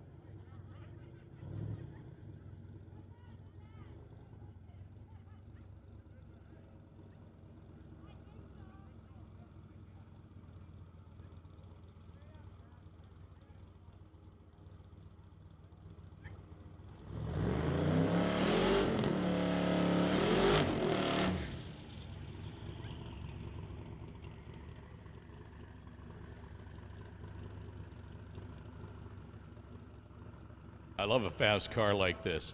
Has all the aerodynamics of a brick heading down track.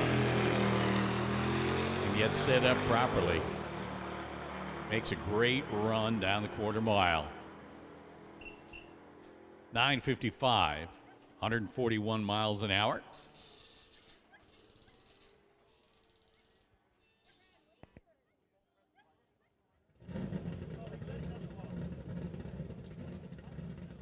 Typically, if we're talking about Canada West Door Slammers, 870 or quicker is the time needed to be on the ladder. So you need to run 870 or quicker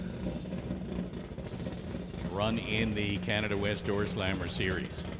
It's an all-run series, so normally about 20 cars here in that category.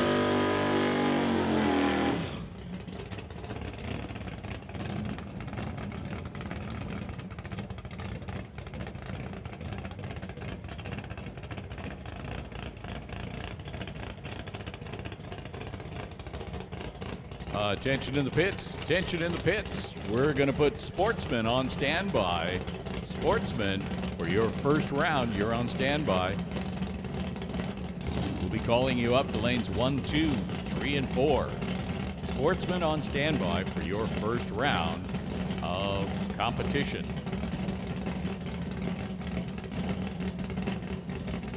In the meantime, another test run here. Nitrous is being purged from the system.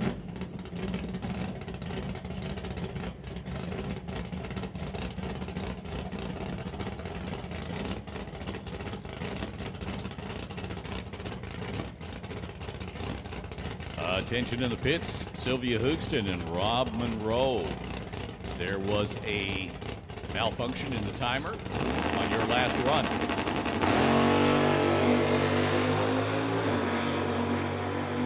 He's got the other blinker working this time.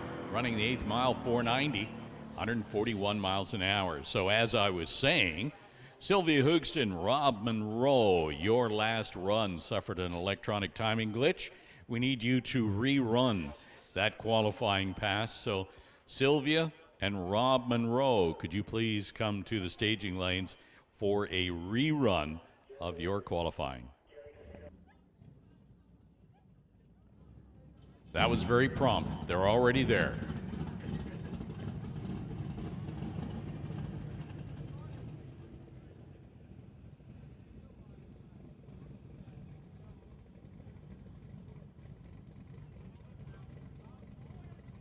That'll bring up Nick Duda in the Pro Mod.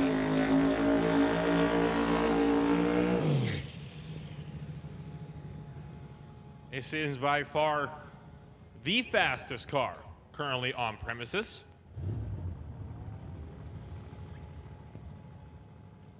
If you thought some of the door slammers were fast, well, Duda is just about to tell you, hold my cheeseburger. Not sure I want anybody holding my cheeseburger. Well, hold my there. Okay, all right. That's how the saying goes, right? That's in a cup. Yeah, that's all right. Hold my beer.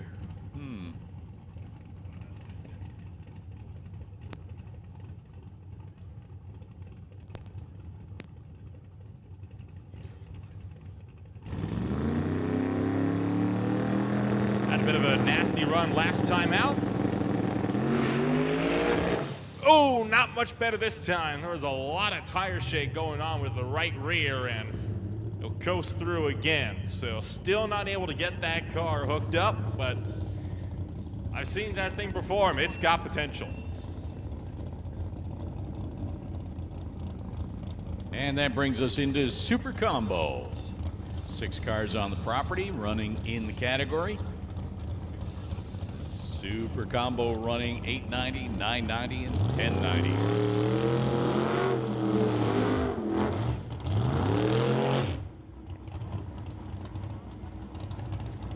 Most popular number is 1090, although there are a couple of 990s. 890 tends to be reserved for the Super Comp category, where the dragsters, center steer cars.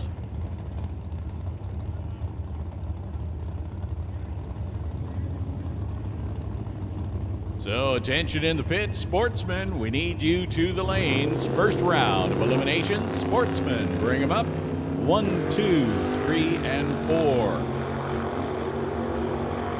Bubba Speed Shop Pro Bracket, you're on standby.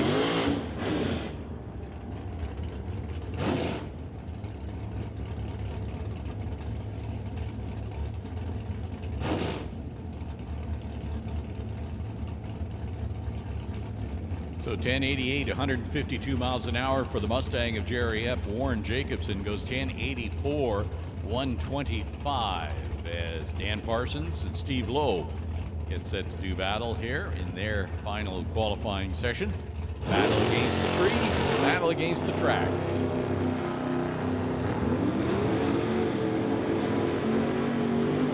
There's a lot of looking over when it comes to these complex races as well, trying to see if you're going to beat them there. Do you need to lift a little? Do you need to push a little? It's a very involved sport, and you can definitely see the full effects of that in Super Gas, which typically run more flat body tops with just a little cage over the driver's helmet. Yeah, roadster bodies with no roofs are very popular, especially Corvettes and things like that, Oh, yeah. simply because you have the visibility and you can see where your competition is at any point. And there's a lot of gamesmanship in a good way that takes place as, people try to get you to run quicker than you need to. And then, of course, you have Super Comp, which is where you typically see more slower end dragsters competing in that type of a deal. Typically, that's where you would see them, other than classes like Top Dragster, Super Pro, so on and so forth.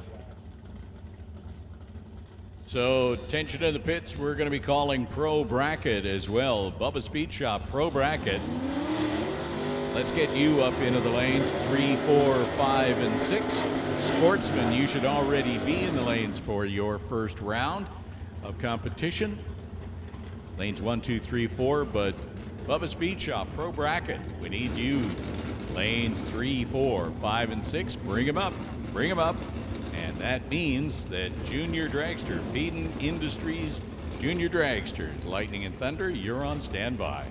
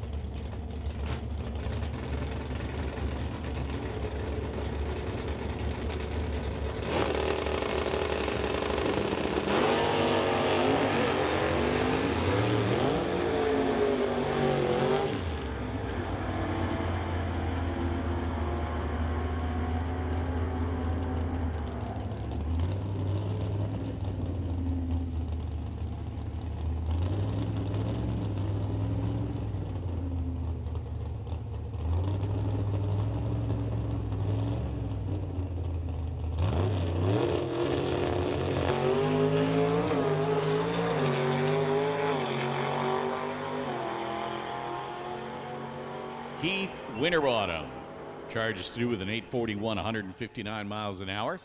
And that is going to be it for Super Shifter.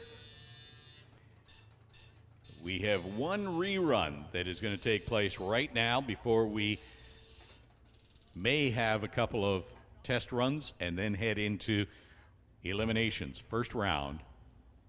That is coming up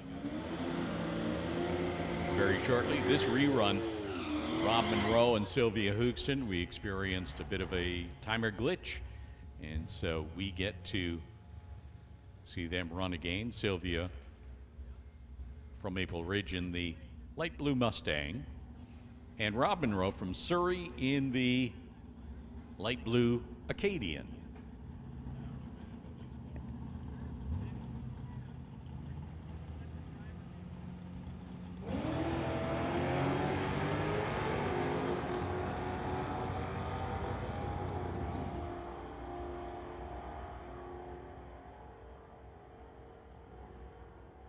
So 11:07 and 12:65. That's better times for both drivers.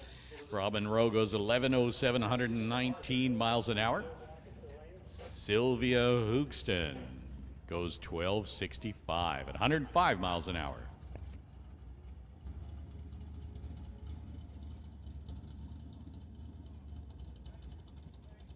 Attention in the pits.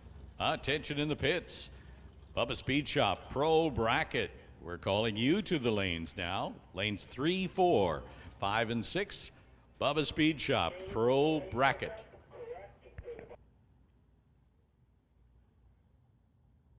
Bubba Speed Shop Pro Bracket. Your call to the lanes 3, 4, 5, and 6.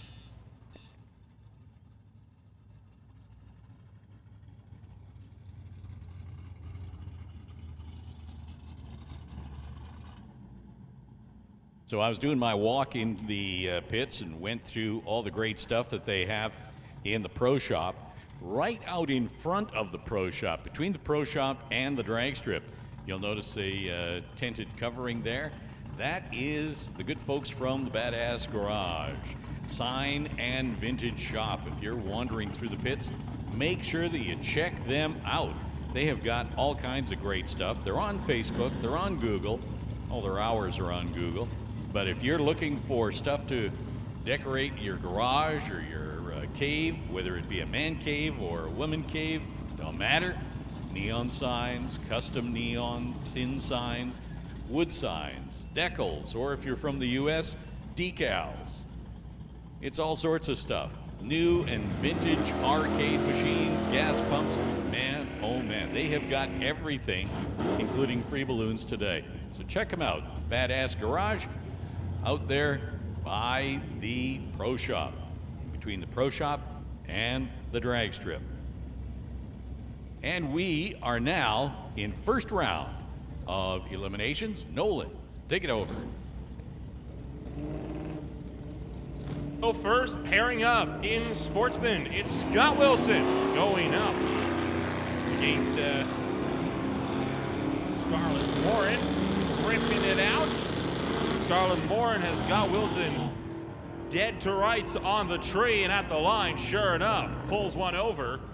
Warren becomes the first driver of the 2022 season to make it into round 2 of Eliminations in any class. That'll bring him Randy Hermsen in the Oldsmobile, with Carson Barlow making a return in the old 1970 C10. Both drivers local, out of Mission. Barlow dialed in at 13.6. They're going to be leaving at around the same time.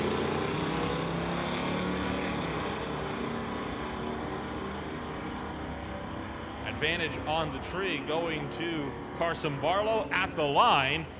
Randy Hermsen got there first, but broke out in the process. Carson Barlow going to be going through. Hermsen got there first with about 100th of a second, but went under the 1335 dial, went to 13.3, 13th thou underneath.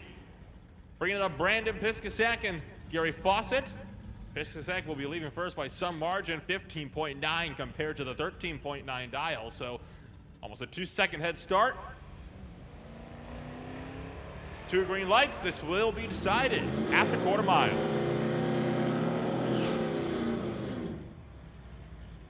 Oh, crossing over a bit close to the center line there.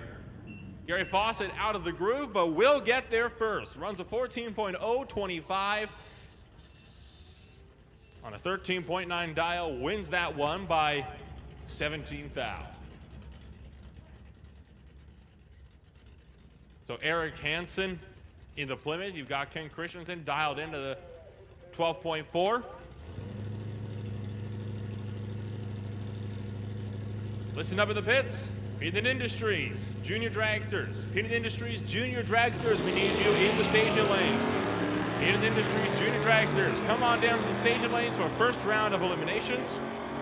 This means Image Motorsports Super Pro. You're now on standby. 2 green lights, but a 3/10 advantage on the tree will give it to Eric Hansen. Getting that in a whole shot win, and Hansen runs through at a 12.879 on the 1285 dial, goes 99 miles an hour. Gord Ruetz in the Kia. Bringing it up against Sidney Jung in the old 96 Camaro. You've got a 16.7 dial. Compare that to the 1439 over in the Lordco lane. 2 green lights. One just a bit better than the other.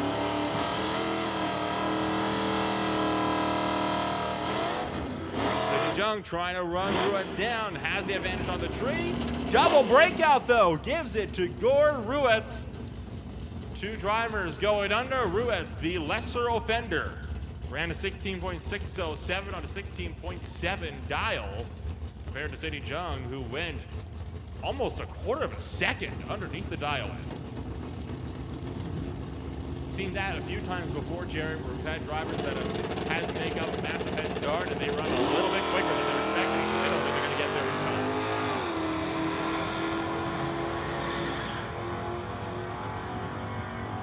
Steve Baskerville, a great light, 009 to Derek Johnstone's 076. Johnstone breaks out, and Steve Baskerville takes that win, goes 12.36 on the 12.35 second dial. Derek Johnstone breaking out by a couple hundredths of a second.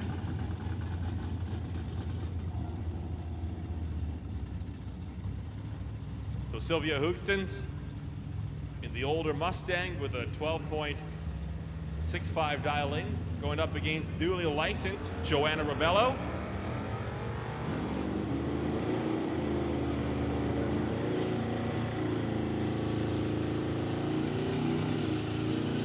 Hoogstens has to try to run Rebello down and does get there. Joanna Rebello got Hoogstens on the tree, 068 to a 149, but Hoogstens better at the top end. Ran just 0.03 of a second over her dial in.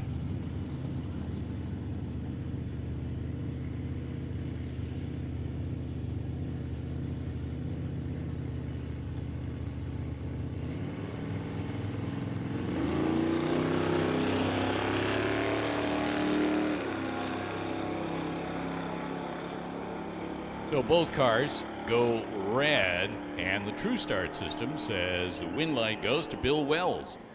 He was less red than Brad Litzenberger. Bill Wells will be advancing into the next round, as that's going to bring up Emma Siddon, 17 vehicles in the category. Just doing a random start. And so Emma Siddon, dialed in at 1580, odd number of cars, gets the single run. Emma sponsored by Topsa Auto Repair, 97 Dodge Dakota. She will advance into the next round. It's an area where a red light is acceptable in the Totally. You can push the tree as much as you want. There's a code of thinking that says if you don't get a red light once in a while, you're not trying hard enough on the Christmas tree. So everybody gets a red once in a while. I'm not a complete drag racing guru. I don't know all of the little ins and outs, but riddle me this. If it's a competition single, so two cars supposed to race, one doesn't show up, the one that does show up goes red. Does the one that didn't show up then advance, or? I believe that they do. Wow. Even in that situation. So it's like you can't eliminate yourself. That's fair enough. But you notice how many balloons are out there? Oh yeah. You chuckled at the free balloons. There's a whole whack of balloons that I saw people leaving with. So that was a very popular item. That's very cool.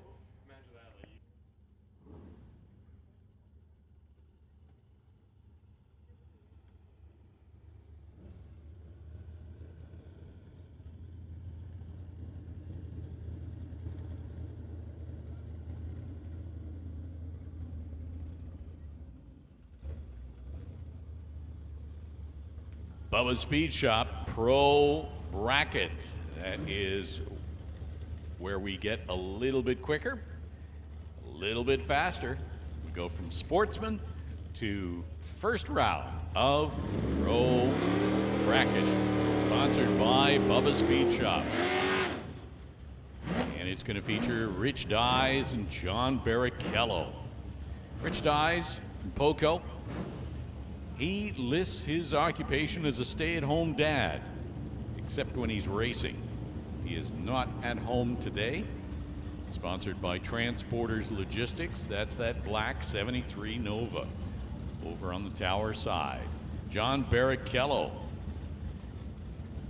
Surrey, BC. Yeah, he is the exact opposite. Lists his occupation as everything.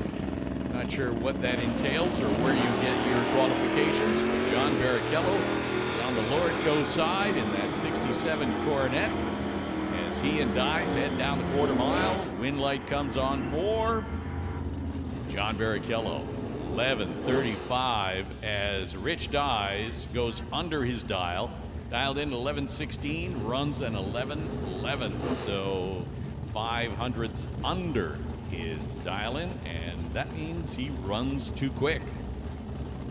I guess one prerequisite of the occupation everything includes winning drag races. Everything including drag racing, yes, absolutely. Craig Johnson in the station wagon is up against Brian Prescott here in first round action in Bubba Speed Shop Pro Bracket. Dial in on Craig, 10:69. Brian Prescott in the Chevelle leaves first. Prescott went red, went to first. Win light comes on for Craig Johnson. He is just racing to the win light, goes 10:70 on a 10:69 dial. So Craig Johnson moves ahead. Remember, I said it's about consistency and running that dial-in number. That's what you want to do. You don't want to run quicker. You don't want to run slower. You got to know how good your car or vehicle is performing and get that right number on. Stu Funk from Lake Country. 11:45 dial-in here on the TCS side. Kim Cornish in the Mustang. 77 Mustang Fox body. We're on the spectator side.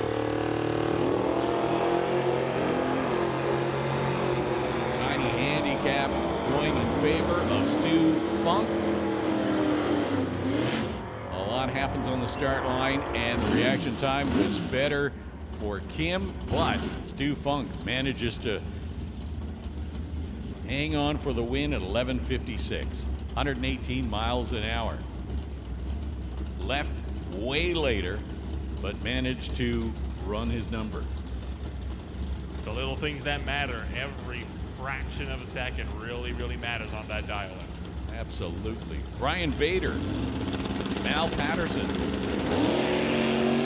Wow, wheels up high on that Acadian. So handicap went to the Acadian, but he was not able to hang on.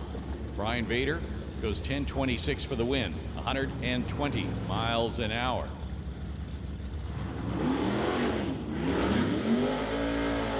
And Jim Benke now and Kevin McCauley. I'm not sure that we've actually seen Kevin run today in that black Cutlass. At least I haven't. He's got a dial-in of 11:85 against Benke's 10:09. So Kevin McCauley in the black Cutlass will leave the line first. Benke is going to have to try and catch him. Benke had a great light, as did McCauley. Win light comes on for Benke. 10:12 on a 10:09 dial. Kevin McCauley had a better reaction time, double 09, but ran a further from his dial. 11:85, he goes 11:92. So Benke will advance as Nick Ribello and Cassie Tippy get set for their competitive run here. First round. Maple Ridge is home base for Nick Ribello. Surrey for Cassie. Both drivers leave clean and green. Their dial-in's relatively close. Win light for Nick Ribello, 11:47 on an 11:37 dial. So Nick Ribello from Maple Ridge in that 78 Regal will be advancing to the next round. Ross Walker and Rick McKinney now. Ross Walker from Langley driving that 66 Chevy 2. Dialed in at 10:21. Rick McKinney getting the handicap start, but leaving too soon. Turns on the red light. So Rick McKinney is out of here. Ross Walker gets the win. Runs a 10:19, 129 miles an hour. When it's a red light, you can run under your dial-in. Glenn Stevens and Veronica Hodgson now as we continue in Bubba Speed Shop Pro Bracket. Glenn Stevens dialed in at 1070, Veronica at 1255. So Veronica gets the handicap start. Stevens was not patient enough. Turns the red light on. So Veronica gets the win. And she will run through with a 12:54 to 107 miles per hour. Attention in the pits. Image Motorsports Super Pro. We're calling you to the lanes for first round eliminations. Image Motorsports Super Pro, come on down to the staging lanes for first round of eliminations. And of course, you are on a ladder. So when the Super Pro guys come up to the lanes, you're going to be staying at the back of staging to be ladder.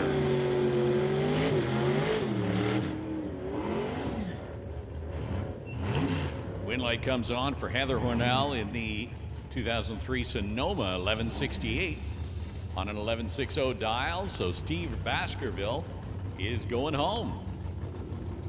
Sonoma going into the next round. Stephen Mendonese and Del Northgraves. Stephen in the S10 over here at Tower Side, and Del in the Black Nova over on the spectator side.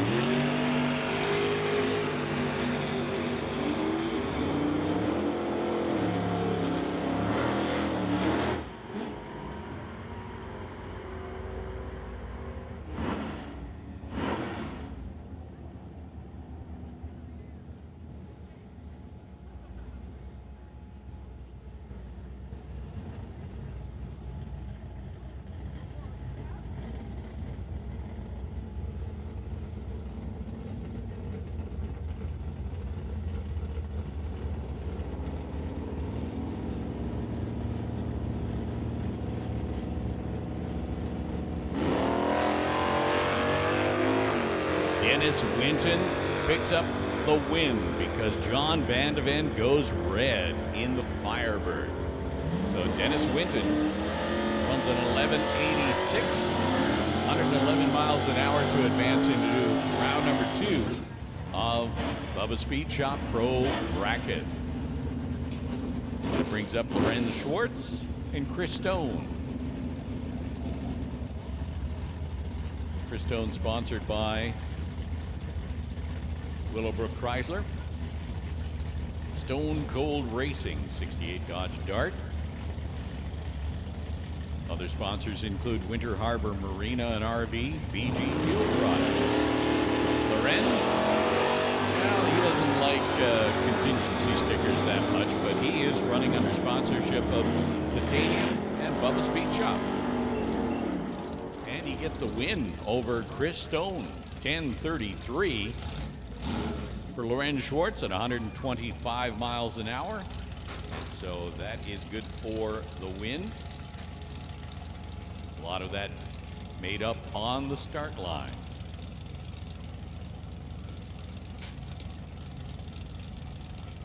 Grant Gordon, Bill Wells. Wells driving the car over on the Lordco side. And Gordon, car over on the TCS side.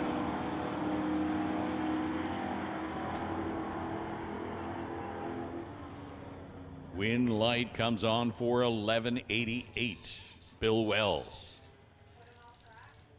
104 miles an hour, and that is going to do it for Bubba Speed Shop Pro Bracket. Next up is, I'm thinking, Peden Industries Junior Dragsters.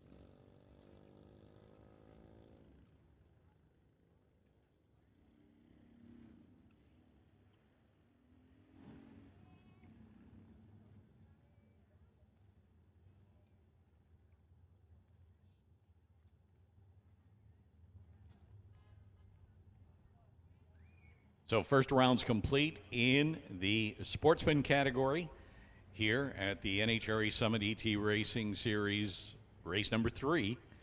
And we are just doing a little bit of cleanup on the start line. First round is also complete for the Bubba Speed Shop Pro bracket. We're just getting set for the junior dragsters who will be making their way into the lanes. In the junior dragster category, of course, very, very popular with the opportunity, kids 5 to 17 being able to race in various half-scale dragsters. The class has seen many event winners move up into the pro categories. People like Erica Enders, Sean Langdon, J.R. Todd, Leah Pruitt, just to name a few, who started in junior dragsters and then worked their way up into the pro cars.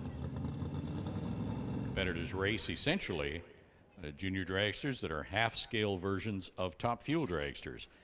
The horsepower ranges from as little as 5 horsepower, single cylinder engine.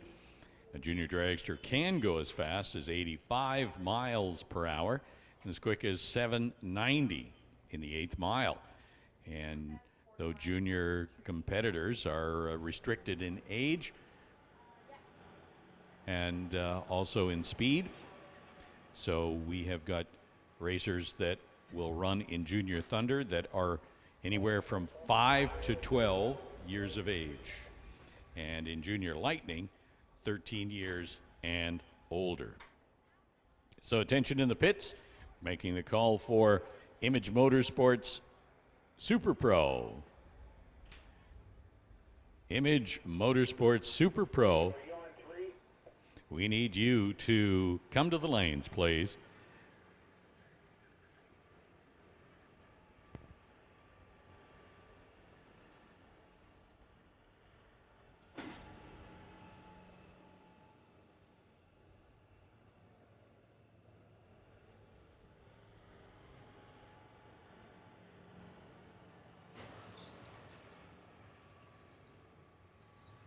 So, Image Motorsports Super Pro, we're calling you to the lanes.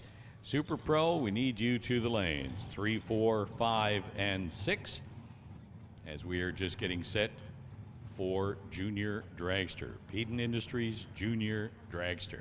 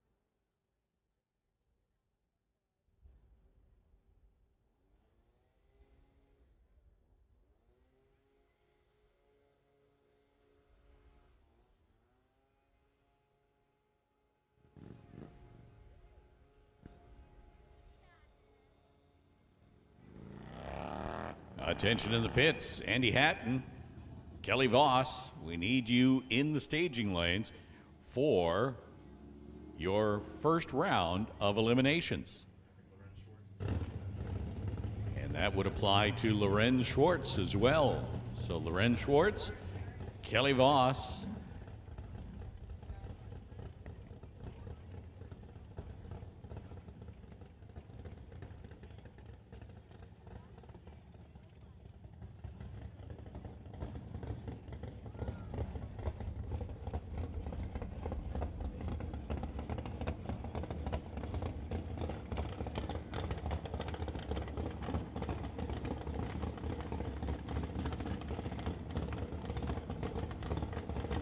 So Josh Brett making a test pass here in the Volk Brothers Corvette. It's a team that originally hailed up out of Regina, Saskatchewan, I believe. And they resettled out here, out west. This car, I believe, is a recent purchase or certainly a new driver. Josh Brett has run in the Pro Mod category. They made a couple of passes earlier in the day, trying to get the setup right. The car does not want to plant itself properly.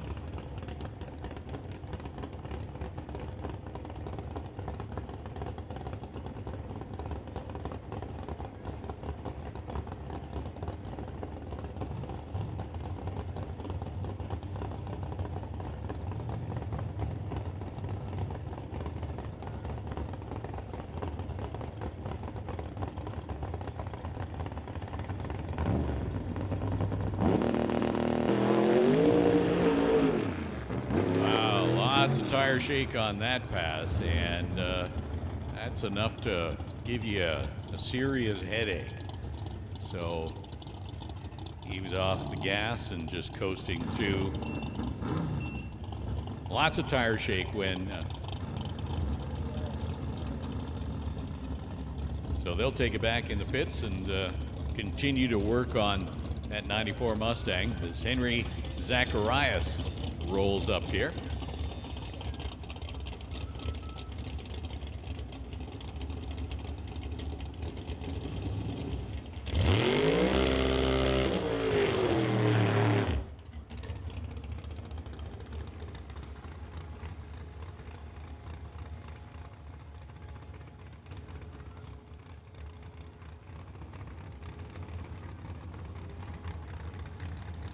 So Henry Zacharias, who is another contender that runs in the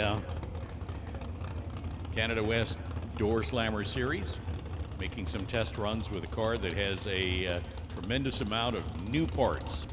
So tension in the pits. Hot Rod, we need you to the lanes, please. Hot Rod, for your first round of competition, we need you in lanes 1, 2, 3, and 4. Hot Rod, bring him up to the lanes, please. As Henry Zacharias gets set to make another pass.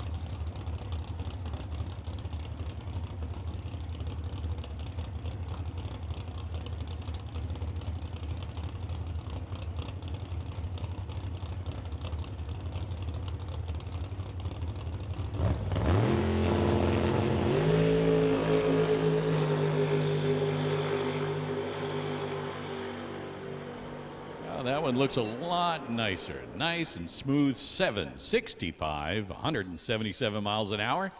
Straight down Broadway, staying away from center line and the wall. So that is exactly what you want. Nice and smooth. 765 with a 7 at 177 miles per hour for Henry Zacharias. I think they'll be really happy with that run.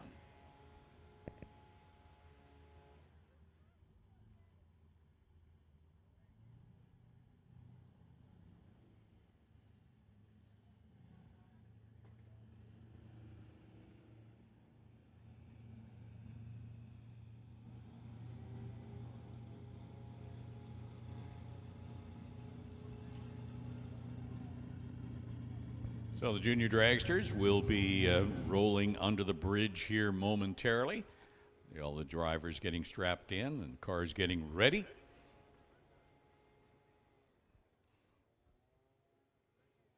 Peden Industries Junior Thunder coming to the line with 2, 4, 6, 8, 9 junior dragsters. In the Lightning category, we have got 5.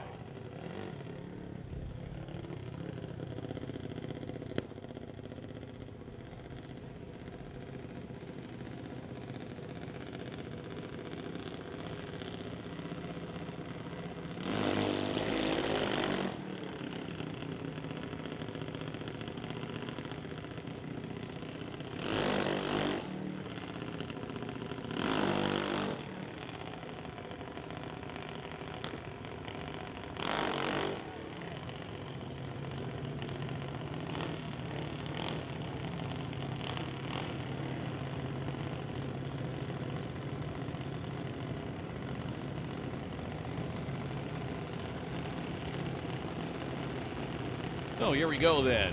Peden Industries Junior Thunder for racers between the ages of 5 and 12. We have got 9 cars on the property in this first round, and it's going to be Candice Rodrigue, sponsored by Ken's Specialty over here on the tower side in the black dragster. Ilson Truck Body and Tri-City Cutting also lending their support. In the other lane, Emily White, sponsored by Pioneer, Walco, Lordco, TNT. Always great to see a lot of support going to the juniors.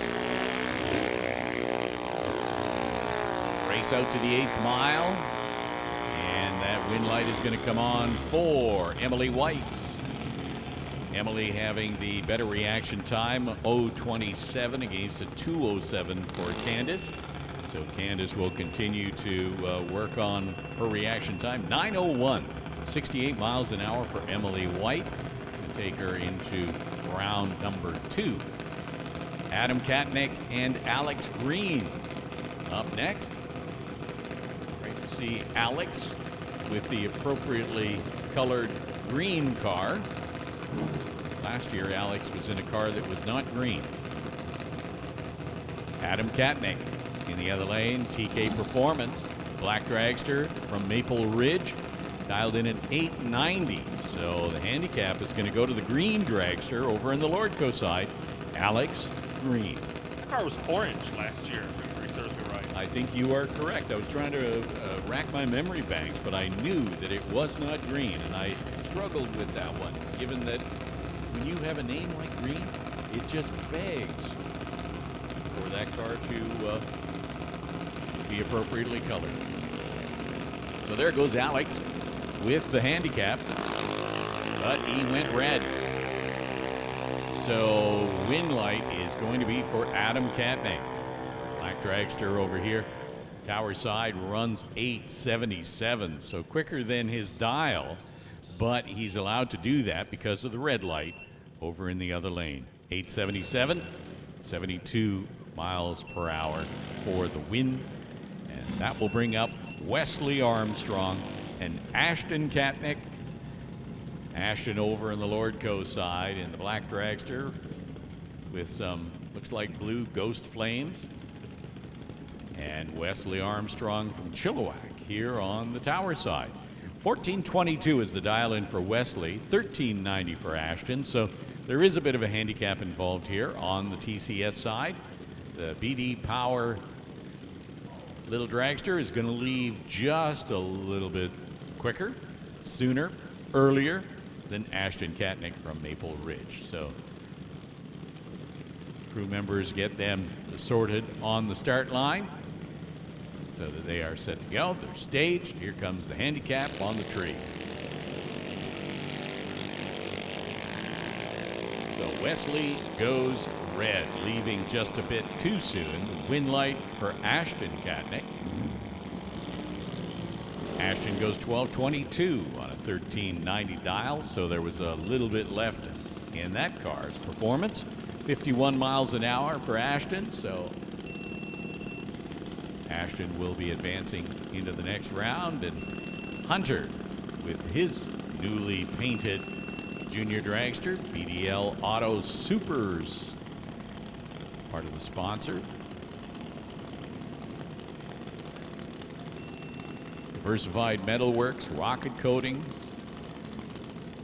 Hunter Gallant dialed in at 12 flat, tower side. Connor Jackson, 1299 out of Abbotsford. Getting directions to stage the junior dragsters.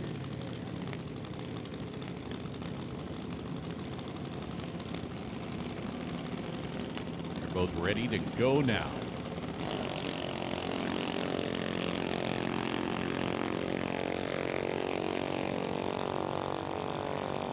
Everybody leaves clean and green. Win light comes on for Connor Jackson. 1299 on a 1299 dial. So hit on the dial, 57 miles an hour. Connor Jackson advancing into the next round. has a single run for Jackson Dew from Langley.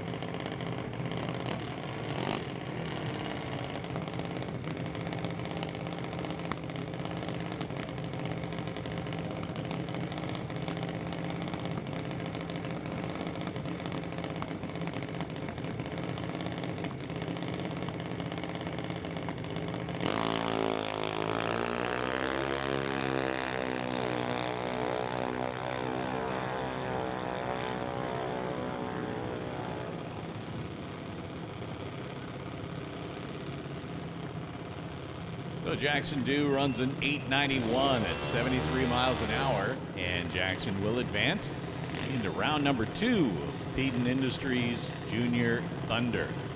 And that makes us move on to Junior Lightning, the quicker and faster of the 2 junior dragster categories. 5 dragsters competing in the first round. Be Dee Stanley and Lexi Winterbottom. Dee from Mission and Lexi from Langley. Dee is over here, Tower side, dialed in at 9:11, and Lexi 8:31. So the handicap start going to Dee Stanley.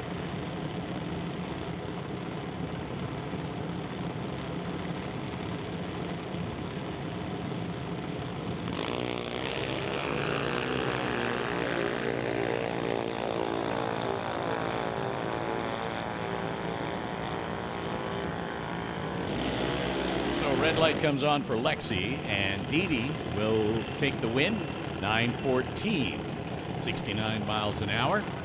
So Dee Stanley advancing to the next round. Lincoln Shirk now. Lincoln coming up to the start line here on the Tower side. Abigail White in the Lordco lane. Langley versus Mission once again. Interesting to see all the sponsorship involved in these junior dragsters. Got Lincoln's Titanium, Auto Group, Rad, Torque, JS, Motorsports. Abigail has got Pioneer, Lordco, and Walco. All sorts of sponsorship money going in, and that is great to see as these guys are serious about their racing. Guys and gals, lots of boys, lots of girls that are racing in junior dragster, and that is good to see. Nice young field moving up in the drag racing community. So Lincoln Shirk gets the handicap start. Abigail playing catch up. Win light comes on for Lincoln Shirk. Abigail goes too quick.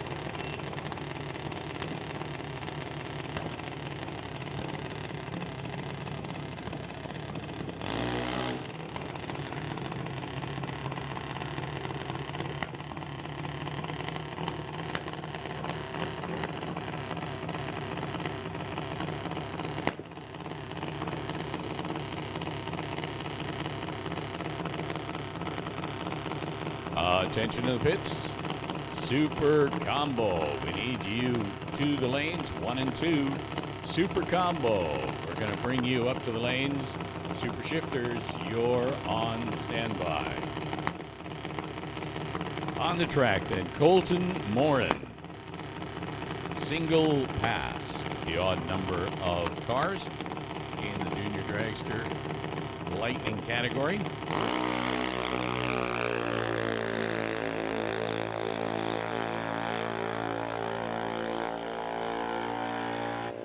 Wow, 8:01. 8:01 at 80 miles an hour. What a solid pass for Colton Morin.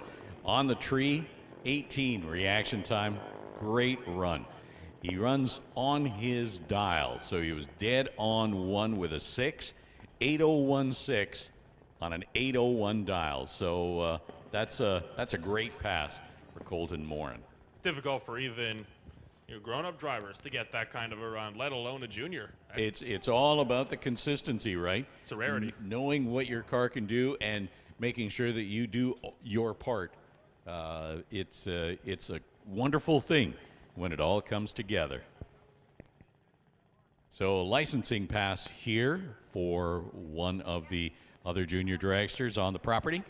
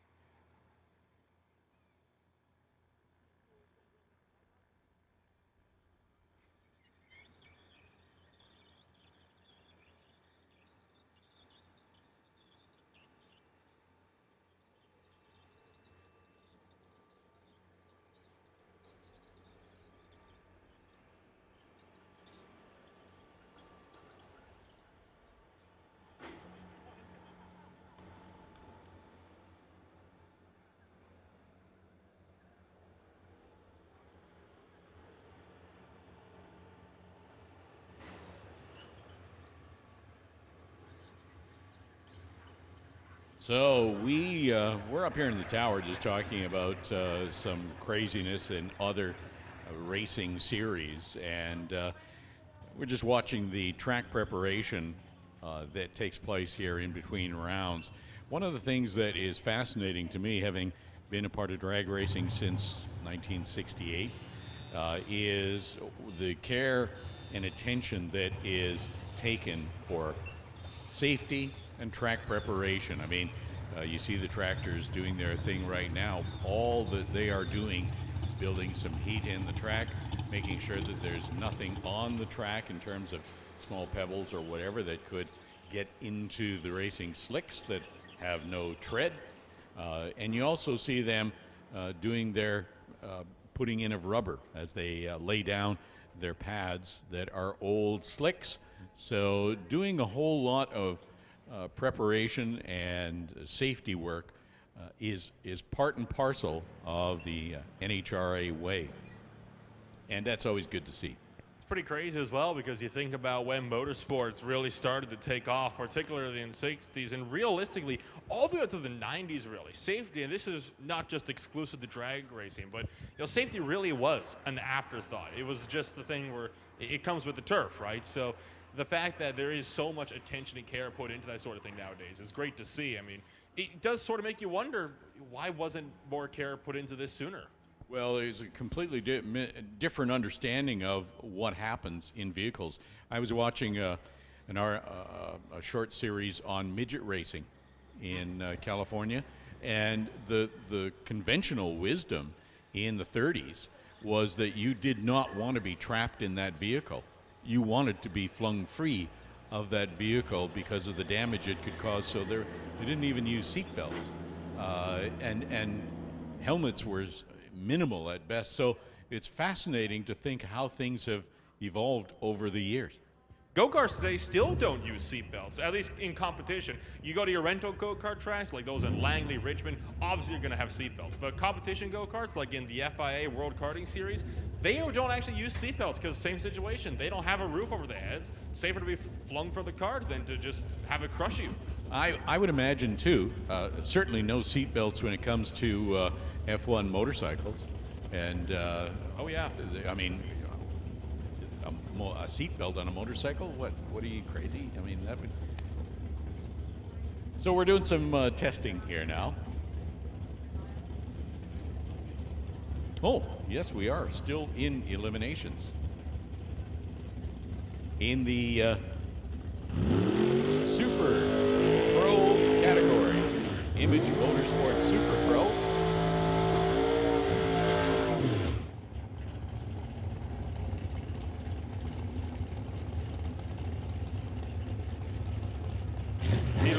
Going up against Brian Ritchie. Two different Chevrolets going at it. Corvette versus Chevelle. 1963 versus 68. Coquitlam versus Poco. McCannis dialed in at 8.73. Brian Ritchie in his door slammer dialed in at a 7.89. But today, of course, in the Image Motorsports Super Pro category.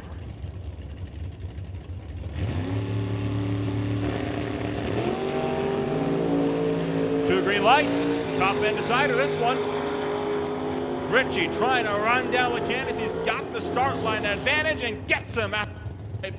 Goes through with a 7.916 on the 789 dial at 172 miles an hour, besting Lacanis there by 28 thousandths of a second.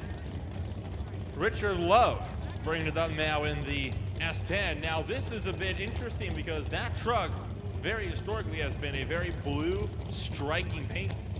All black, it would seem, is the way to go for Richard Love, at least for this opening race of the season. He's going up against Jen Christensen. 2/10 will separate them on the tree.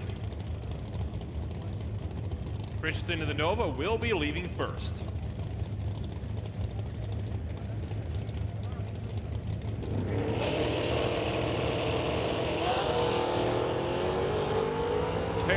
Green lights, and one of those is significantly better than the other. Love's at the 1,000 foot with a 006 light, and sure enough, even gets there first and stays out in front.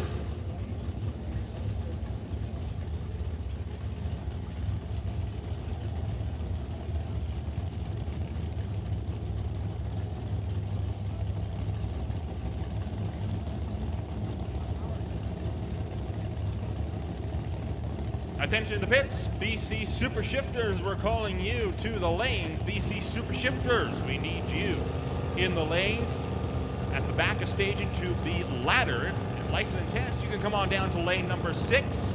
License test to lane 6. Super Shifters, come on down to the back of staging to be laddered. John Jenkins going up against Craig Johnson.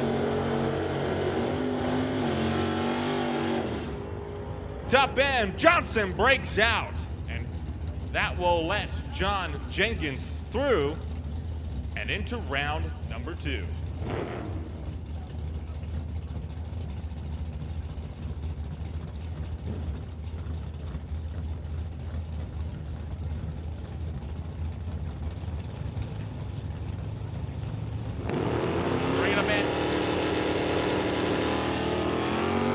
Andy Hatton driving Lorenz Schwartz's car and bringing up Dan Parsons. Andy Hatton away on the green, as is Parsons.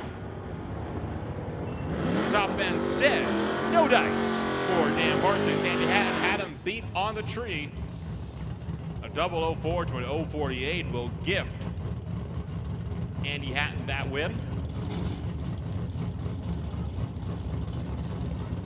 That brings up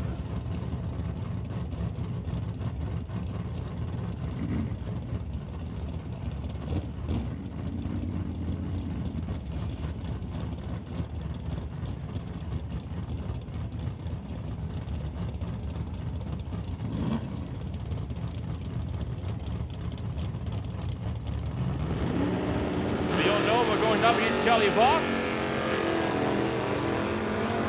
Voss, newly licensed now in the Dragster. Taking off, trying to chase after the 67 Nova. Breaks out though, and McNichol goes through to round 2.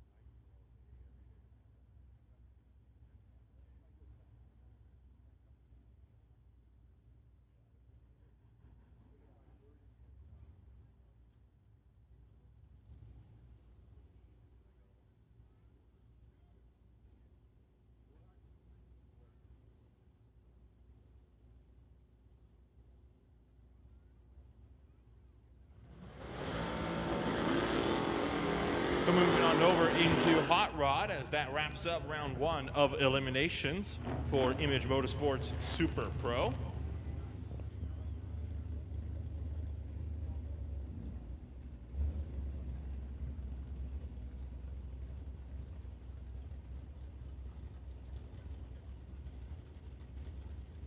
First pairing going to be Sylvia Hookstins and Glenn Filliam. Hookstins will have a half-second advantage on the tree. Pair of green bulbs, just like you want to see.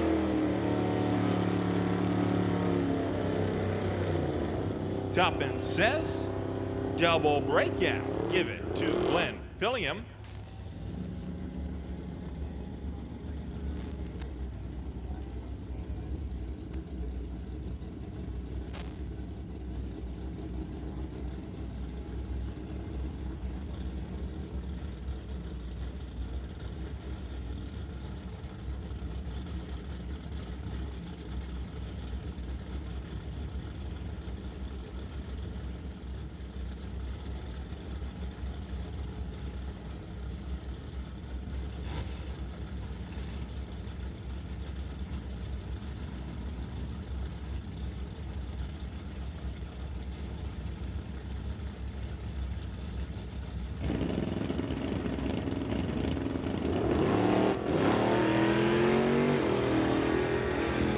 Well, it's a red light for John Barrichello up against Steve Wilson, but 1,000.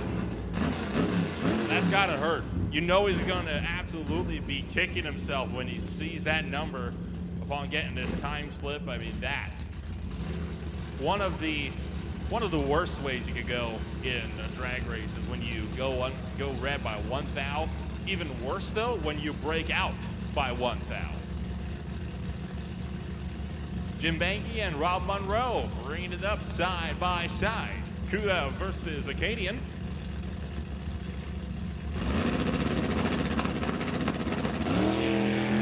Monroe leaves first and goes 3 thou red. Jim Banky was 0-16 to the good on the tree. Rob Monroe tried to beat it, but wasn't gonna happen. Monroe breaks out at the top end, but obviously doesn't really matter at that point in time. So that roadster driven by Martin Dykstra out of Hope, and He's going up against local racer Martin Jackman. His Chevelle straight out of Mission. Will also leave first. Dialed in. Good 3 seconds more. And Martin Dykstra, too eager to want to run him down, goes 0.32 red on the tree. Martin Jackman, close to a perfect light, 0.07.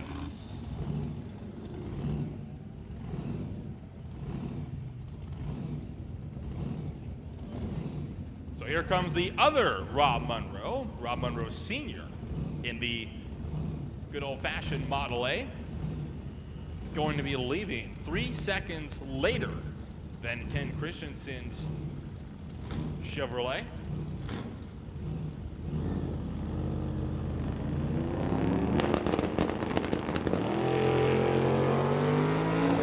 Solid light from the driver in the TCS lane. No contest. Rob Munro Sr. had him by 3/10 on the tree, and as if that wasn't enough, Christensen breaks out of the top end. Hey, listen up out there in the pits. Sportsman, we need Sportsman to come to the staging lanes. Sportsman, come to the stage lanes for round 2 of Eliminations. And I do believe this time you will be on a ladder.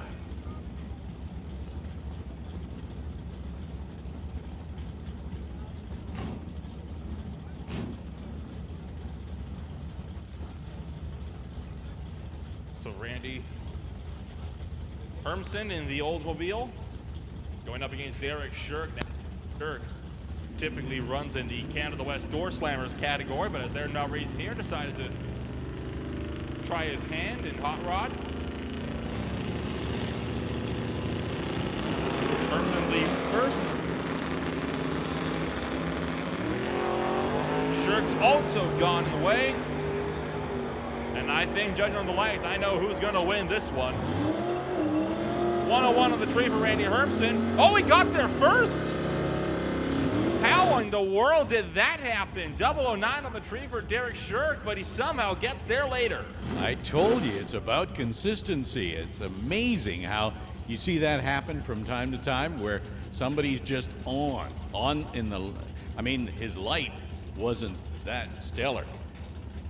Derek's was really good, and yet at the top end, and that car is like a machine. It keeps running the same time over and over again. It's one less thing that Randy Hermsen has to worry about. Good gravy. Really does go to show that it ain't truly over until it's actually over. Talk about underestimating your opponent. Yeah, it's a bit of a cliche to say that we don't race them on paper, right? We race them on the strip because a lot of things can come into play, as we saw with that run. Rob Hodgson picks up his win in this first round, 1074 on a 1070 dial, 117 miles an hour. So Hodgson moving on to the next round in Hot Rod.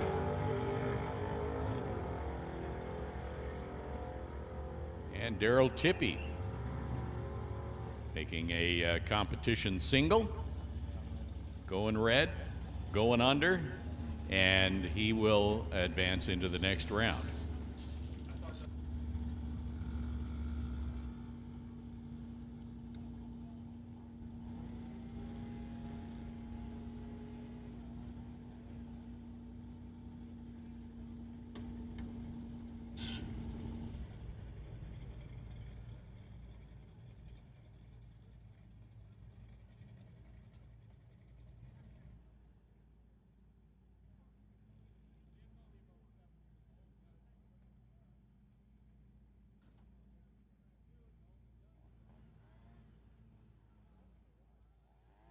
So that'll do it for the hot rod category as we continue to move through the program. And next up will be, if I have my schedule right, Junior Street, Motorcycle, and then Super Combo and Super Shifters.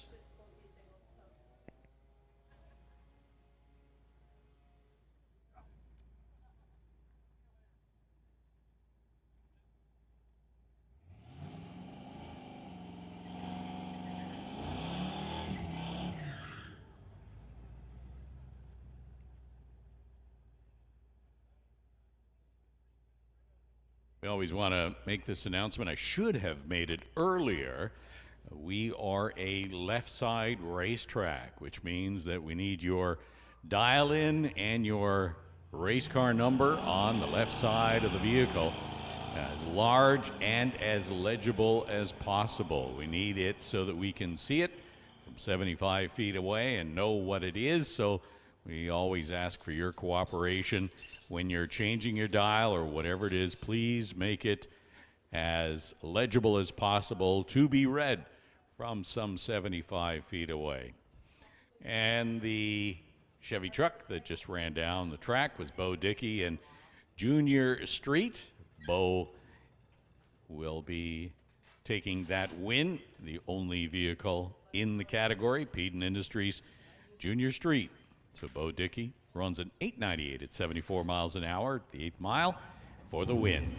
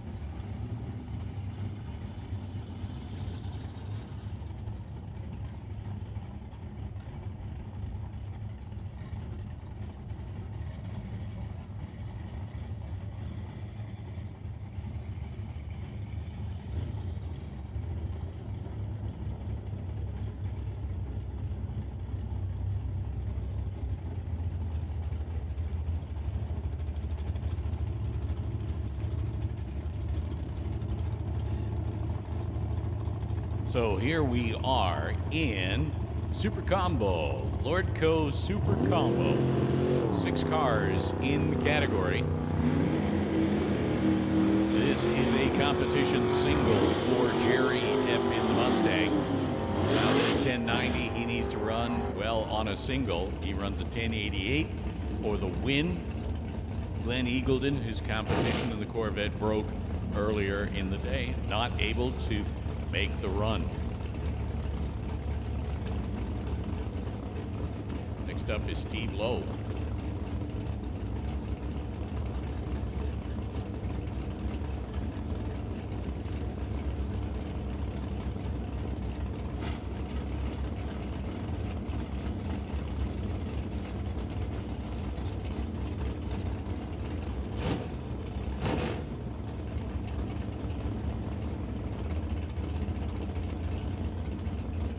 Steve Lowe over here, tower side in the 68 Camaro, and Mark Downing over there on the spectator side in the 78 Malibu. Downing in the Lordco lane, both cars 1090 on the reader board at the top end. They hit the button and then the throttle stops come in. Hopefully the timing is right for them to hit 1090 first at the stripe. 1091 with a 6, beats a 1092 with a 5. So Mark Downing will advance to round number 2, 140 miles an hour for the 78 Malibu. And that's going to bring up Warren Jacobson. Dan Parsons, again, 2 1090 cars. Warren Jacobson from Mission, 67 Chevy over here, tower side. 70 Duster over there on the spectator side.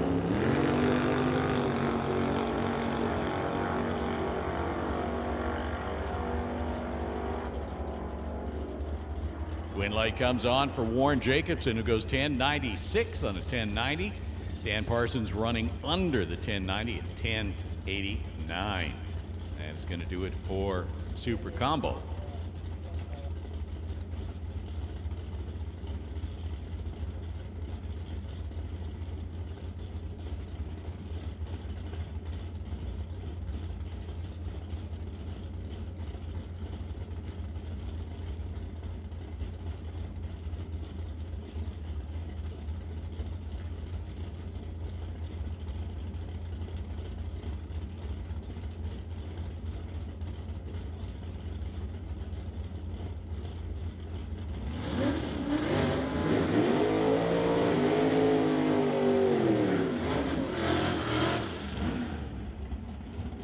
Attention in the pits, so we're going to make the call for Pro Bracket. We need Pro Bracket to the lanes. That's Bubba Speed Shop Pro Bracket. Need you back into the lanes for your second round of eliminations, 3, 4, 5, and 6. And that means Junior Dragsters, Peden Industries Junior Dragsters. You're on standby. Pro Bracket. We need you next as we get into Hot Rod. Sorry, Super Shifter. I stand corrected.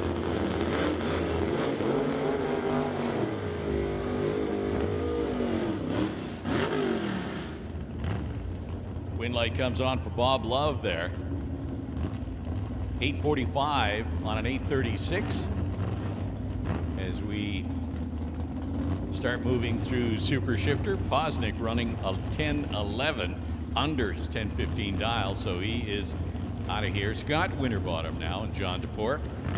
John driving that 77 Camaro, runner-up last 2 years in a row. Scott from Langley, pipe fitter, rags to riches, top shop sponsorship. As John DePork got the handicap start on Scott. At the stripe, though, win light comes on for Scott. Scott goes 9.57 with a 3 on a 9.38, so much better at the start. Reaction time better at the beginning and also closer to his dial. So Scott Winterbottom advancing into the next round of Super Shifter.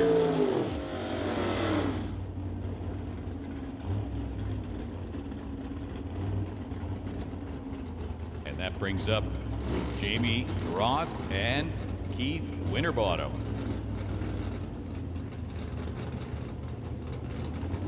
Scott Winterbottom ran in the previous round, is your champion from 2021. Handicap start for Jamie Roth. Keith goes red. So win light as Keith goes off the gas. Jamie Roth will pick up the win light, goes 11.69 as he coasts through, knowing that he had the win. And so he will advance into the next round of Super Shifter.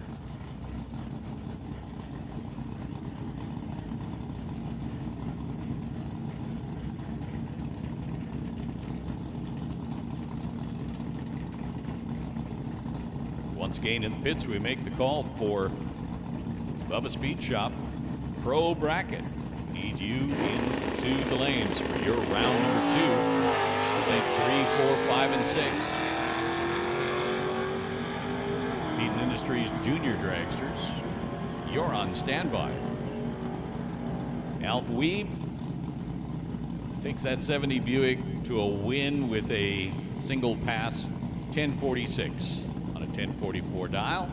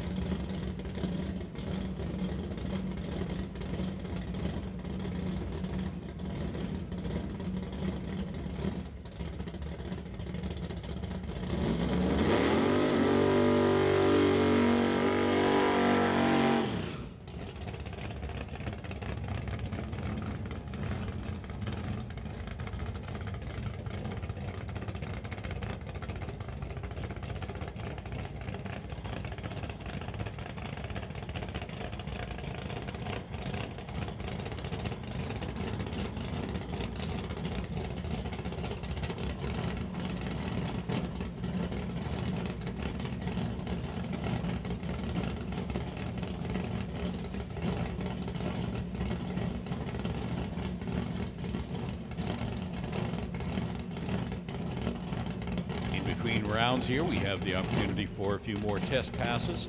Of course, this being early in the season, the first official race day that we've been able to conduct. This is actually race number 3 in the ET series, but the race yesterday, of course, was canceled due to inclement weather, as was the race 2 weeks before that. It was not a nice day, and so this is the first weekend we've got nice weather, and we're having a full race. Lots of cars.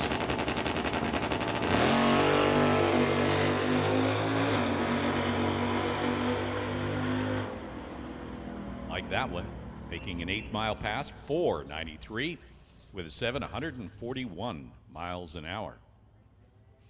So lots of new cars, shakedown runs as the season gets underway, and so we have the opportunity to do that here in between rounds.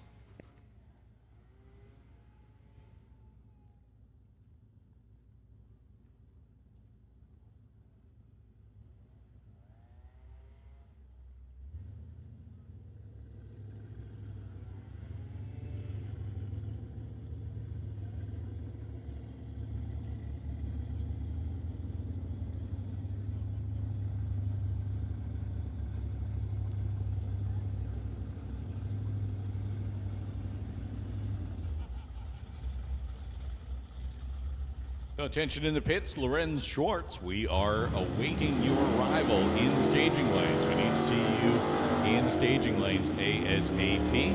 And also we make this call a reminder once again that when you're putting your dial in on your windows, please ensure that it's on the left-hand side and that we can see it nice, clearly, legibly from the tower, 75 feet away. Would ask for your cooperation always, making sure that that is legible. We want to get the right dial in into the computer for you, and the only way we can do that is if we can see that.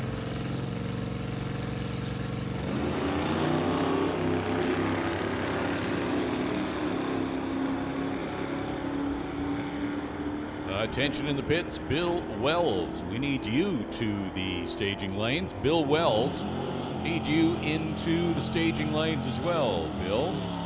See, Lorenz has arrived, so Bill Wells, we need you in the staging lanes. So Gord Reutz and Carson Barlow coming up in the staging lanes right now as we are in second round of Sportsman. Gord from Medicine Hat, driving that 2020 Kia with a 1650 dial-in.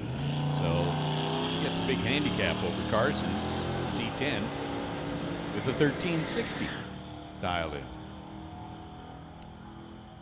Will Carson track him down? He does not. The slower car gets the win, 1659, with a margin of victory at the stripe because Carson was closing in. Margin of victory, 21 ten-thousandths of a second. That's right. So that little Kia gets to advance into the next round of Sportsman. Here comes Sylvia Hoogston and Gary Fawcett. Fawcett gets the handicap start in that 66 Plymouth, dialed in at 1394 against Sylvia's 1261. You see the dial-ins on the reader board at the top end. That's what the car has dialed in at. Win lane Lordco side, 1401 for Gary Fawcett.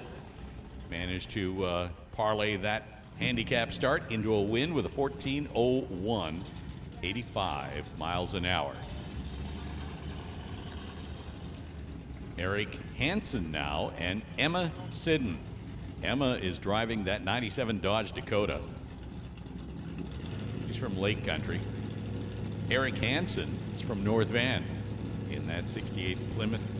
Could be a dart, could be a something. Looks like it's almost a dart. 1285 is Eric's dial-in, so Emma got a big handicap start. Will she hang on?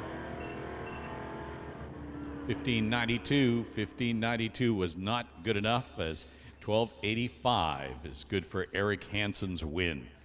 104 miles an hour.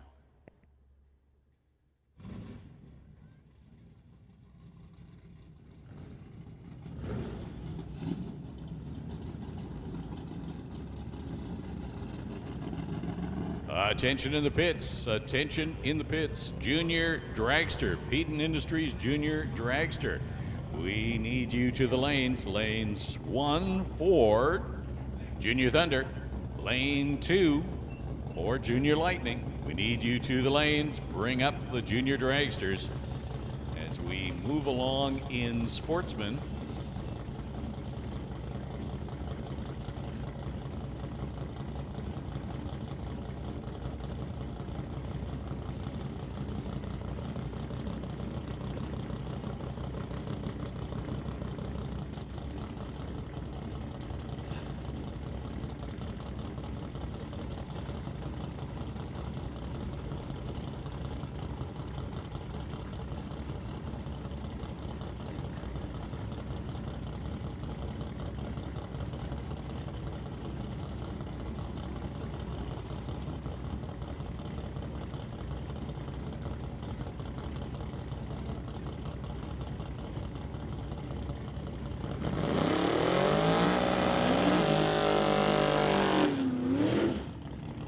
Attention in the pits, motorcycle.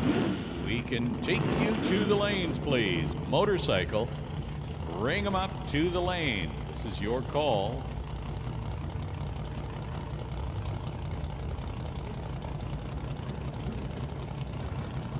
Stu Funk from Lake Country, BC, in that black, pink, and blue 70 Chevelle against Brian Vader from Langley.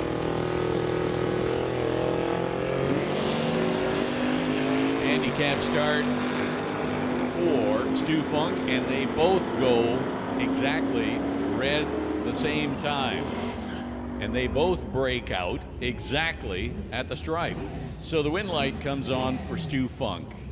It was a foul start, but he was all around. Since they were both equal on the red lights, he was closer to his dial-in with an 11:24, and that puts him in the winner's circle. It's an unusual way to decide a race, but definitely think you've seen it all. Dell Hargraves and Veronica Hodgson now. As Dell left too soon, turned on the big red bulb, and win light goes on Veronica's side. Hodgson goes 12.60, 107 miles per hour, as Jim Benke is set to take on Nick Ribello now. Nick from Maple Ridge, sponsored by MFB Custom Aluminum Jet Boat. He's in the 1978 Buick Regal, and Benke dialed in at 10:09 in his Barracuda. So Ribello leaves first.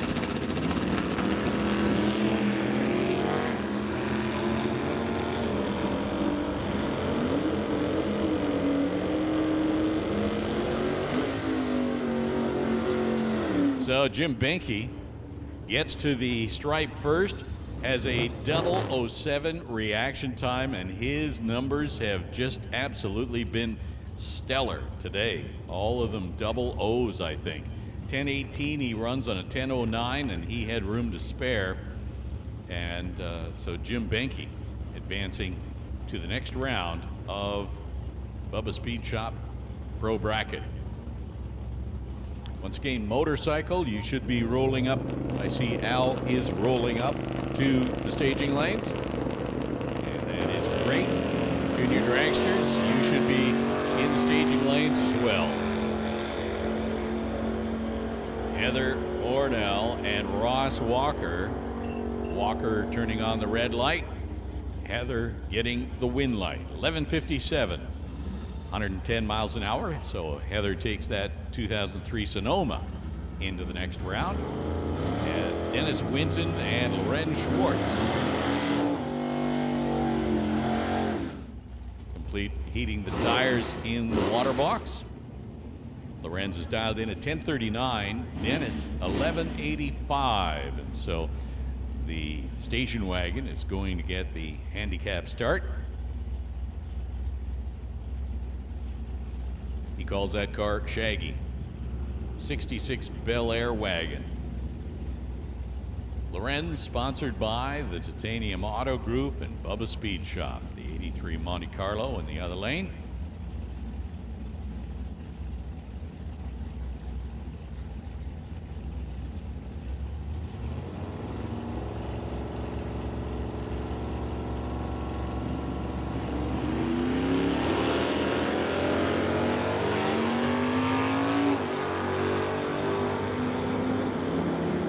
Drivers away with some pretty good lights. Dennis Winton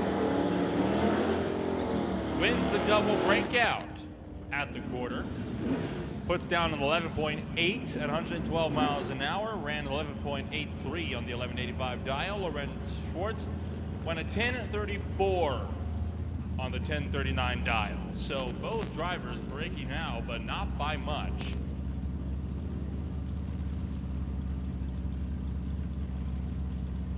Brings up Bill Wells, his Truck and Trailer Auto 79 machine, with Craig Johnson running up against him in the Malibu. Image Motorsports Super Pro. We are calling you to the staging lanes. Attention in the pits. Image Motorsports Super Pro. Come back to the staging lanes for your next round of.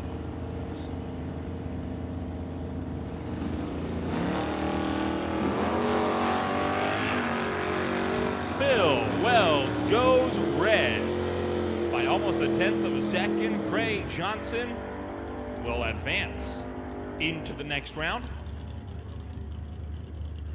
Johnson breaks out at the top end, but that doesn't matter. He already had the win.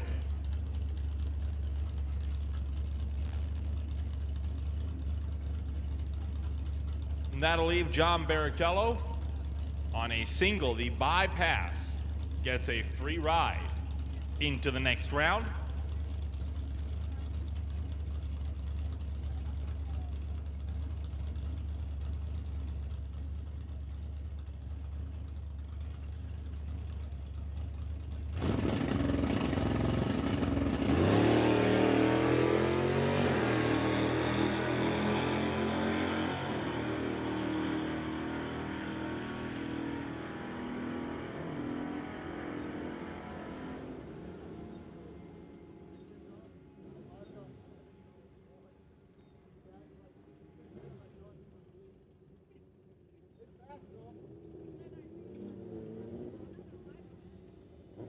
So here comes our two motorcycles for our one and only round of eliminations.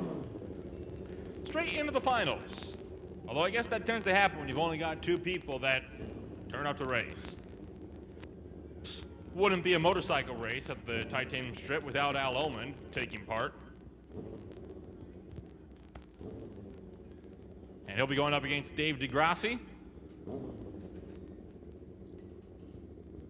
35/100ths will separate these two drivers on the tree. DeGrassi will be leaving first, dialed in at a 9:45, and Al Ullman will be dialed in at a 9:10 in the Lordco lane. As Ullman gets set to add yet another potential win notch to his already extensive record. He's been our track champion 13 times.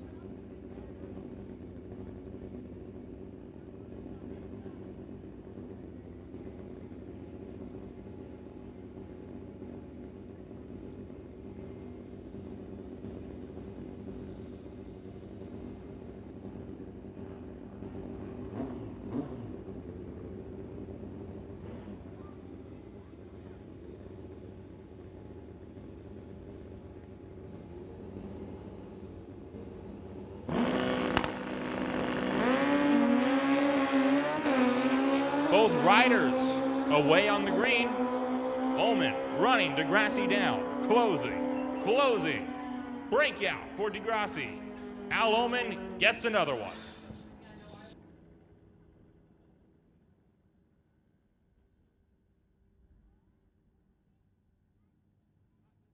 Degrassi beat Ullman out on the tree, but got to the end too quickly and ran a 9.31 on the 945 dial.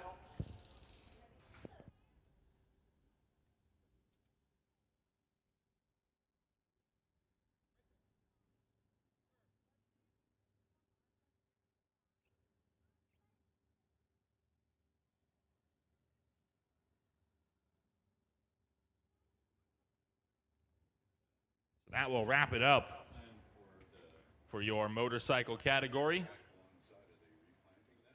And I believe that means next up will be your Peden Industries Junior Dragsters.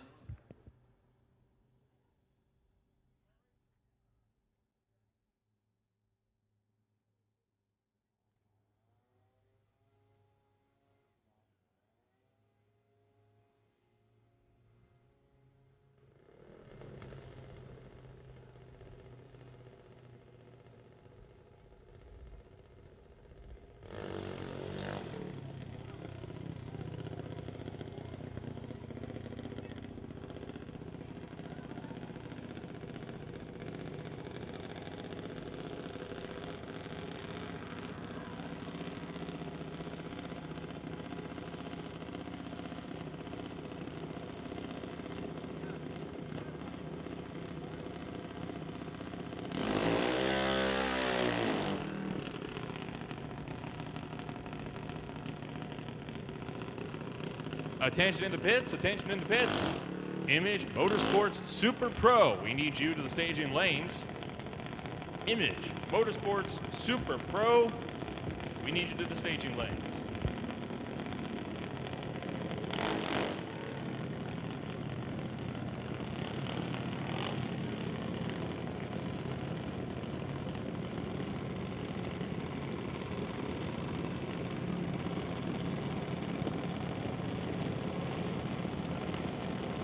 As well as that, we are also going to be calling Hot Rod to the staging lanes.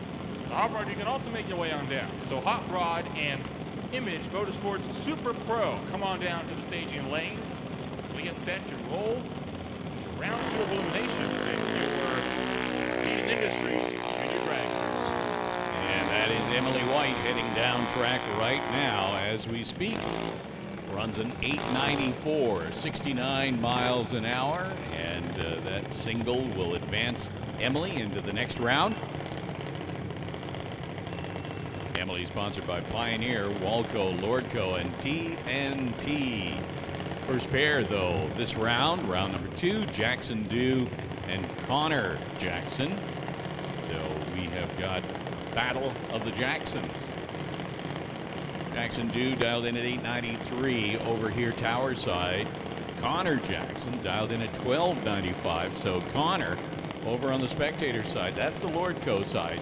Connor will be getting a handicap start, quite substantial too. We're looking at almost 14 seconds of a handicap start. Actually, no, 4 seconds of a handicap start. And Connor is 10 years of age, as is Jackson. There's the handicap for Connor. Both dragsters leave clean and green. Will Jackson Dew catch him? He does. Runs a 902 on an 893 dial. Picks up the win. Running 70 miles an hour. So Jackson Dew going into the next round as our next pair roll forward. Get set to stage Aston Katnick and Adam Katnick. So I'm guessing it's a family rivalry here. Adam and Ashton, both from Maple Ridge, both sponsored by TK Performance. Ashton dialed in at 1390. This is Junior Thunder. And Adam dialed in at 890. So handicap start going to Ashton, as you can see on the track. And here comes Adam. And Adam picks up the win on a double breakout, so 12.95 for Ashton, breaks out of a 13.90.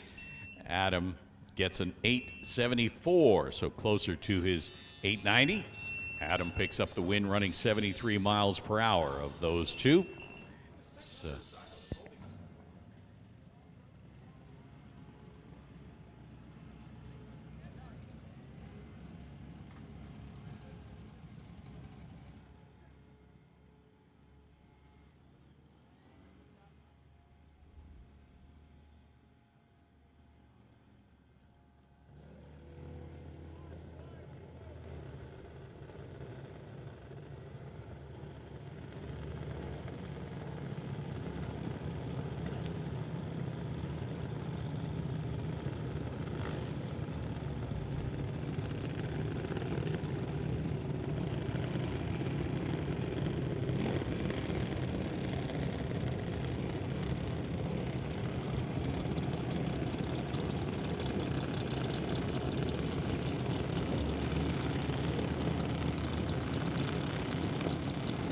we now move into Junior Lightning.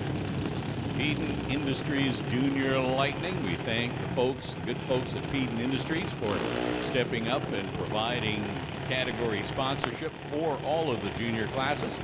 That is absolutely spectacular to see. And we start things off with this pair, Lincoln Shirk and Colton Morin.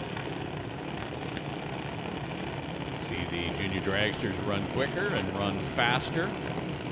Lincoln dialed in at 8.54. Langley, sponsored by the Titanium Auto Group, Rad Torque, JS Motorsports. Colton Morin, part of the Morin Motorsports group, who head up a lot of the action here in the junior dragster categories. They are a family that is dedicated and committed to the junior dragster scene here at Mission Raceway, and we certainly thank them. Handicap start going to Lincoln here on the tower side. In hot pursuit is Colton. At the 8th mile stripe, it is a win for Lincoln. Lincoln Shirk goes 8.54, dead on his dial-in. 8.54 with a 4 on an 8.54 dial-in, running 75 miles an hour. So Lincoln Shirk advancing into the next round. And because of the odd number of cars, looks like we have a bye run for Dee Dee Stanley from Mission.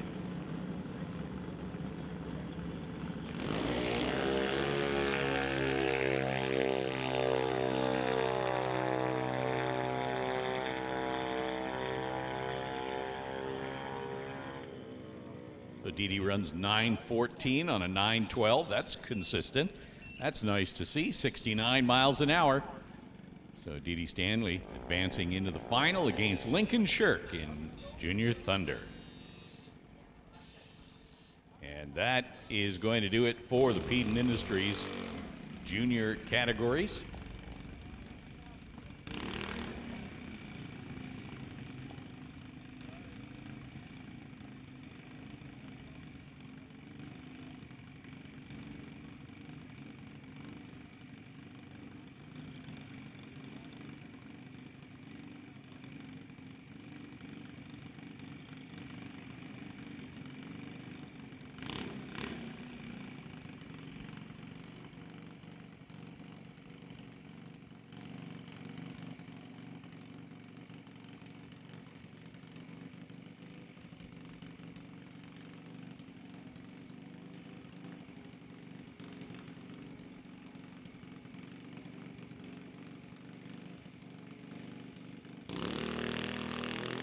Just want to make an announcement in the pits. If you are out of competition, we will not be providing any test passes for you,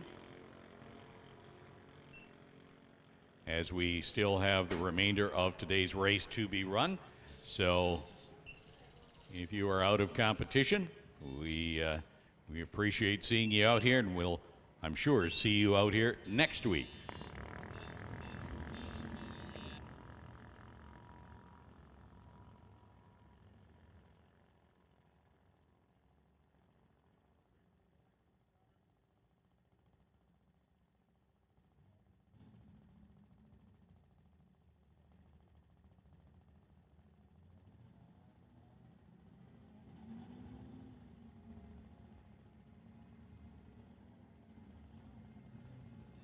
This is going to be a follow-up licensing pass for Alana Everett. Alana has made a couple of licensing passes earlier in the day, and this will be following up on that as she gets used to the staging process and the whole routine of getting the car down the 8th mile.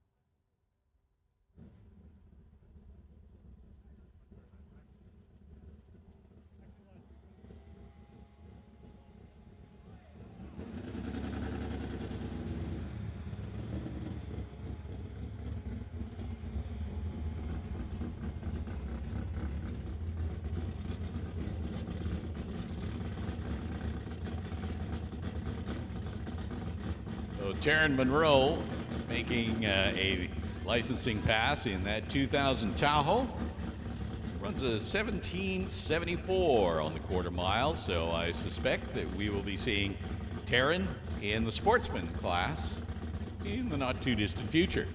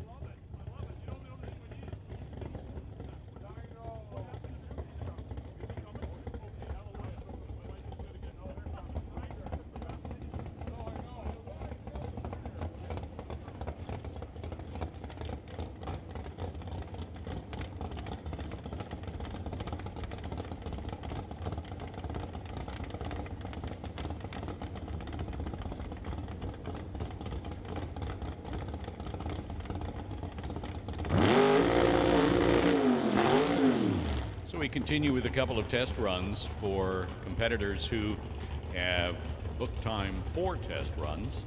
And Sydney Jung just completed hers in that Camaro as she continues to get comfortable in the Camaro for the Sportsman class that she is now competing in. She ran a 10:28 at 128 miles an hour, and so I would say that's getting more comfortable. Here's Josh Brett from West Bank in the Vogt Brothers Racing 94 ZR1 Corvette. So they've been struggling with the setup on this car. Tremendous amount of tire shake in the last run, and I'm not sure if Josh got all the fillings replaced, but he may have to if that happens again. Boy, that was really brutal.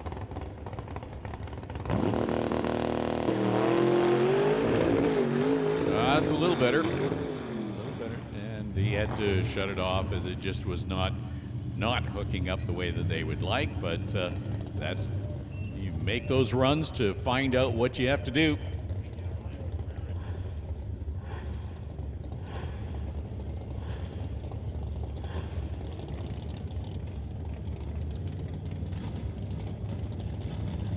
Attention to the pit, Super Combo. We need you to the lanes, please. Super Combo. We need you to the lanes. This is your call. Super Combo.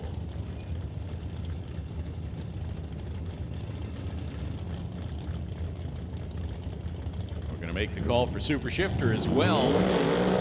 Super Shifter, we need you to the lanes.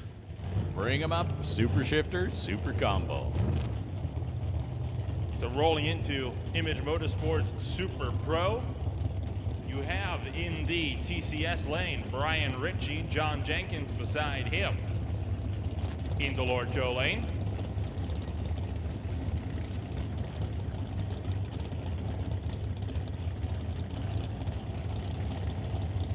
Brian Ritchie, sponsored by Ritchie Race Engine and Greenlight Auto Sales. John Jenkins, racing under the Lordco RBS Reconstruction Building Services colors.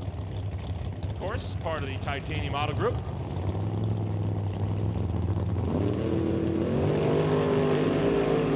Oh, John Jenkins goes red. That gifts a freebie to Brian Ritchie, who is going to be clear into the next round.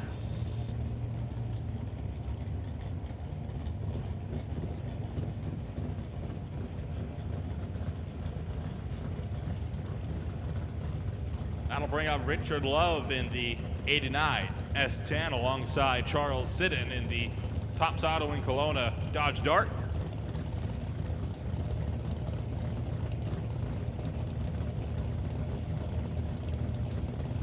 $10.58 dial versus a 977.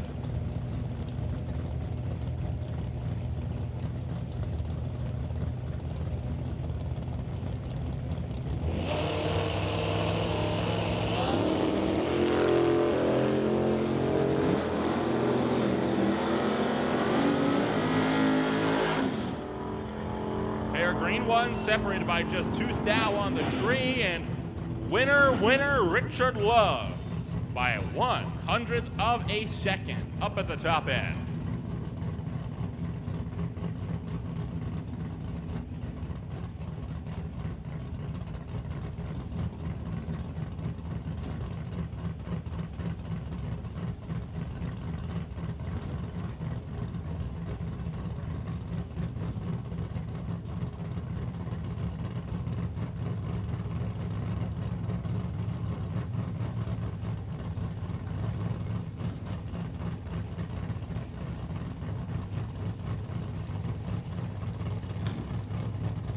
Kevin McNichol versus Andy Hatton.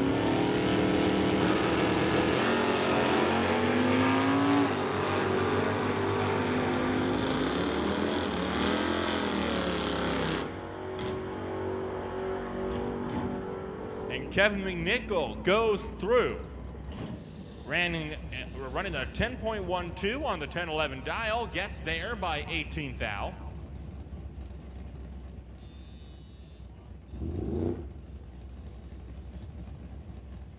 That will do it for Image Motorsports Super Pro as we get set to roll into Hot Rod.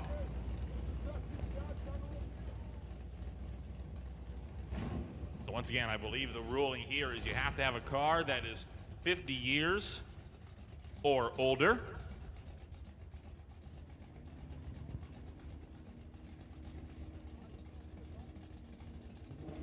Randy Hermsen in the Oldsmobile going up against Jackman's Chevelle. Hermsen will leave first.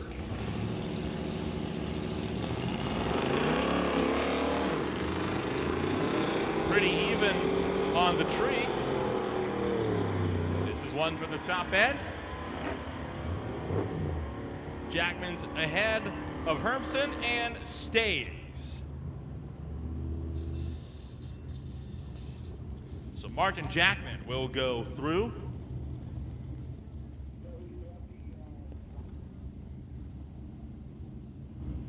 That'll bring up Daryl Tippy and Glenn Filliam. Daryl Tippy running under the Horizon paint and auto body colors in the wagon.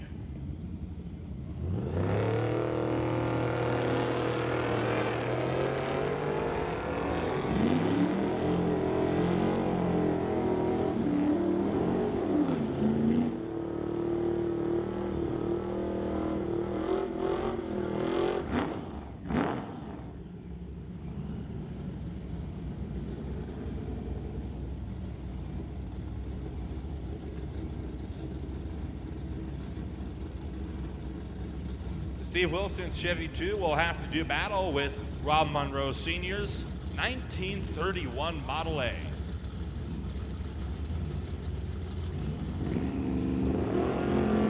Wilson leads first by a good margin. Oh, double red light. Wilson, the lesser offender. Wilson 031 red, Monroe Sr. 097 red. So Wilson will make it through. Monroe is going home. Jim Banky and Rob Hodgson now. Prepping to go to battle. Some Plymouth on Plymouth action here.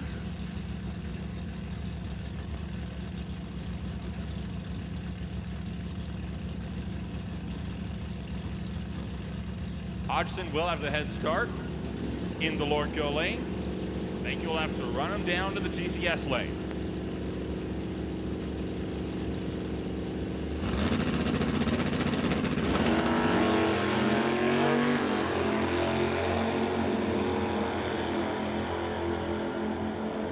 This one could be close at the top end. Banky gets it there first. Got the tree and got the ET. 008 to Rob Hodgson's 070 light. Jim Banky, I'm just floored at the consistency of his reaction time. 008, and I think he was 007 last time. It's like this guy is on fire at the reaction time. Even in Friday test and tune, from there all the way to now, has never been greater than a quarter of a tenth off of that tree. It's insane. I wonder if somebody got him a porta tree as a gift and he's been practicing all the time.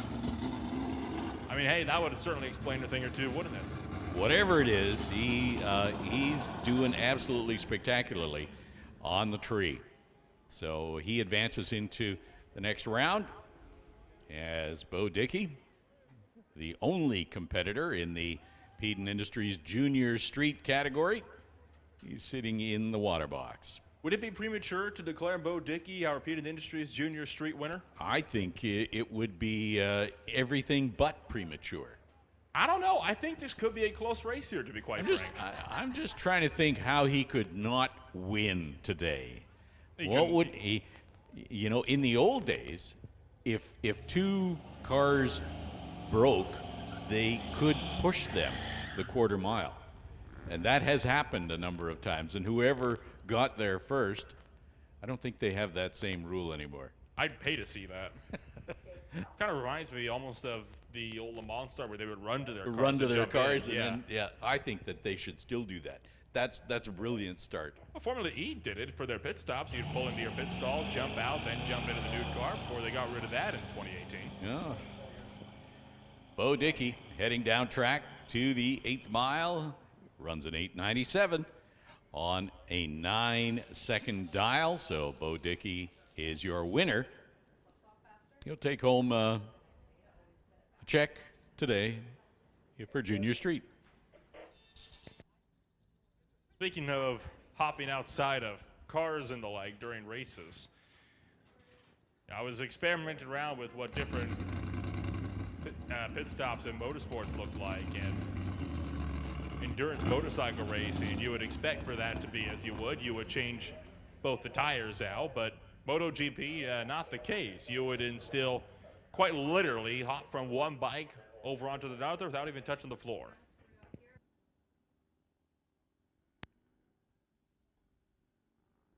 So attention in the pits, we're going to change the schedule just slightly as we have another round of Sportsman and another round of Pro, Bubba Speed Shop Pro bracket. We're going to call you back to the lanes and get in another round of eliminations. So make this call official. Sportsman, we need you back to the lanes. And Bubba Speed Shop Pro bracket, we need you back to the lanes as well. Bring them back, bring them up ASAP. Sportsman and Bubba Speed Shop Pro bracket.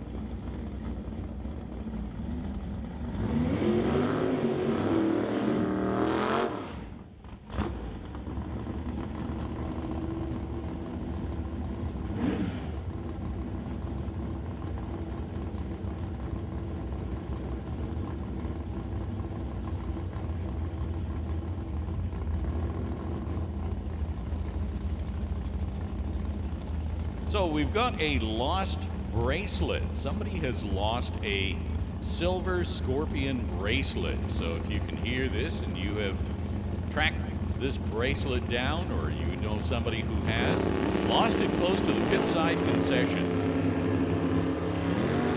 Let me get these cars down. Mark Downing in Super Combo and Warren Jacobson. 1090 is the dial, 1093 is the win for Mark Downing. No doubt, as a result of a 001 reaction time, Mark Downing goes 1093, 146 miles an hour, and will advance into the next round. That is pretty spectacular.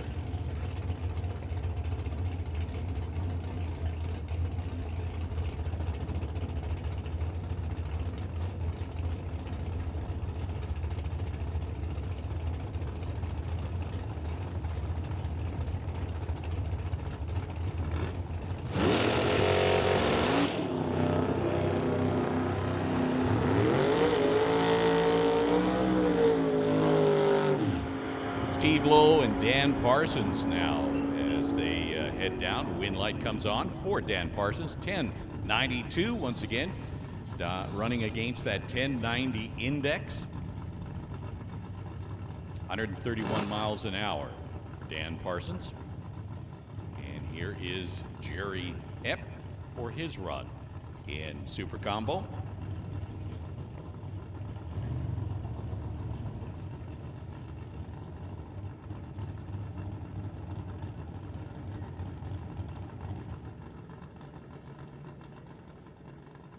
Looks like Jerry Epp just maybe took the tree or is sitting there with something wrong. So this gives me a good opportunity to talk about the Silver Scorpion lost bracelet. Lost close to the pit side concession near the road in the first lane. So if you have tracked that Silver Scorpion bracelet down, somebody has lost it. And there is a phone number here that you can bring into the tower. If you have it, and we will reconnect the bracelet wearer and the bracelet.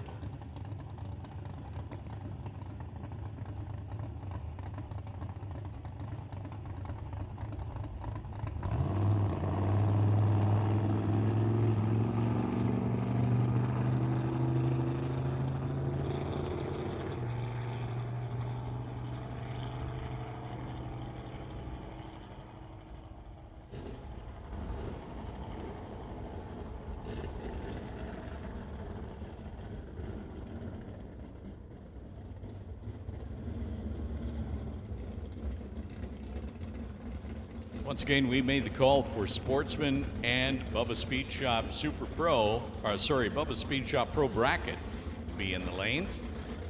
So hopefully you are back in the lanes for your next round of competition.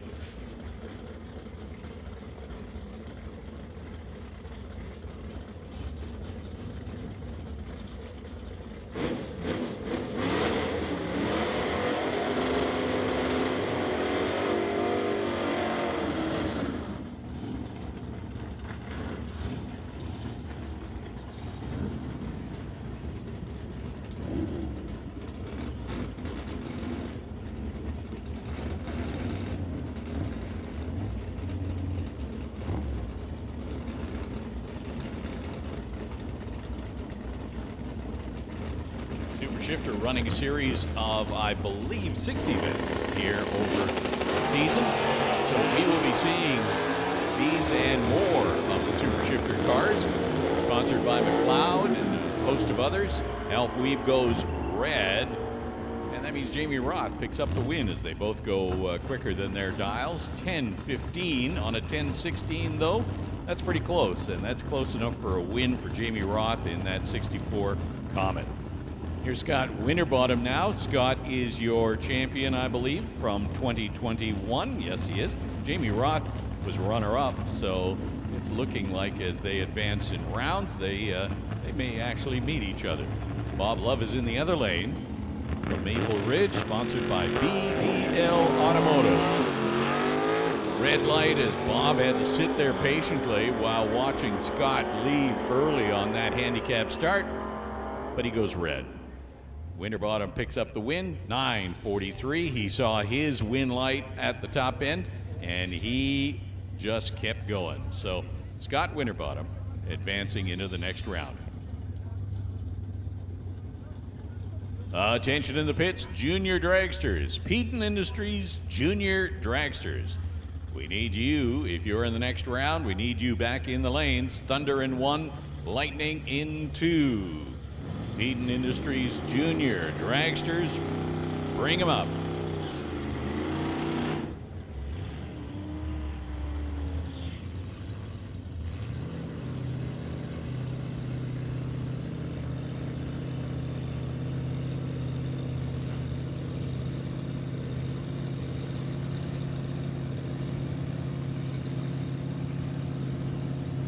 So with an extra round of competition in Sportsman and Pro bracket, we are inserting that into the program right now. Bill Wells and Gary Fawcett head down track. Fawcett from Burnaby, Wells from Mission. Both of them breaking out. Win light comes on for Gary Fawcett as he is closer to his dial-in, running at 13.94.5 against a 13.96 dial. So Fawcett will advance into the next round.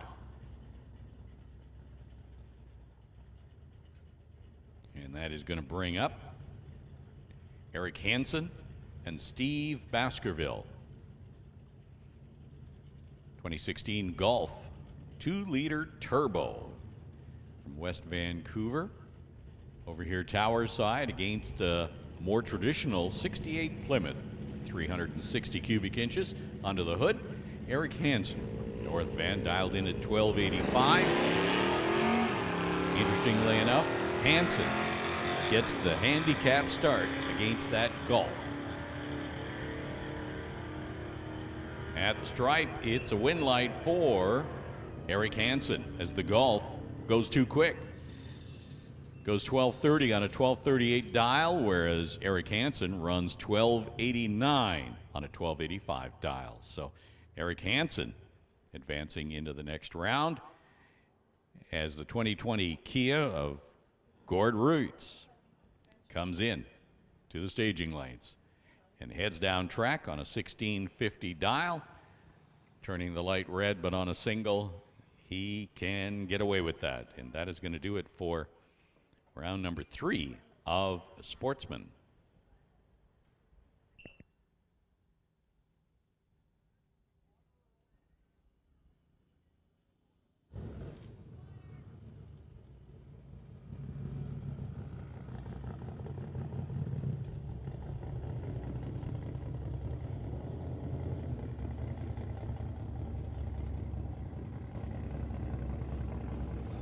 We follow up Sportsman now with the third round for Bubba Speed Shop Pro Bracket.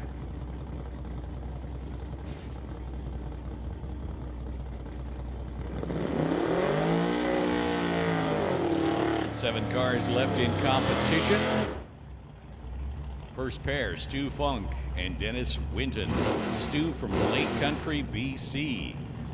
Stuart Funk Plumbing providing some sponsorship against that 70 Chevelle. 396 cubic inches with a dial-in of 1122. Dennis Winton in the station wagon, 66 Bel Air with 350 cubic inches, 1183 is the dial. So we'll see the station wagon lead the start line first by, about 6/10.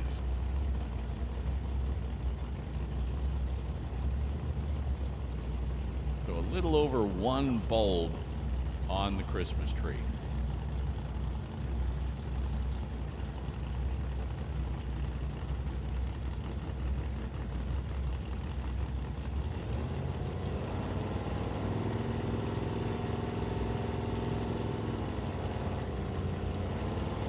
Handicap going to the station wagon. Here comes the tree as they're both staged.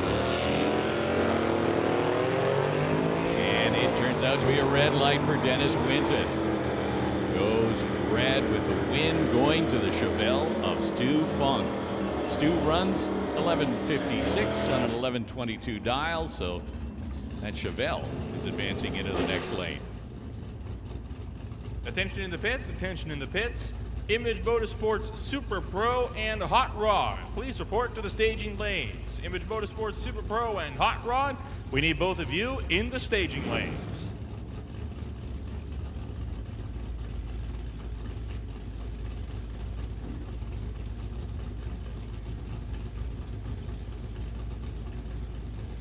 Craig Johnson now rolling forward alongside John Barrichello.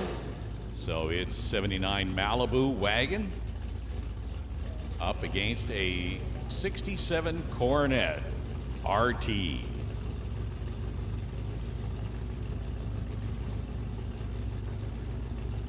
So Barrichello has a dial-in on the window, and you can see it on the reader board at the top end, 1129.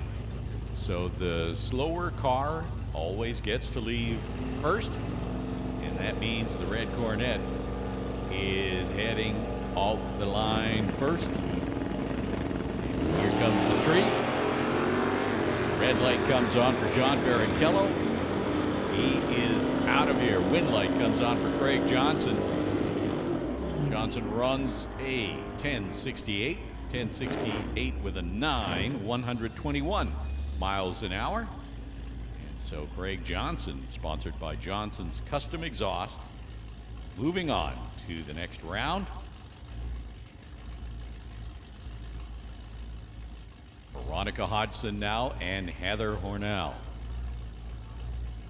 Hornell driving the 2003 Sonoma pickup from Chilliwack, dialed in at 11:56. And Veronica from Mission in that 69 Dart, dialed in at 12:58 rather.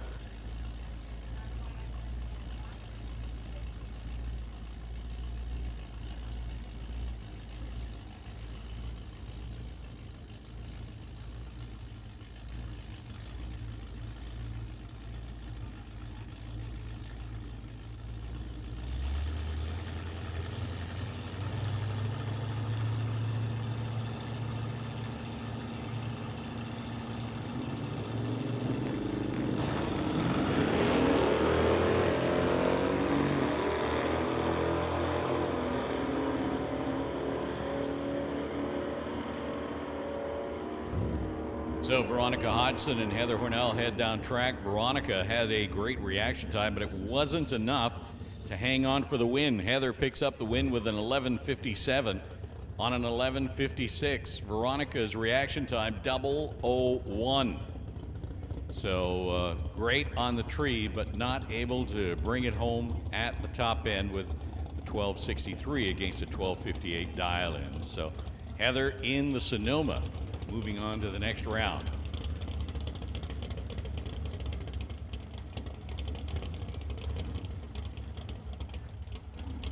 So Henry Zacharias making another test pass on a car that has, as we heard, a whole bunch of new parts in it.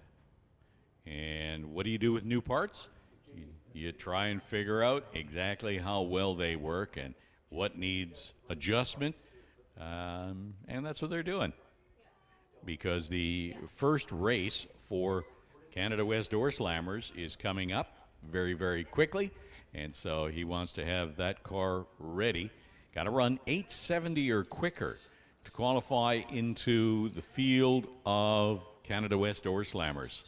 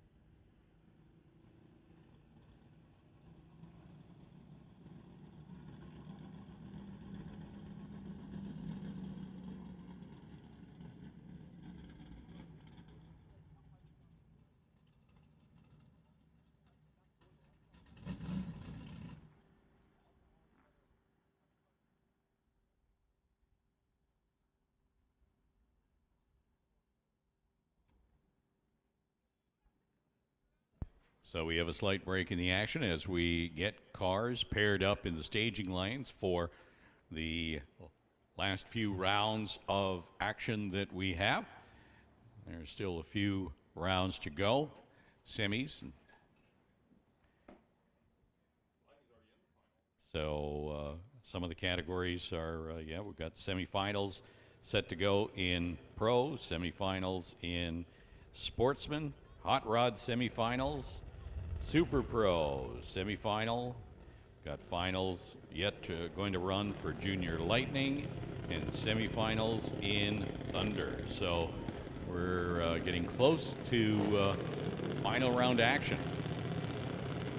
I think we're almost at that point where if you're still in competition, we want to see you back in the staging lanes relatively quickly. So don't hang. So there we go. We're great minds think alike. All semifinalists. You're still in competition. Need you back in the staging lanes ASAP. All semifinalists back to the staging lanes, please.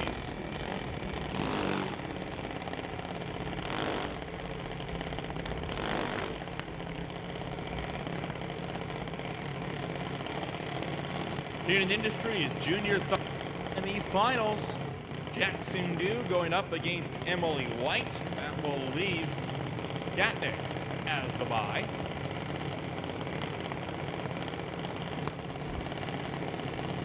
$893 to an $894, so these drivers will be leaving for all intents and purposes at the exact same time.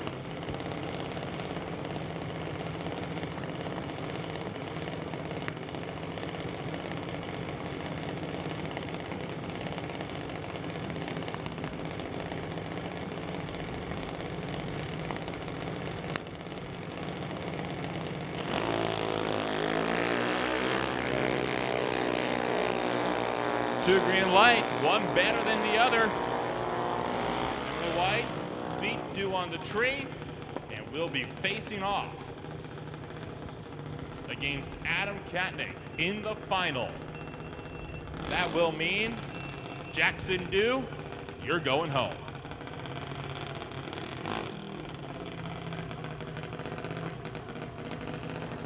Katnick out of Maple Ridge for TK Performance. With a free pass into the final. So at the very least, runner-up guaranteed. If not, of course, your Junior Thunder winner.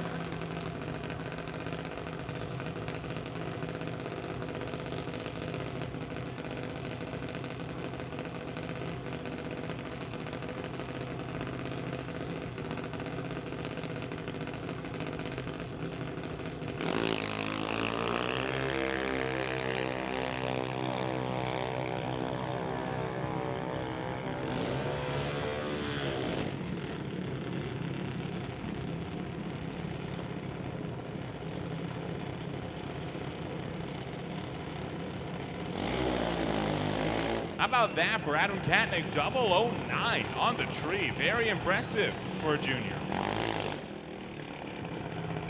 That brings up your Junior Lightning final. Lincoln Shirk going up against Dee Stanley.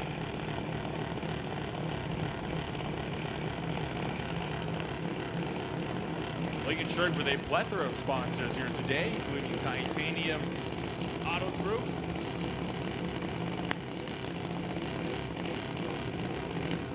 Rad Torque Systems, and JS Motorsports.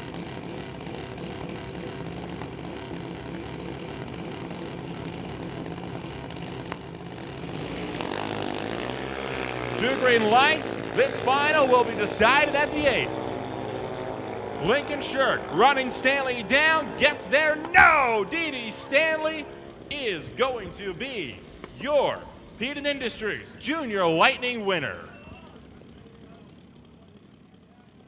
You just got to know that the group involved, the families involved with junior dragsters, I mean, this is heavy competition for them, and that's a big win.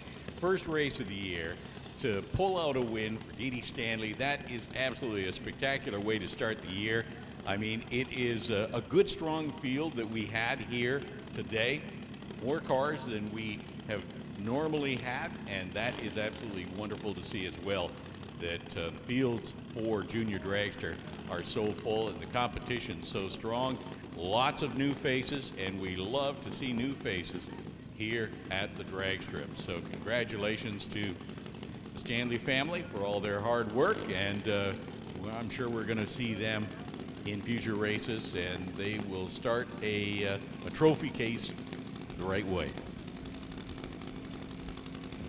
Couple of thunders coming on up for test hits. First up will be Hunter Goland with Alex Green right behind him.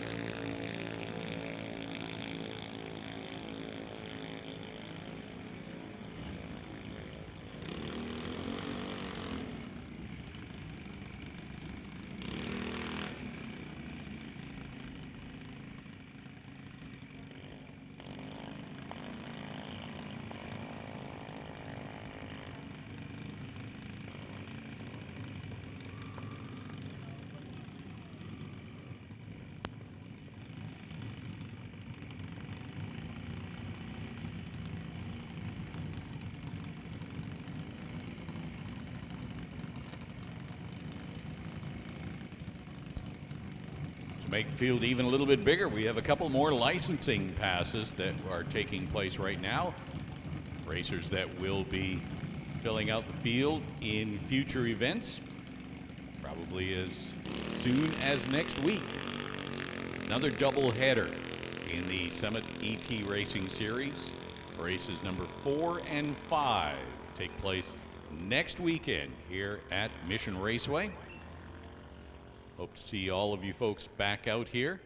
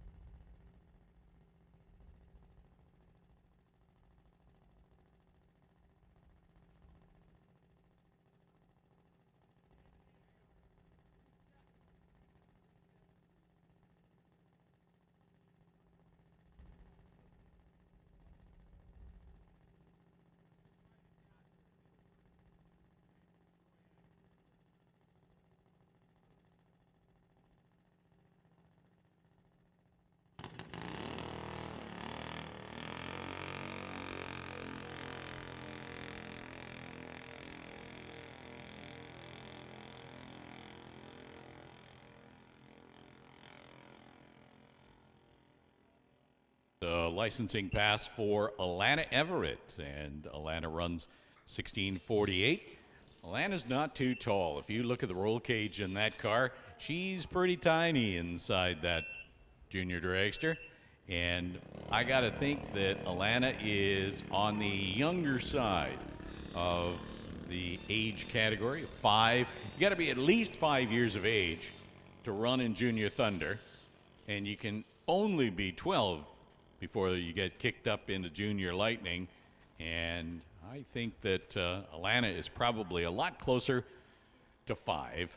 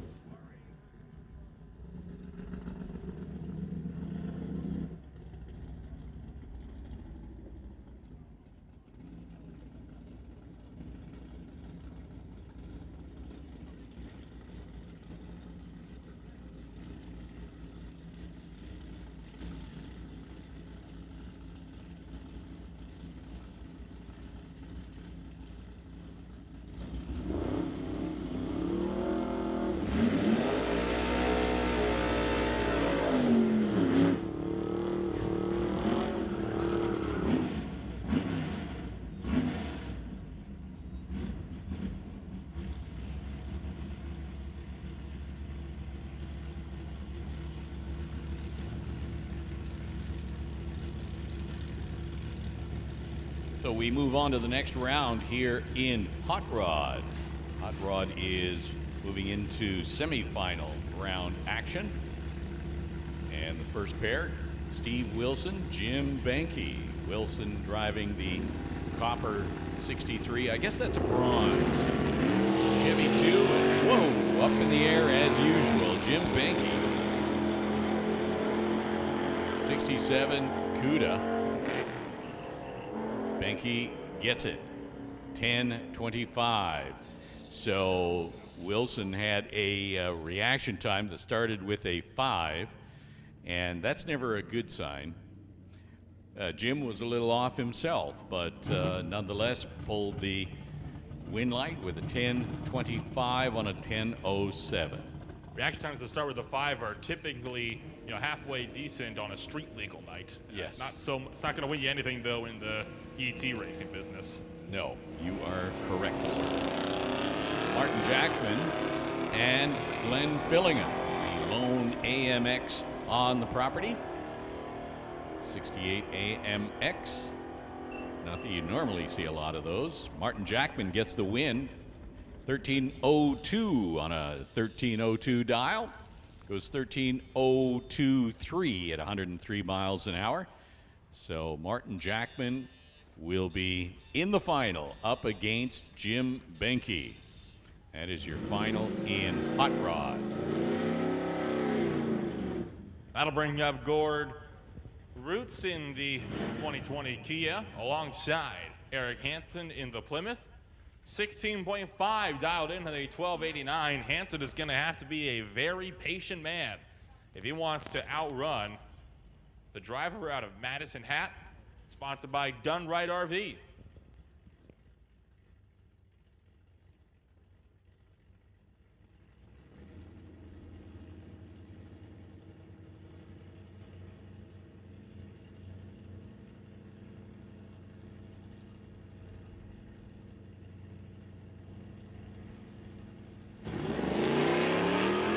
Both drivers away on the green, and Hansen trying to run down Roots. The Kia trying to stay out in front.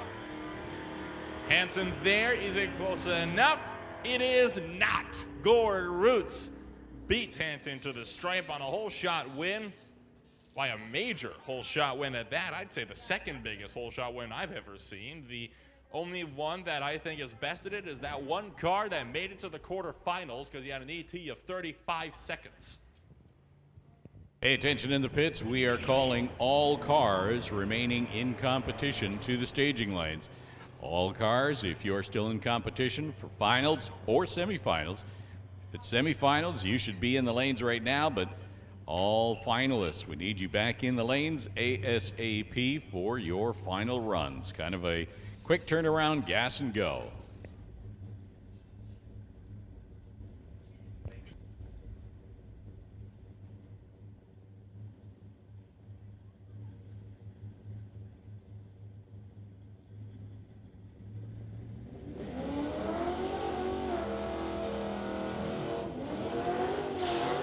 Gary Fawcett had the bye in Sportsman, and he will be facing off against Gary Roots in the Sportsman final. Bring up Richard Love, all by his lonesome in the Lordco lane with the Image Motorsports Super Pro bye.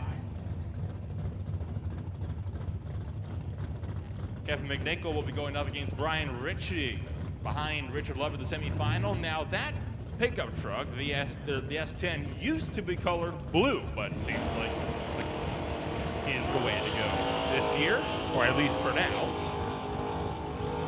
Solid light goes 021 automatically when light comes on. That's what happens when you don't have a single scrap of competition in a round.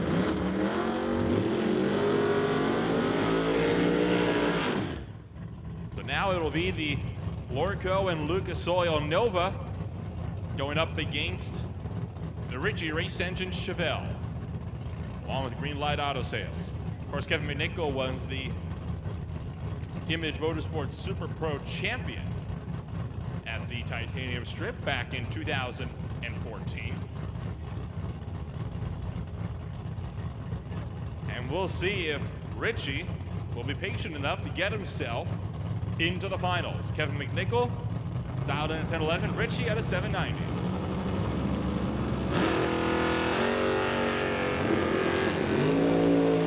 Oh, 009 red for Brian Ritchie.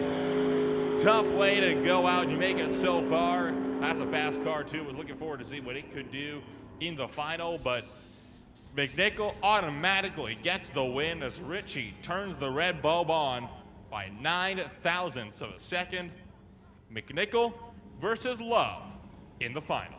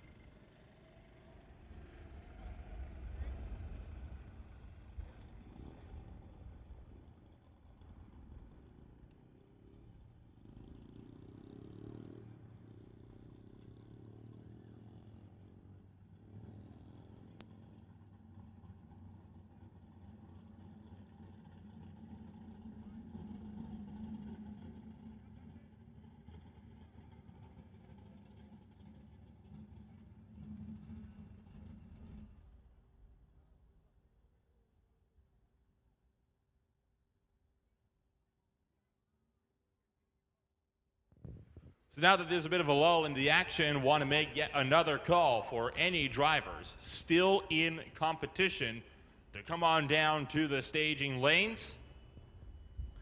This includes all semifinalists who I would hope by now would be in or making their way down to the staging lanes, as well as all finalists.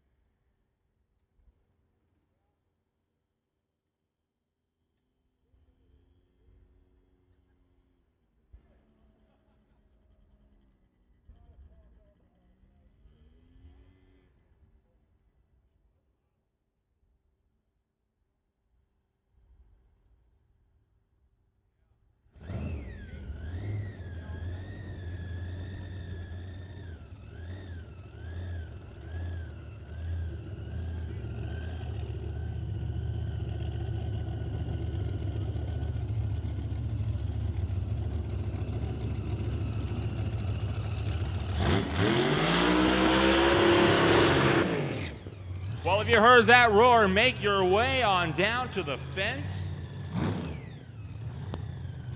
because that is a full-blown dragster that has come out to make a test hit. Waited right till the end for it, too.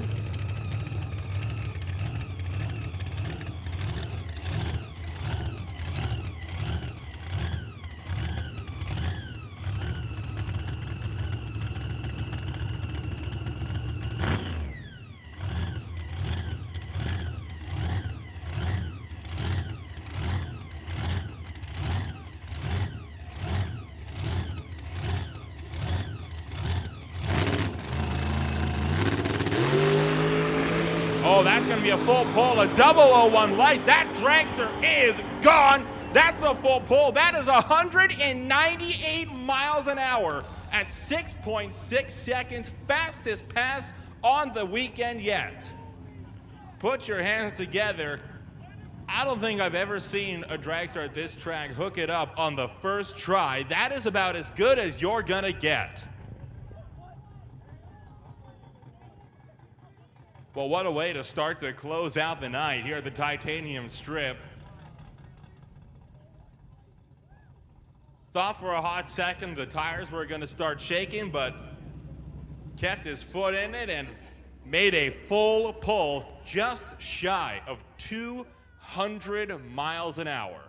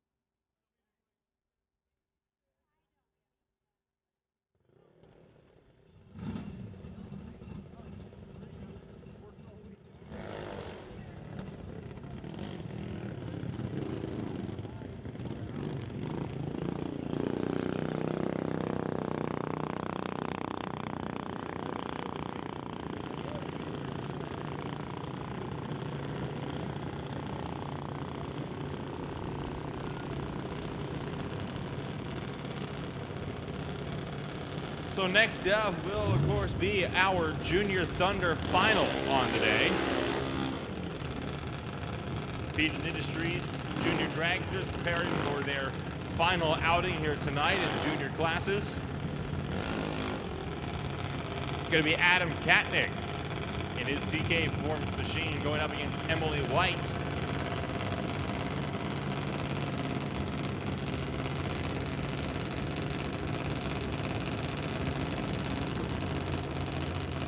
Tell you what, now that we've just seen a full-blown dragster go down the racetrack, the juniors dragsters seem just a touch underwhelming, but hey, these ones are racing.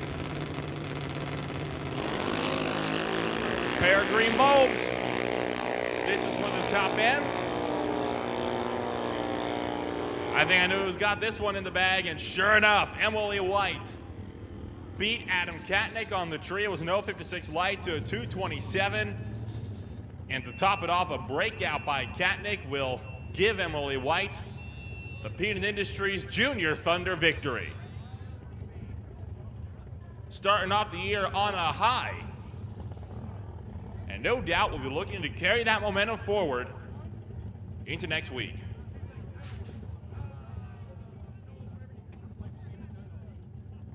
Once again, we have called all finalists or all drivers still in competition to the staging lanes. If you are still in competition, we need you to the staging lanes ASAP.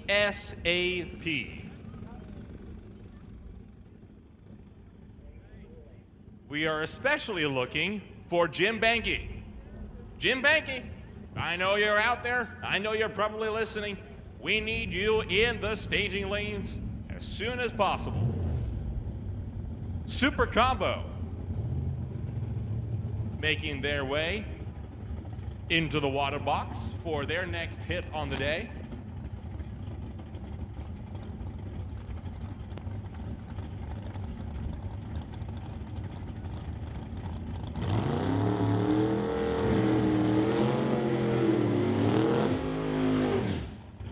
Jerry Epp and Mark Downing, both dialed in on the 1090 index, the most common index in the Super Combo. You can either run a 1090, a 990, or an 890. They are opting for the Super Street Index. Malibu versus Mustang.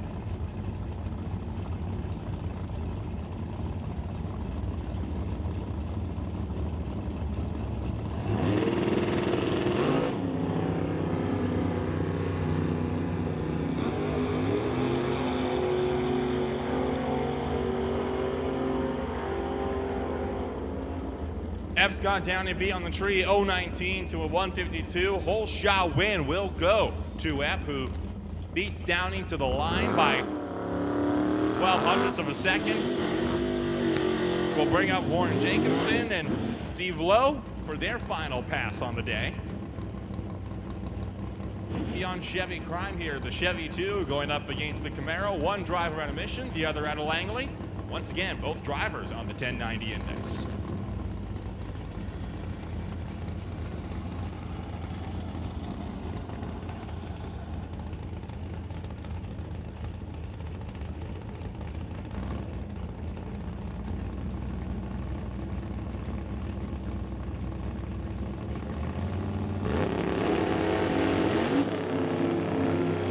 Red light start for Warren Jacobson. Steve Lowe was 009 on the tree. Lowe turns the win light on and will coast through at the top end.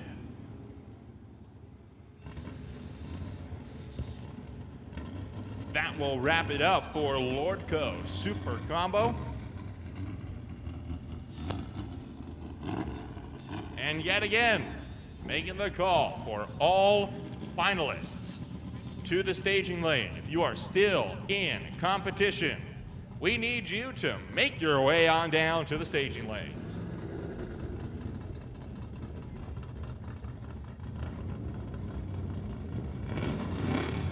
BC Super Shifters coming into the water box for the final round of eliminations on the day.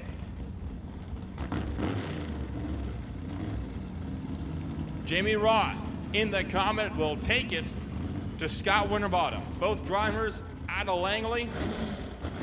Winterbottom still sporting the Rags to Riches Top Shop colors on his car.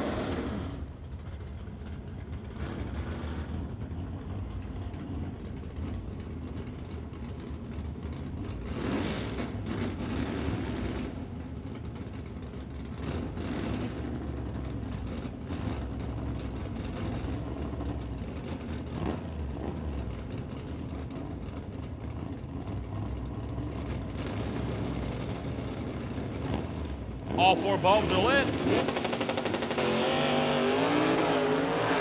Pair of green ones, and they are mighty close to one another.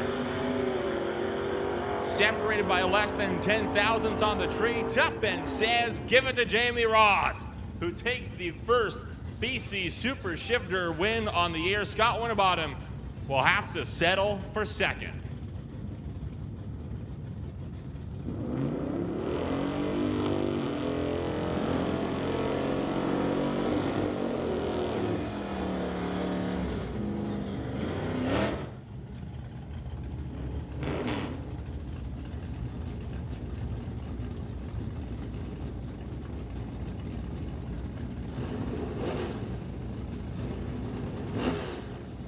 Bubba Speed Shop Pro semi-final. Craig Johnson going on up against Heather Hornall. Hornall will be leaving first in the Sonoma. The Johnson's custom exhaust Malibu will be leaving second on the 1072 dial.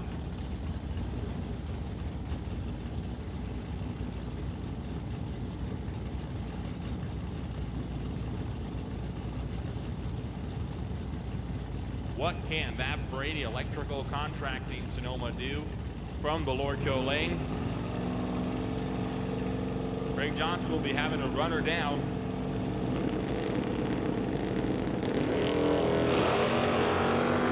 Pair of green ones.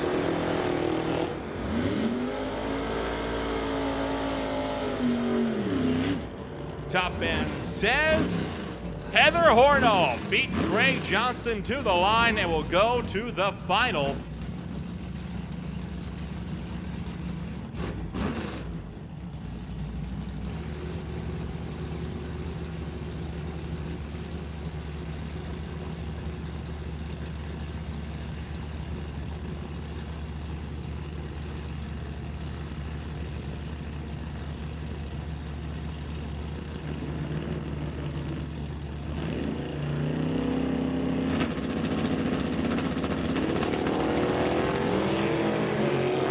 Jim Banky and Stu Fung seeing who will be facing off against Heather Hornall in the final. To the line, breakout for Stu Fung. We'll give it to Jim Banky. And Stu Fung will be kicking himself when he sees the lights. He had Banky beat on the tree, pushed a little bit too hard trying to stay out in front, saw Banky coming and underestimated his own speed. Ran 11.3 on the 11.5 dial.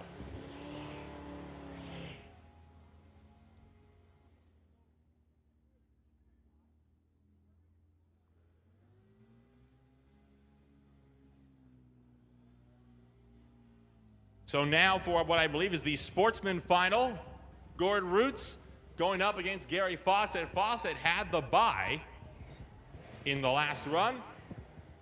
And we'll have to be patient while Roots will be leaving about 2.5 seconds sooner. Kia's away. Plymouth's away. Couple of very good lights. Roots was 004 on the tree. It was 025 for Fawcett. Top end says Gord Roots, excuse me, takes this first Sportsman win on the season by 0.06 of a second, getting to the line first over Gary Fawcett.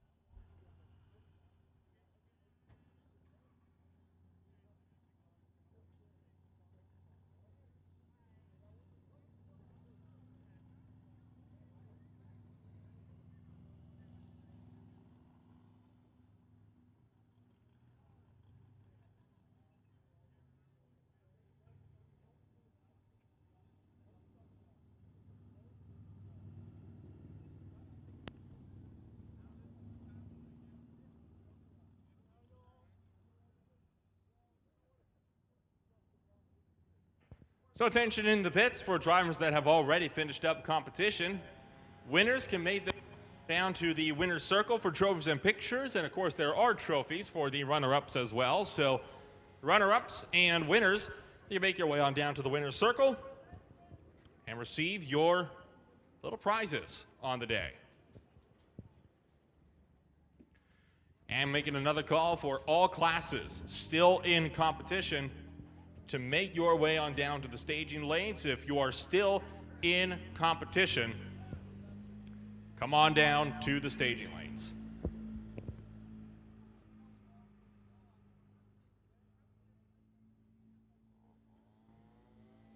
And attention to any of the juniors that might still be here, specifically the junior dragsters. If you are missing a starting box, well, there happens to be one sitting on the wall right in the TCS lane at the starting line. So I would advise all of the junior dragster teams to check your vehicles and your pits before you go, and if you don't find your starter box, well, we might happen to know where it is. You can make your way on down to the starting line. I am sure that we would love to return that to you.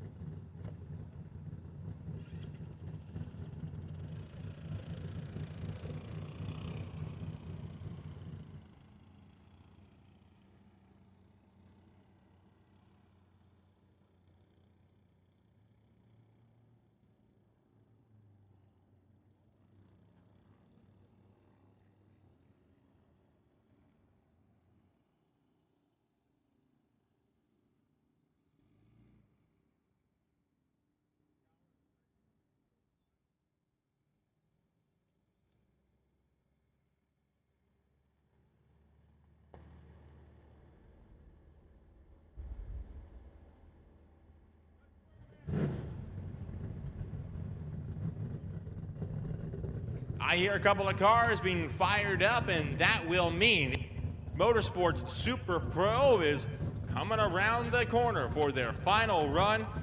Kevin McCulley going up against Richard Love. It will be the 67 Nova against the 89 S10.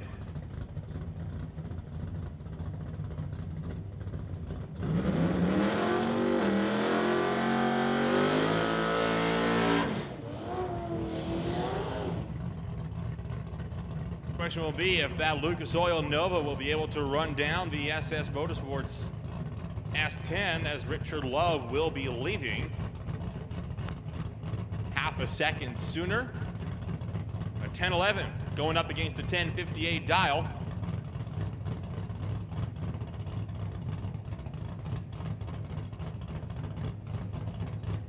Both cars bumping their way into the staging beams.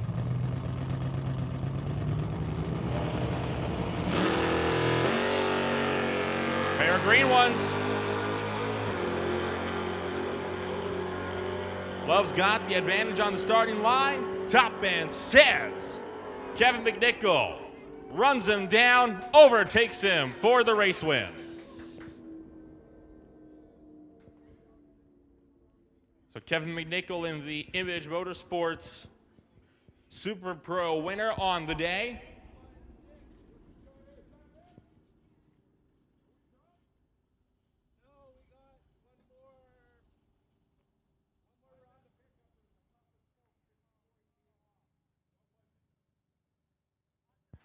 Once again, making the call for all finalists to make your way down to the staging lanes. All finalists still looking for you in the staging lanes.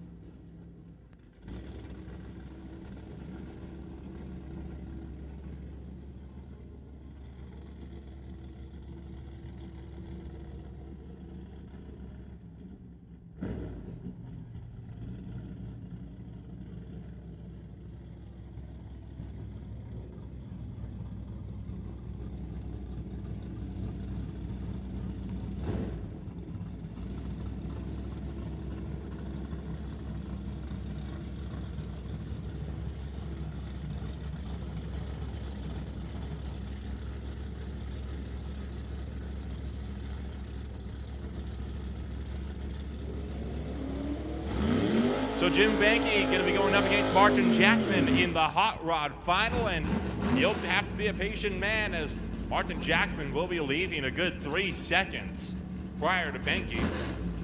Could mean that Jackman is as far out as the 330-foot mark by the time Banky even leaves the line.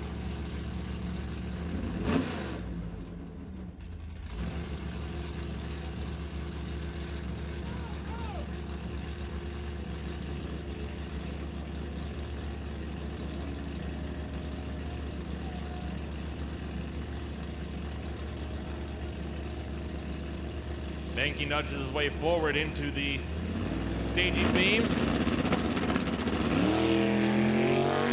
Pair of green lights. And guess where that advantage sits? With the driver doing the chasing. Top End says Jim Banky wins by 4 thousandths of a second. Top end of the racetrack.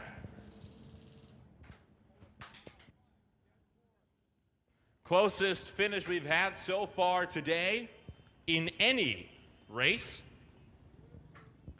The exact margin of victory, 0.046. So 46 ten-thousandths of a second in favor of the car over in the TCS lane.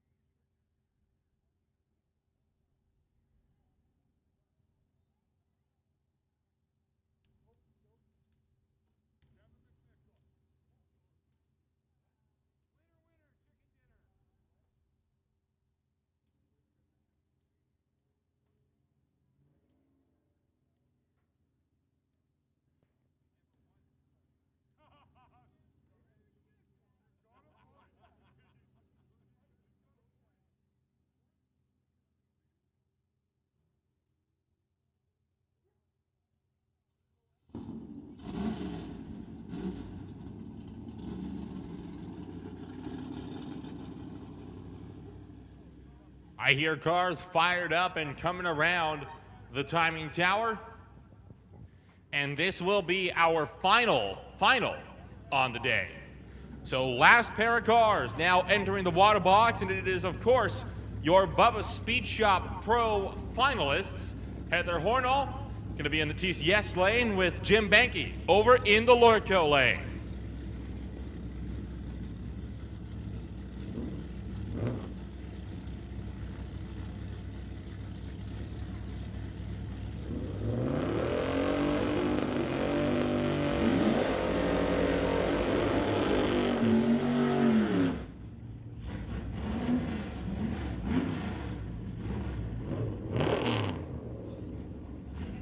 So you got yourself an 1162 over in the TCS lane from Heather Hornall, and Jim Banky is still dialed in at the 1011. It's been a very reliable dial-in for him. May as well keep using it. Banky has been cutting near perfect lights all day long, looking to get just one more.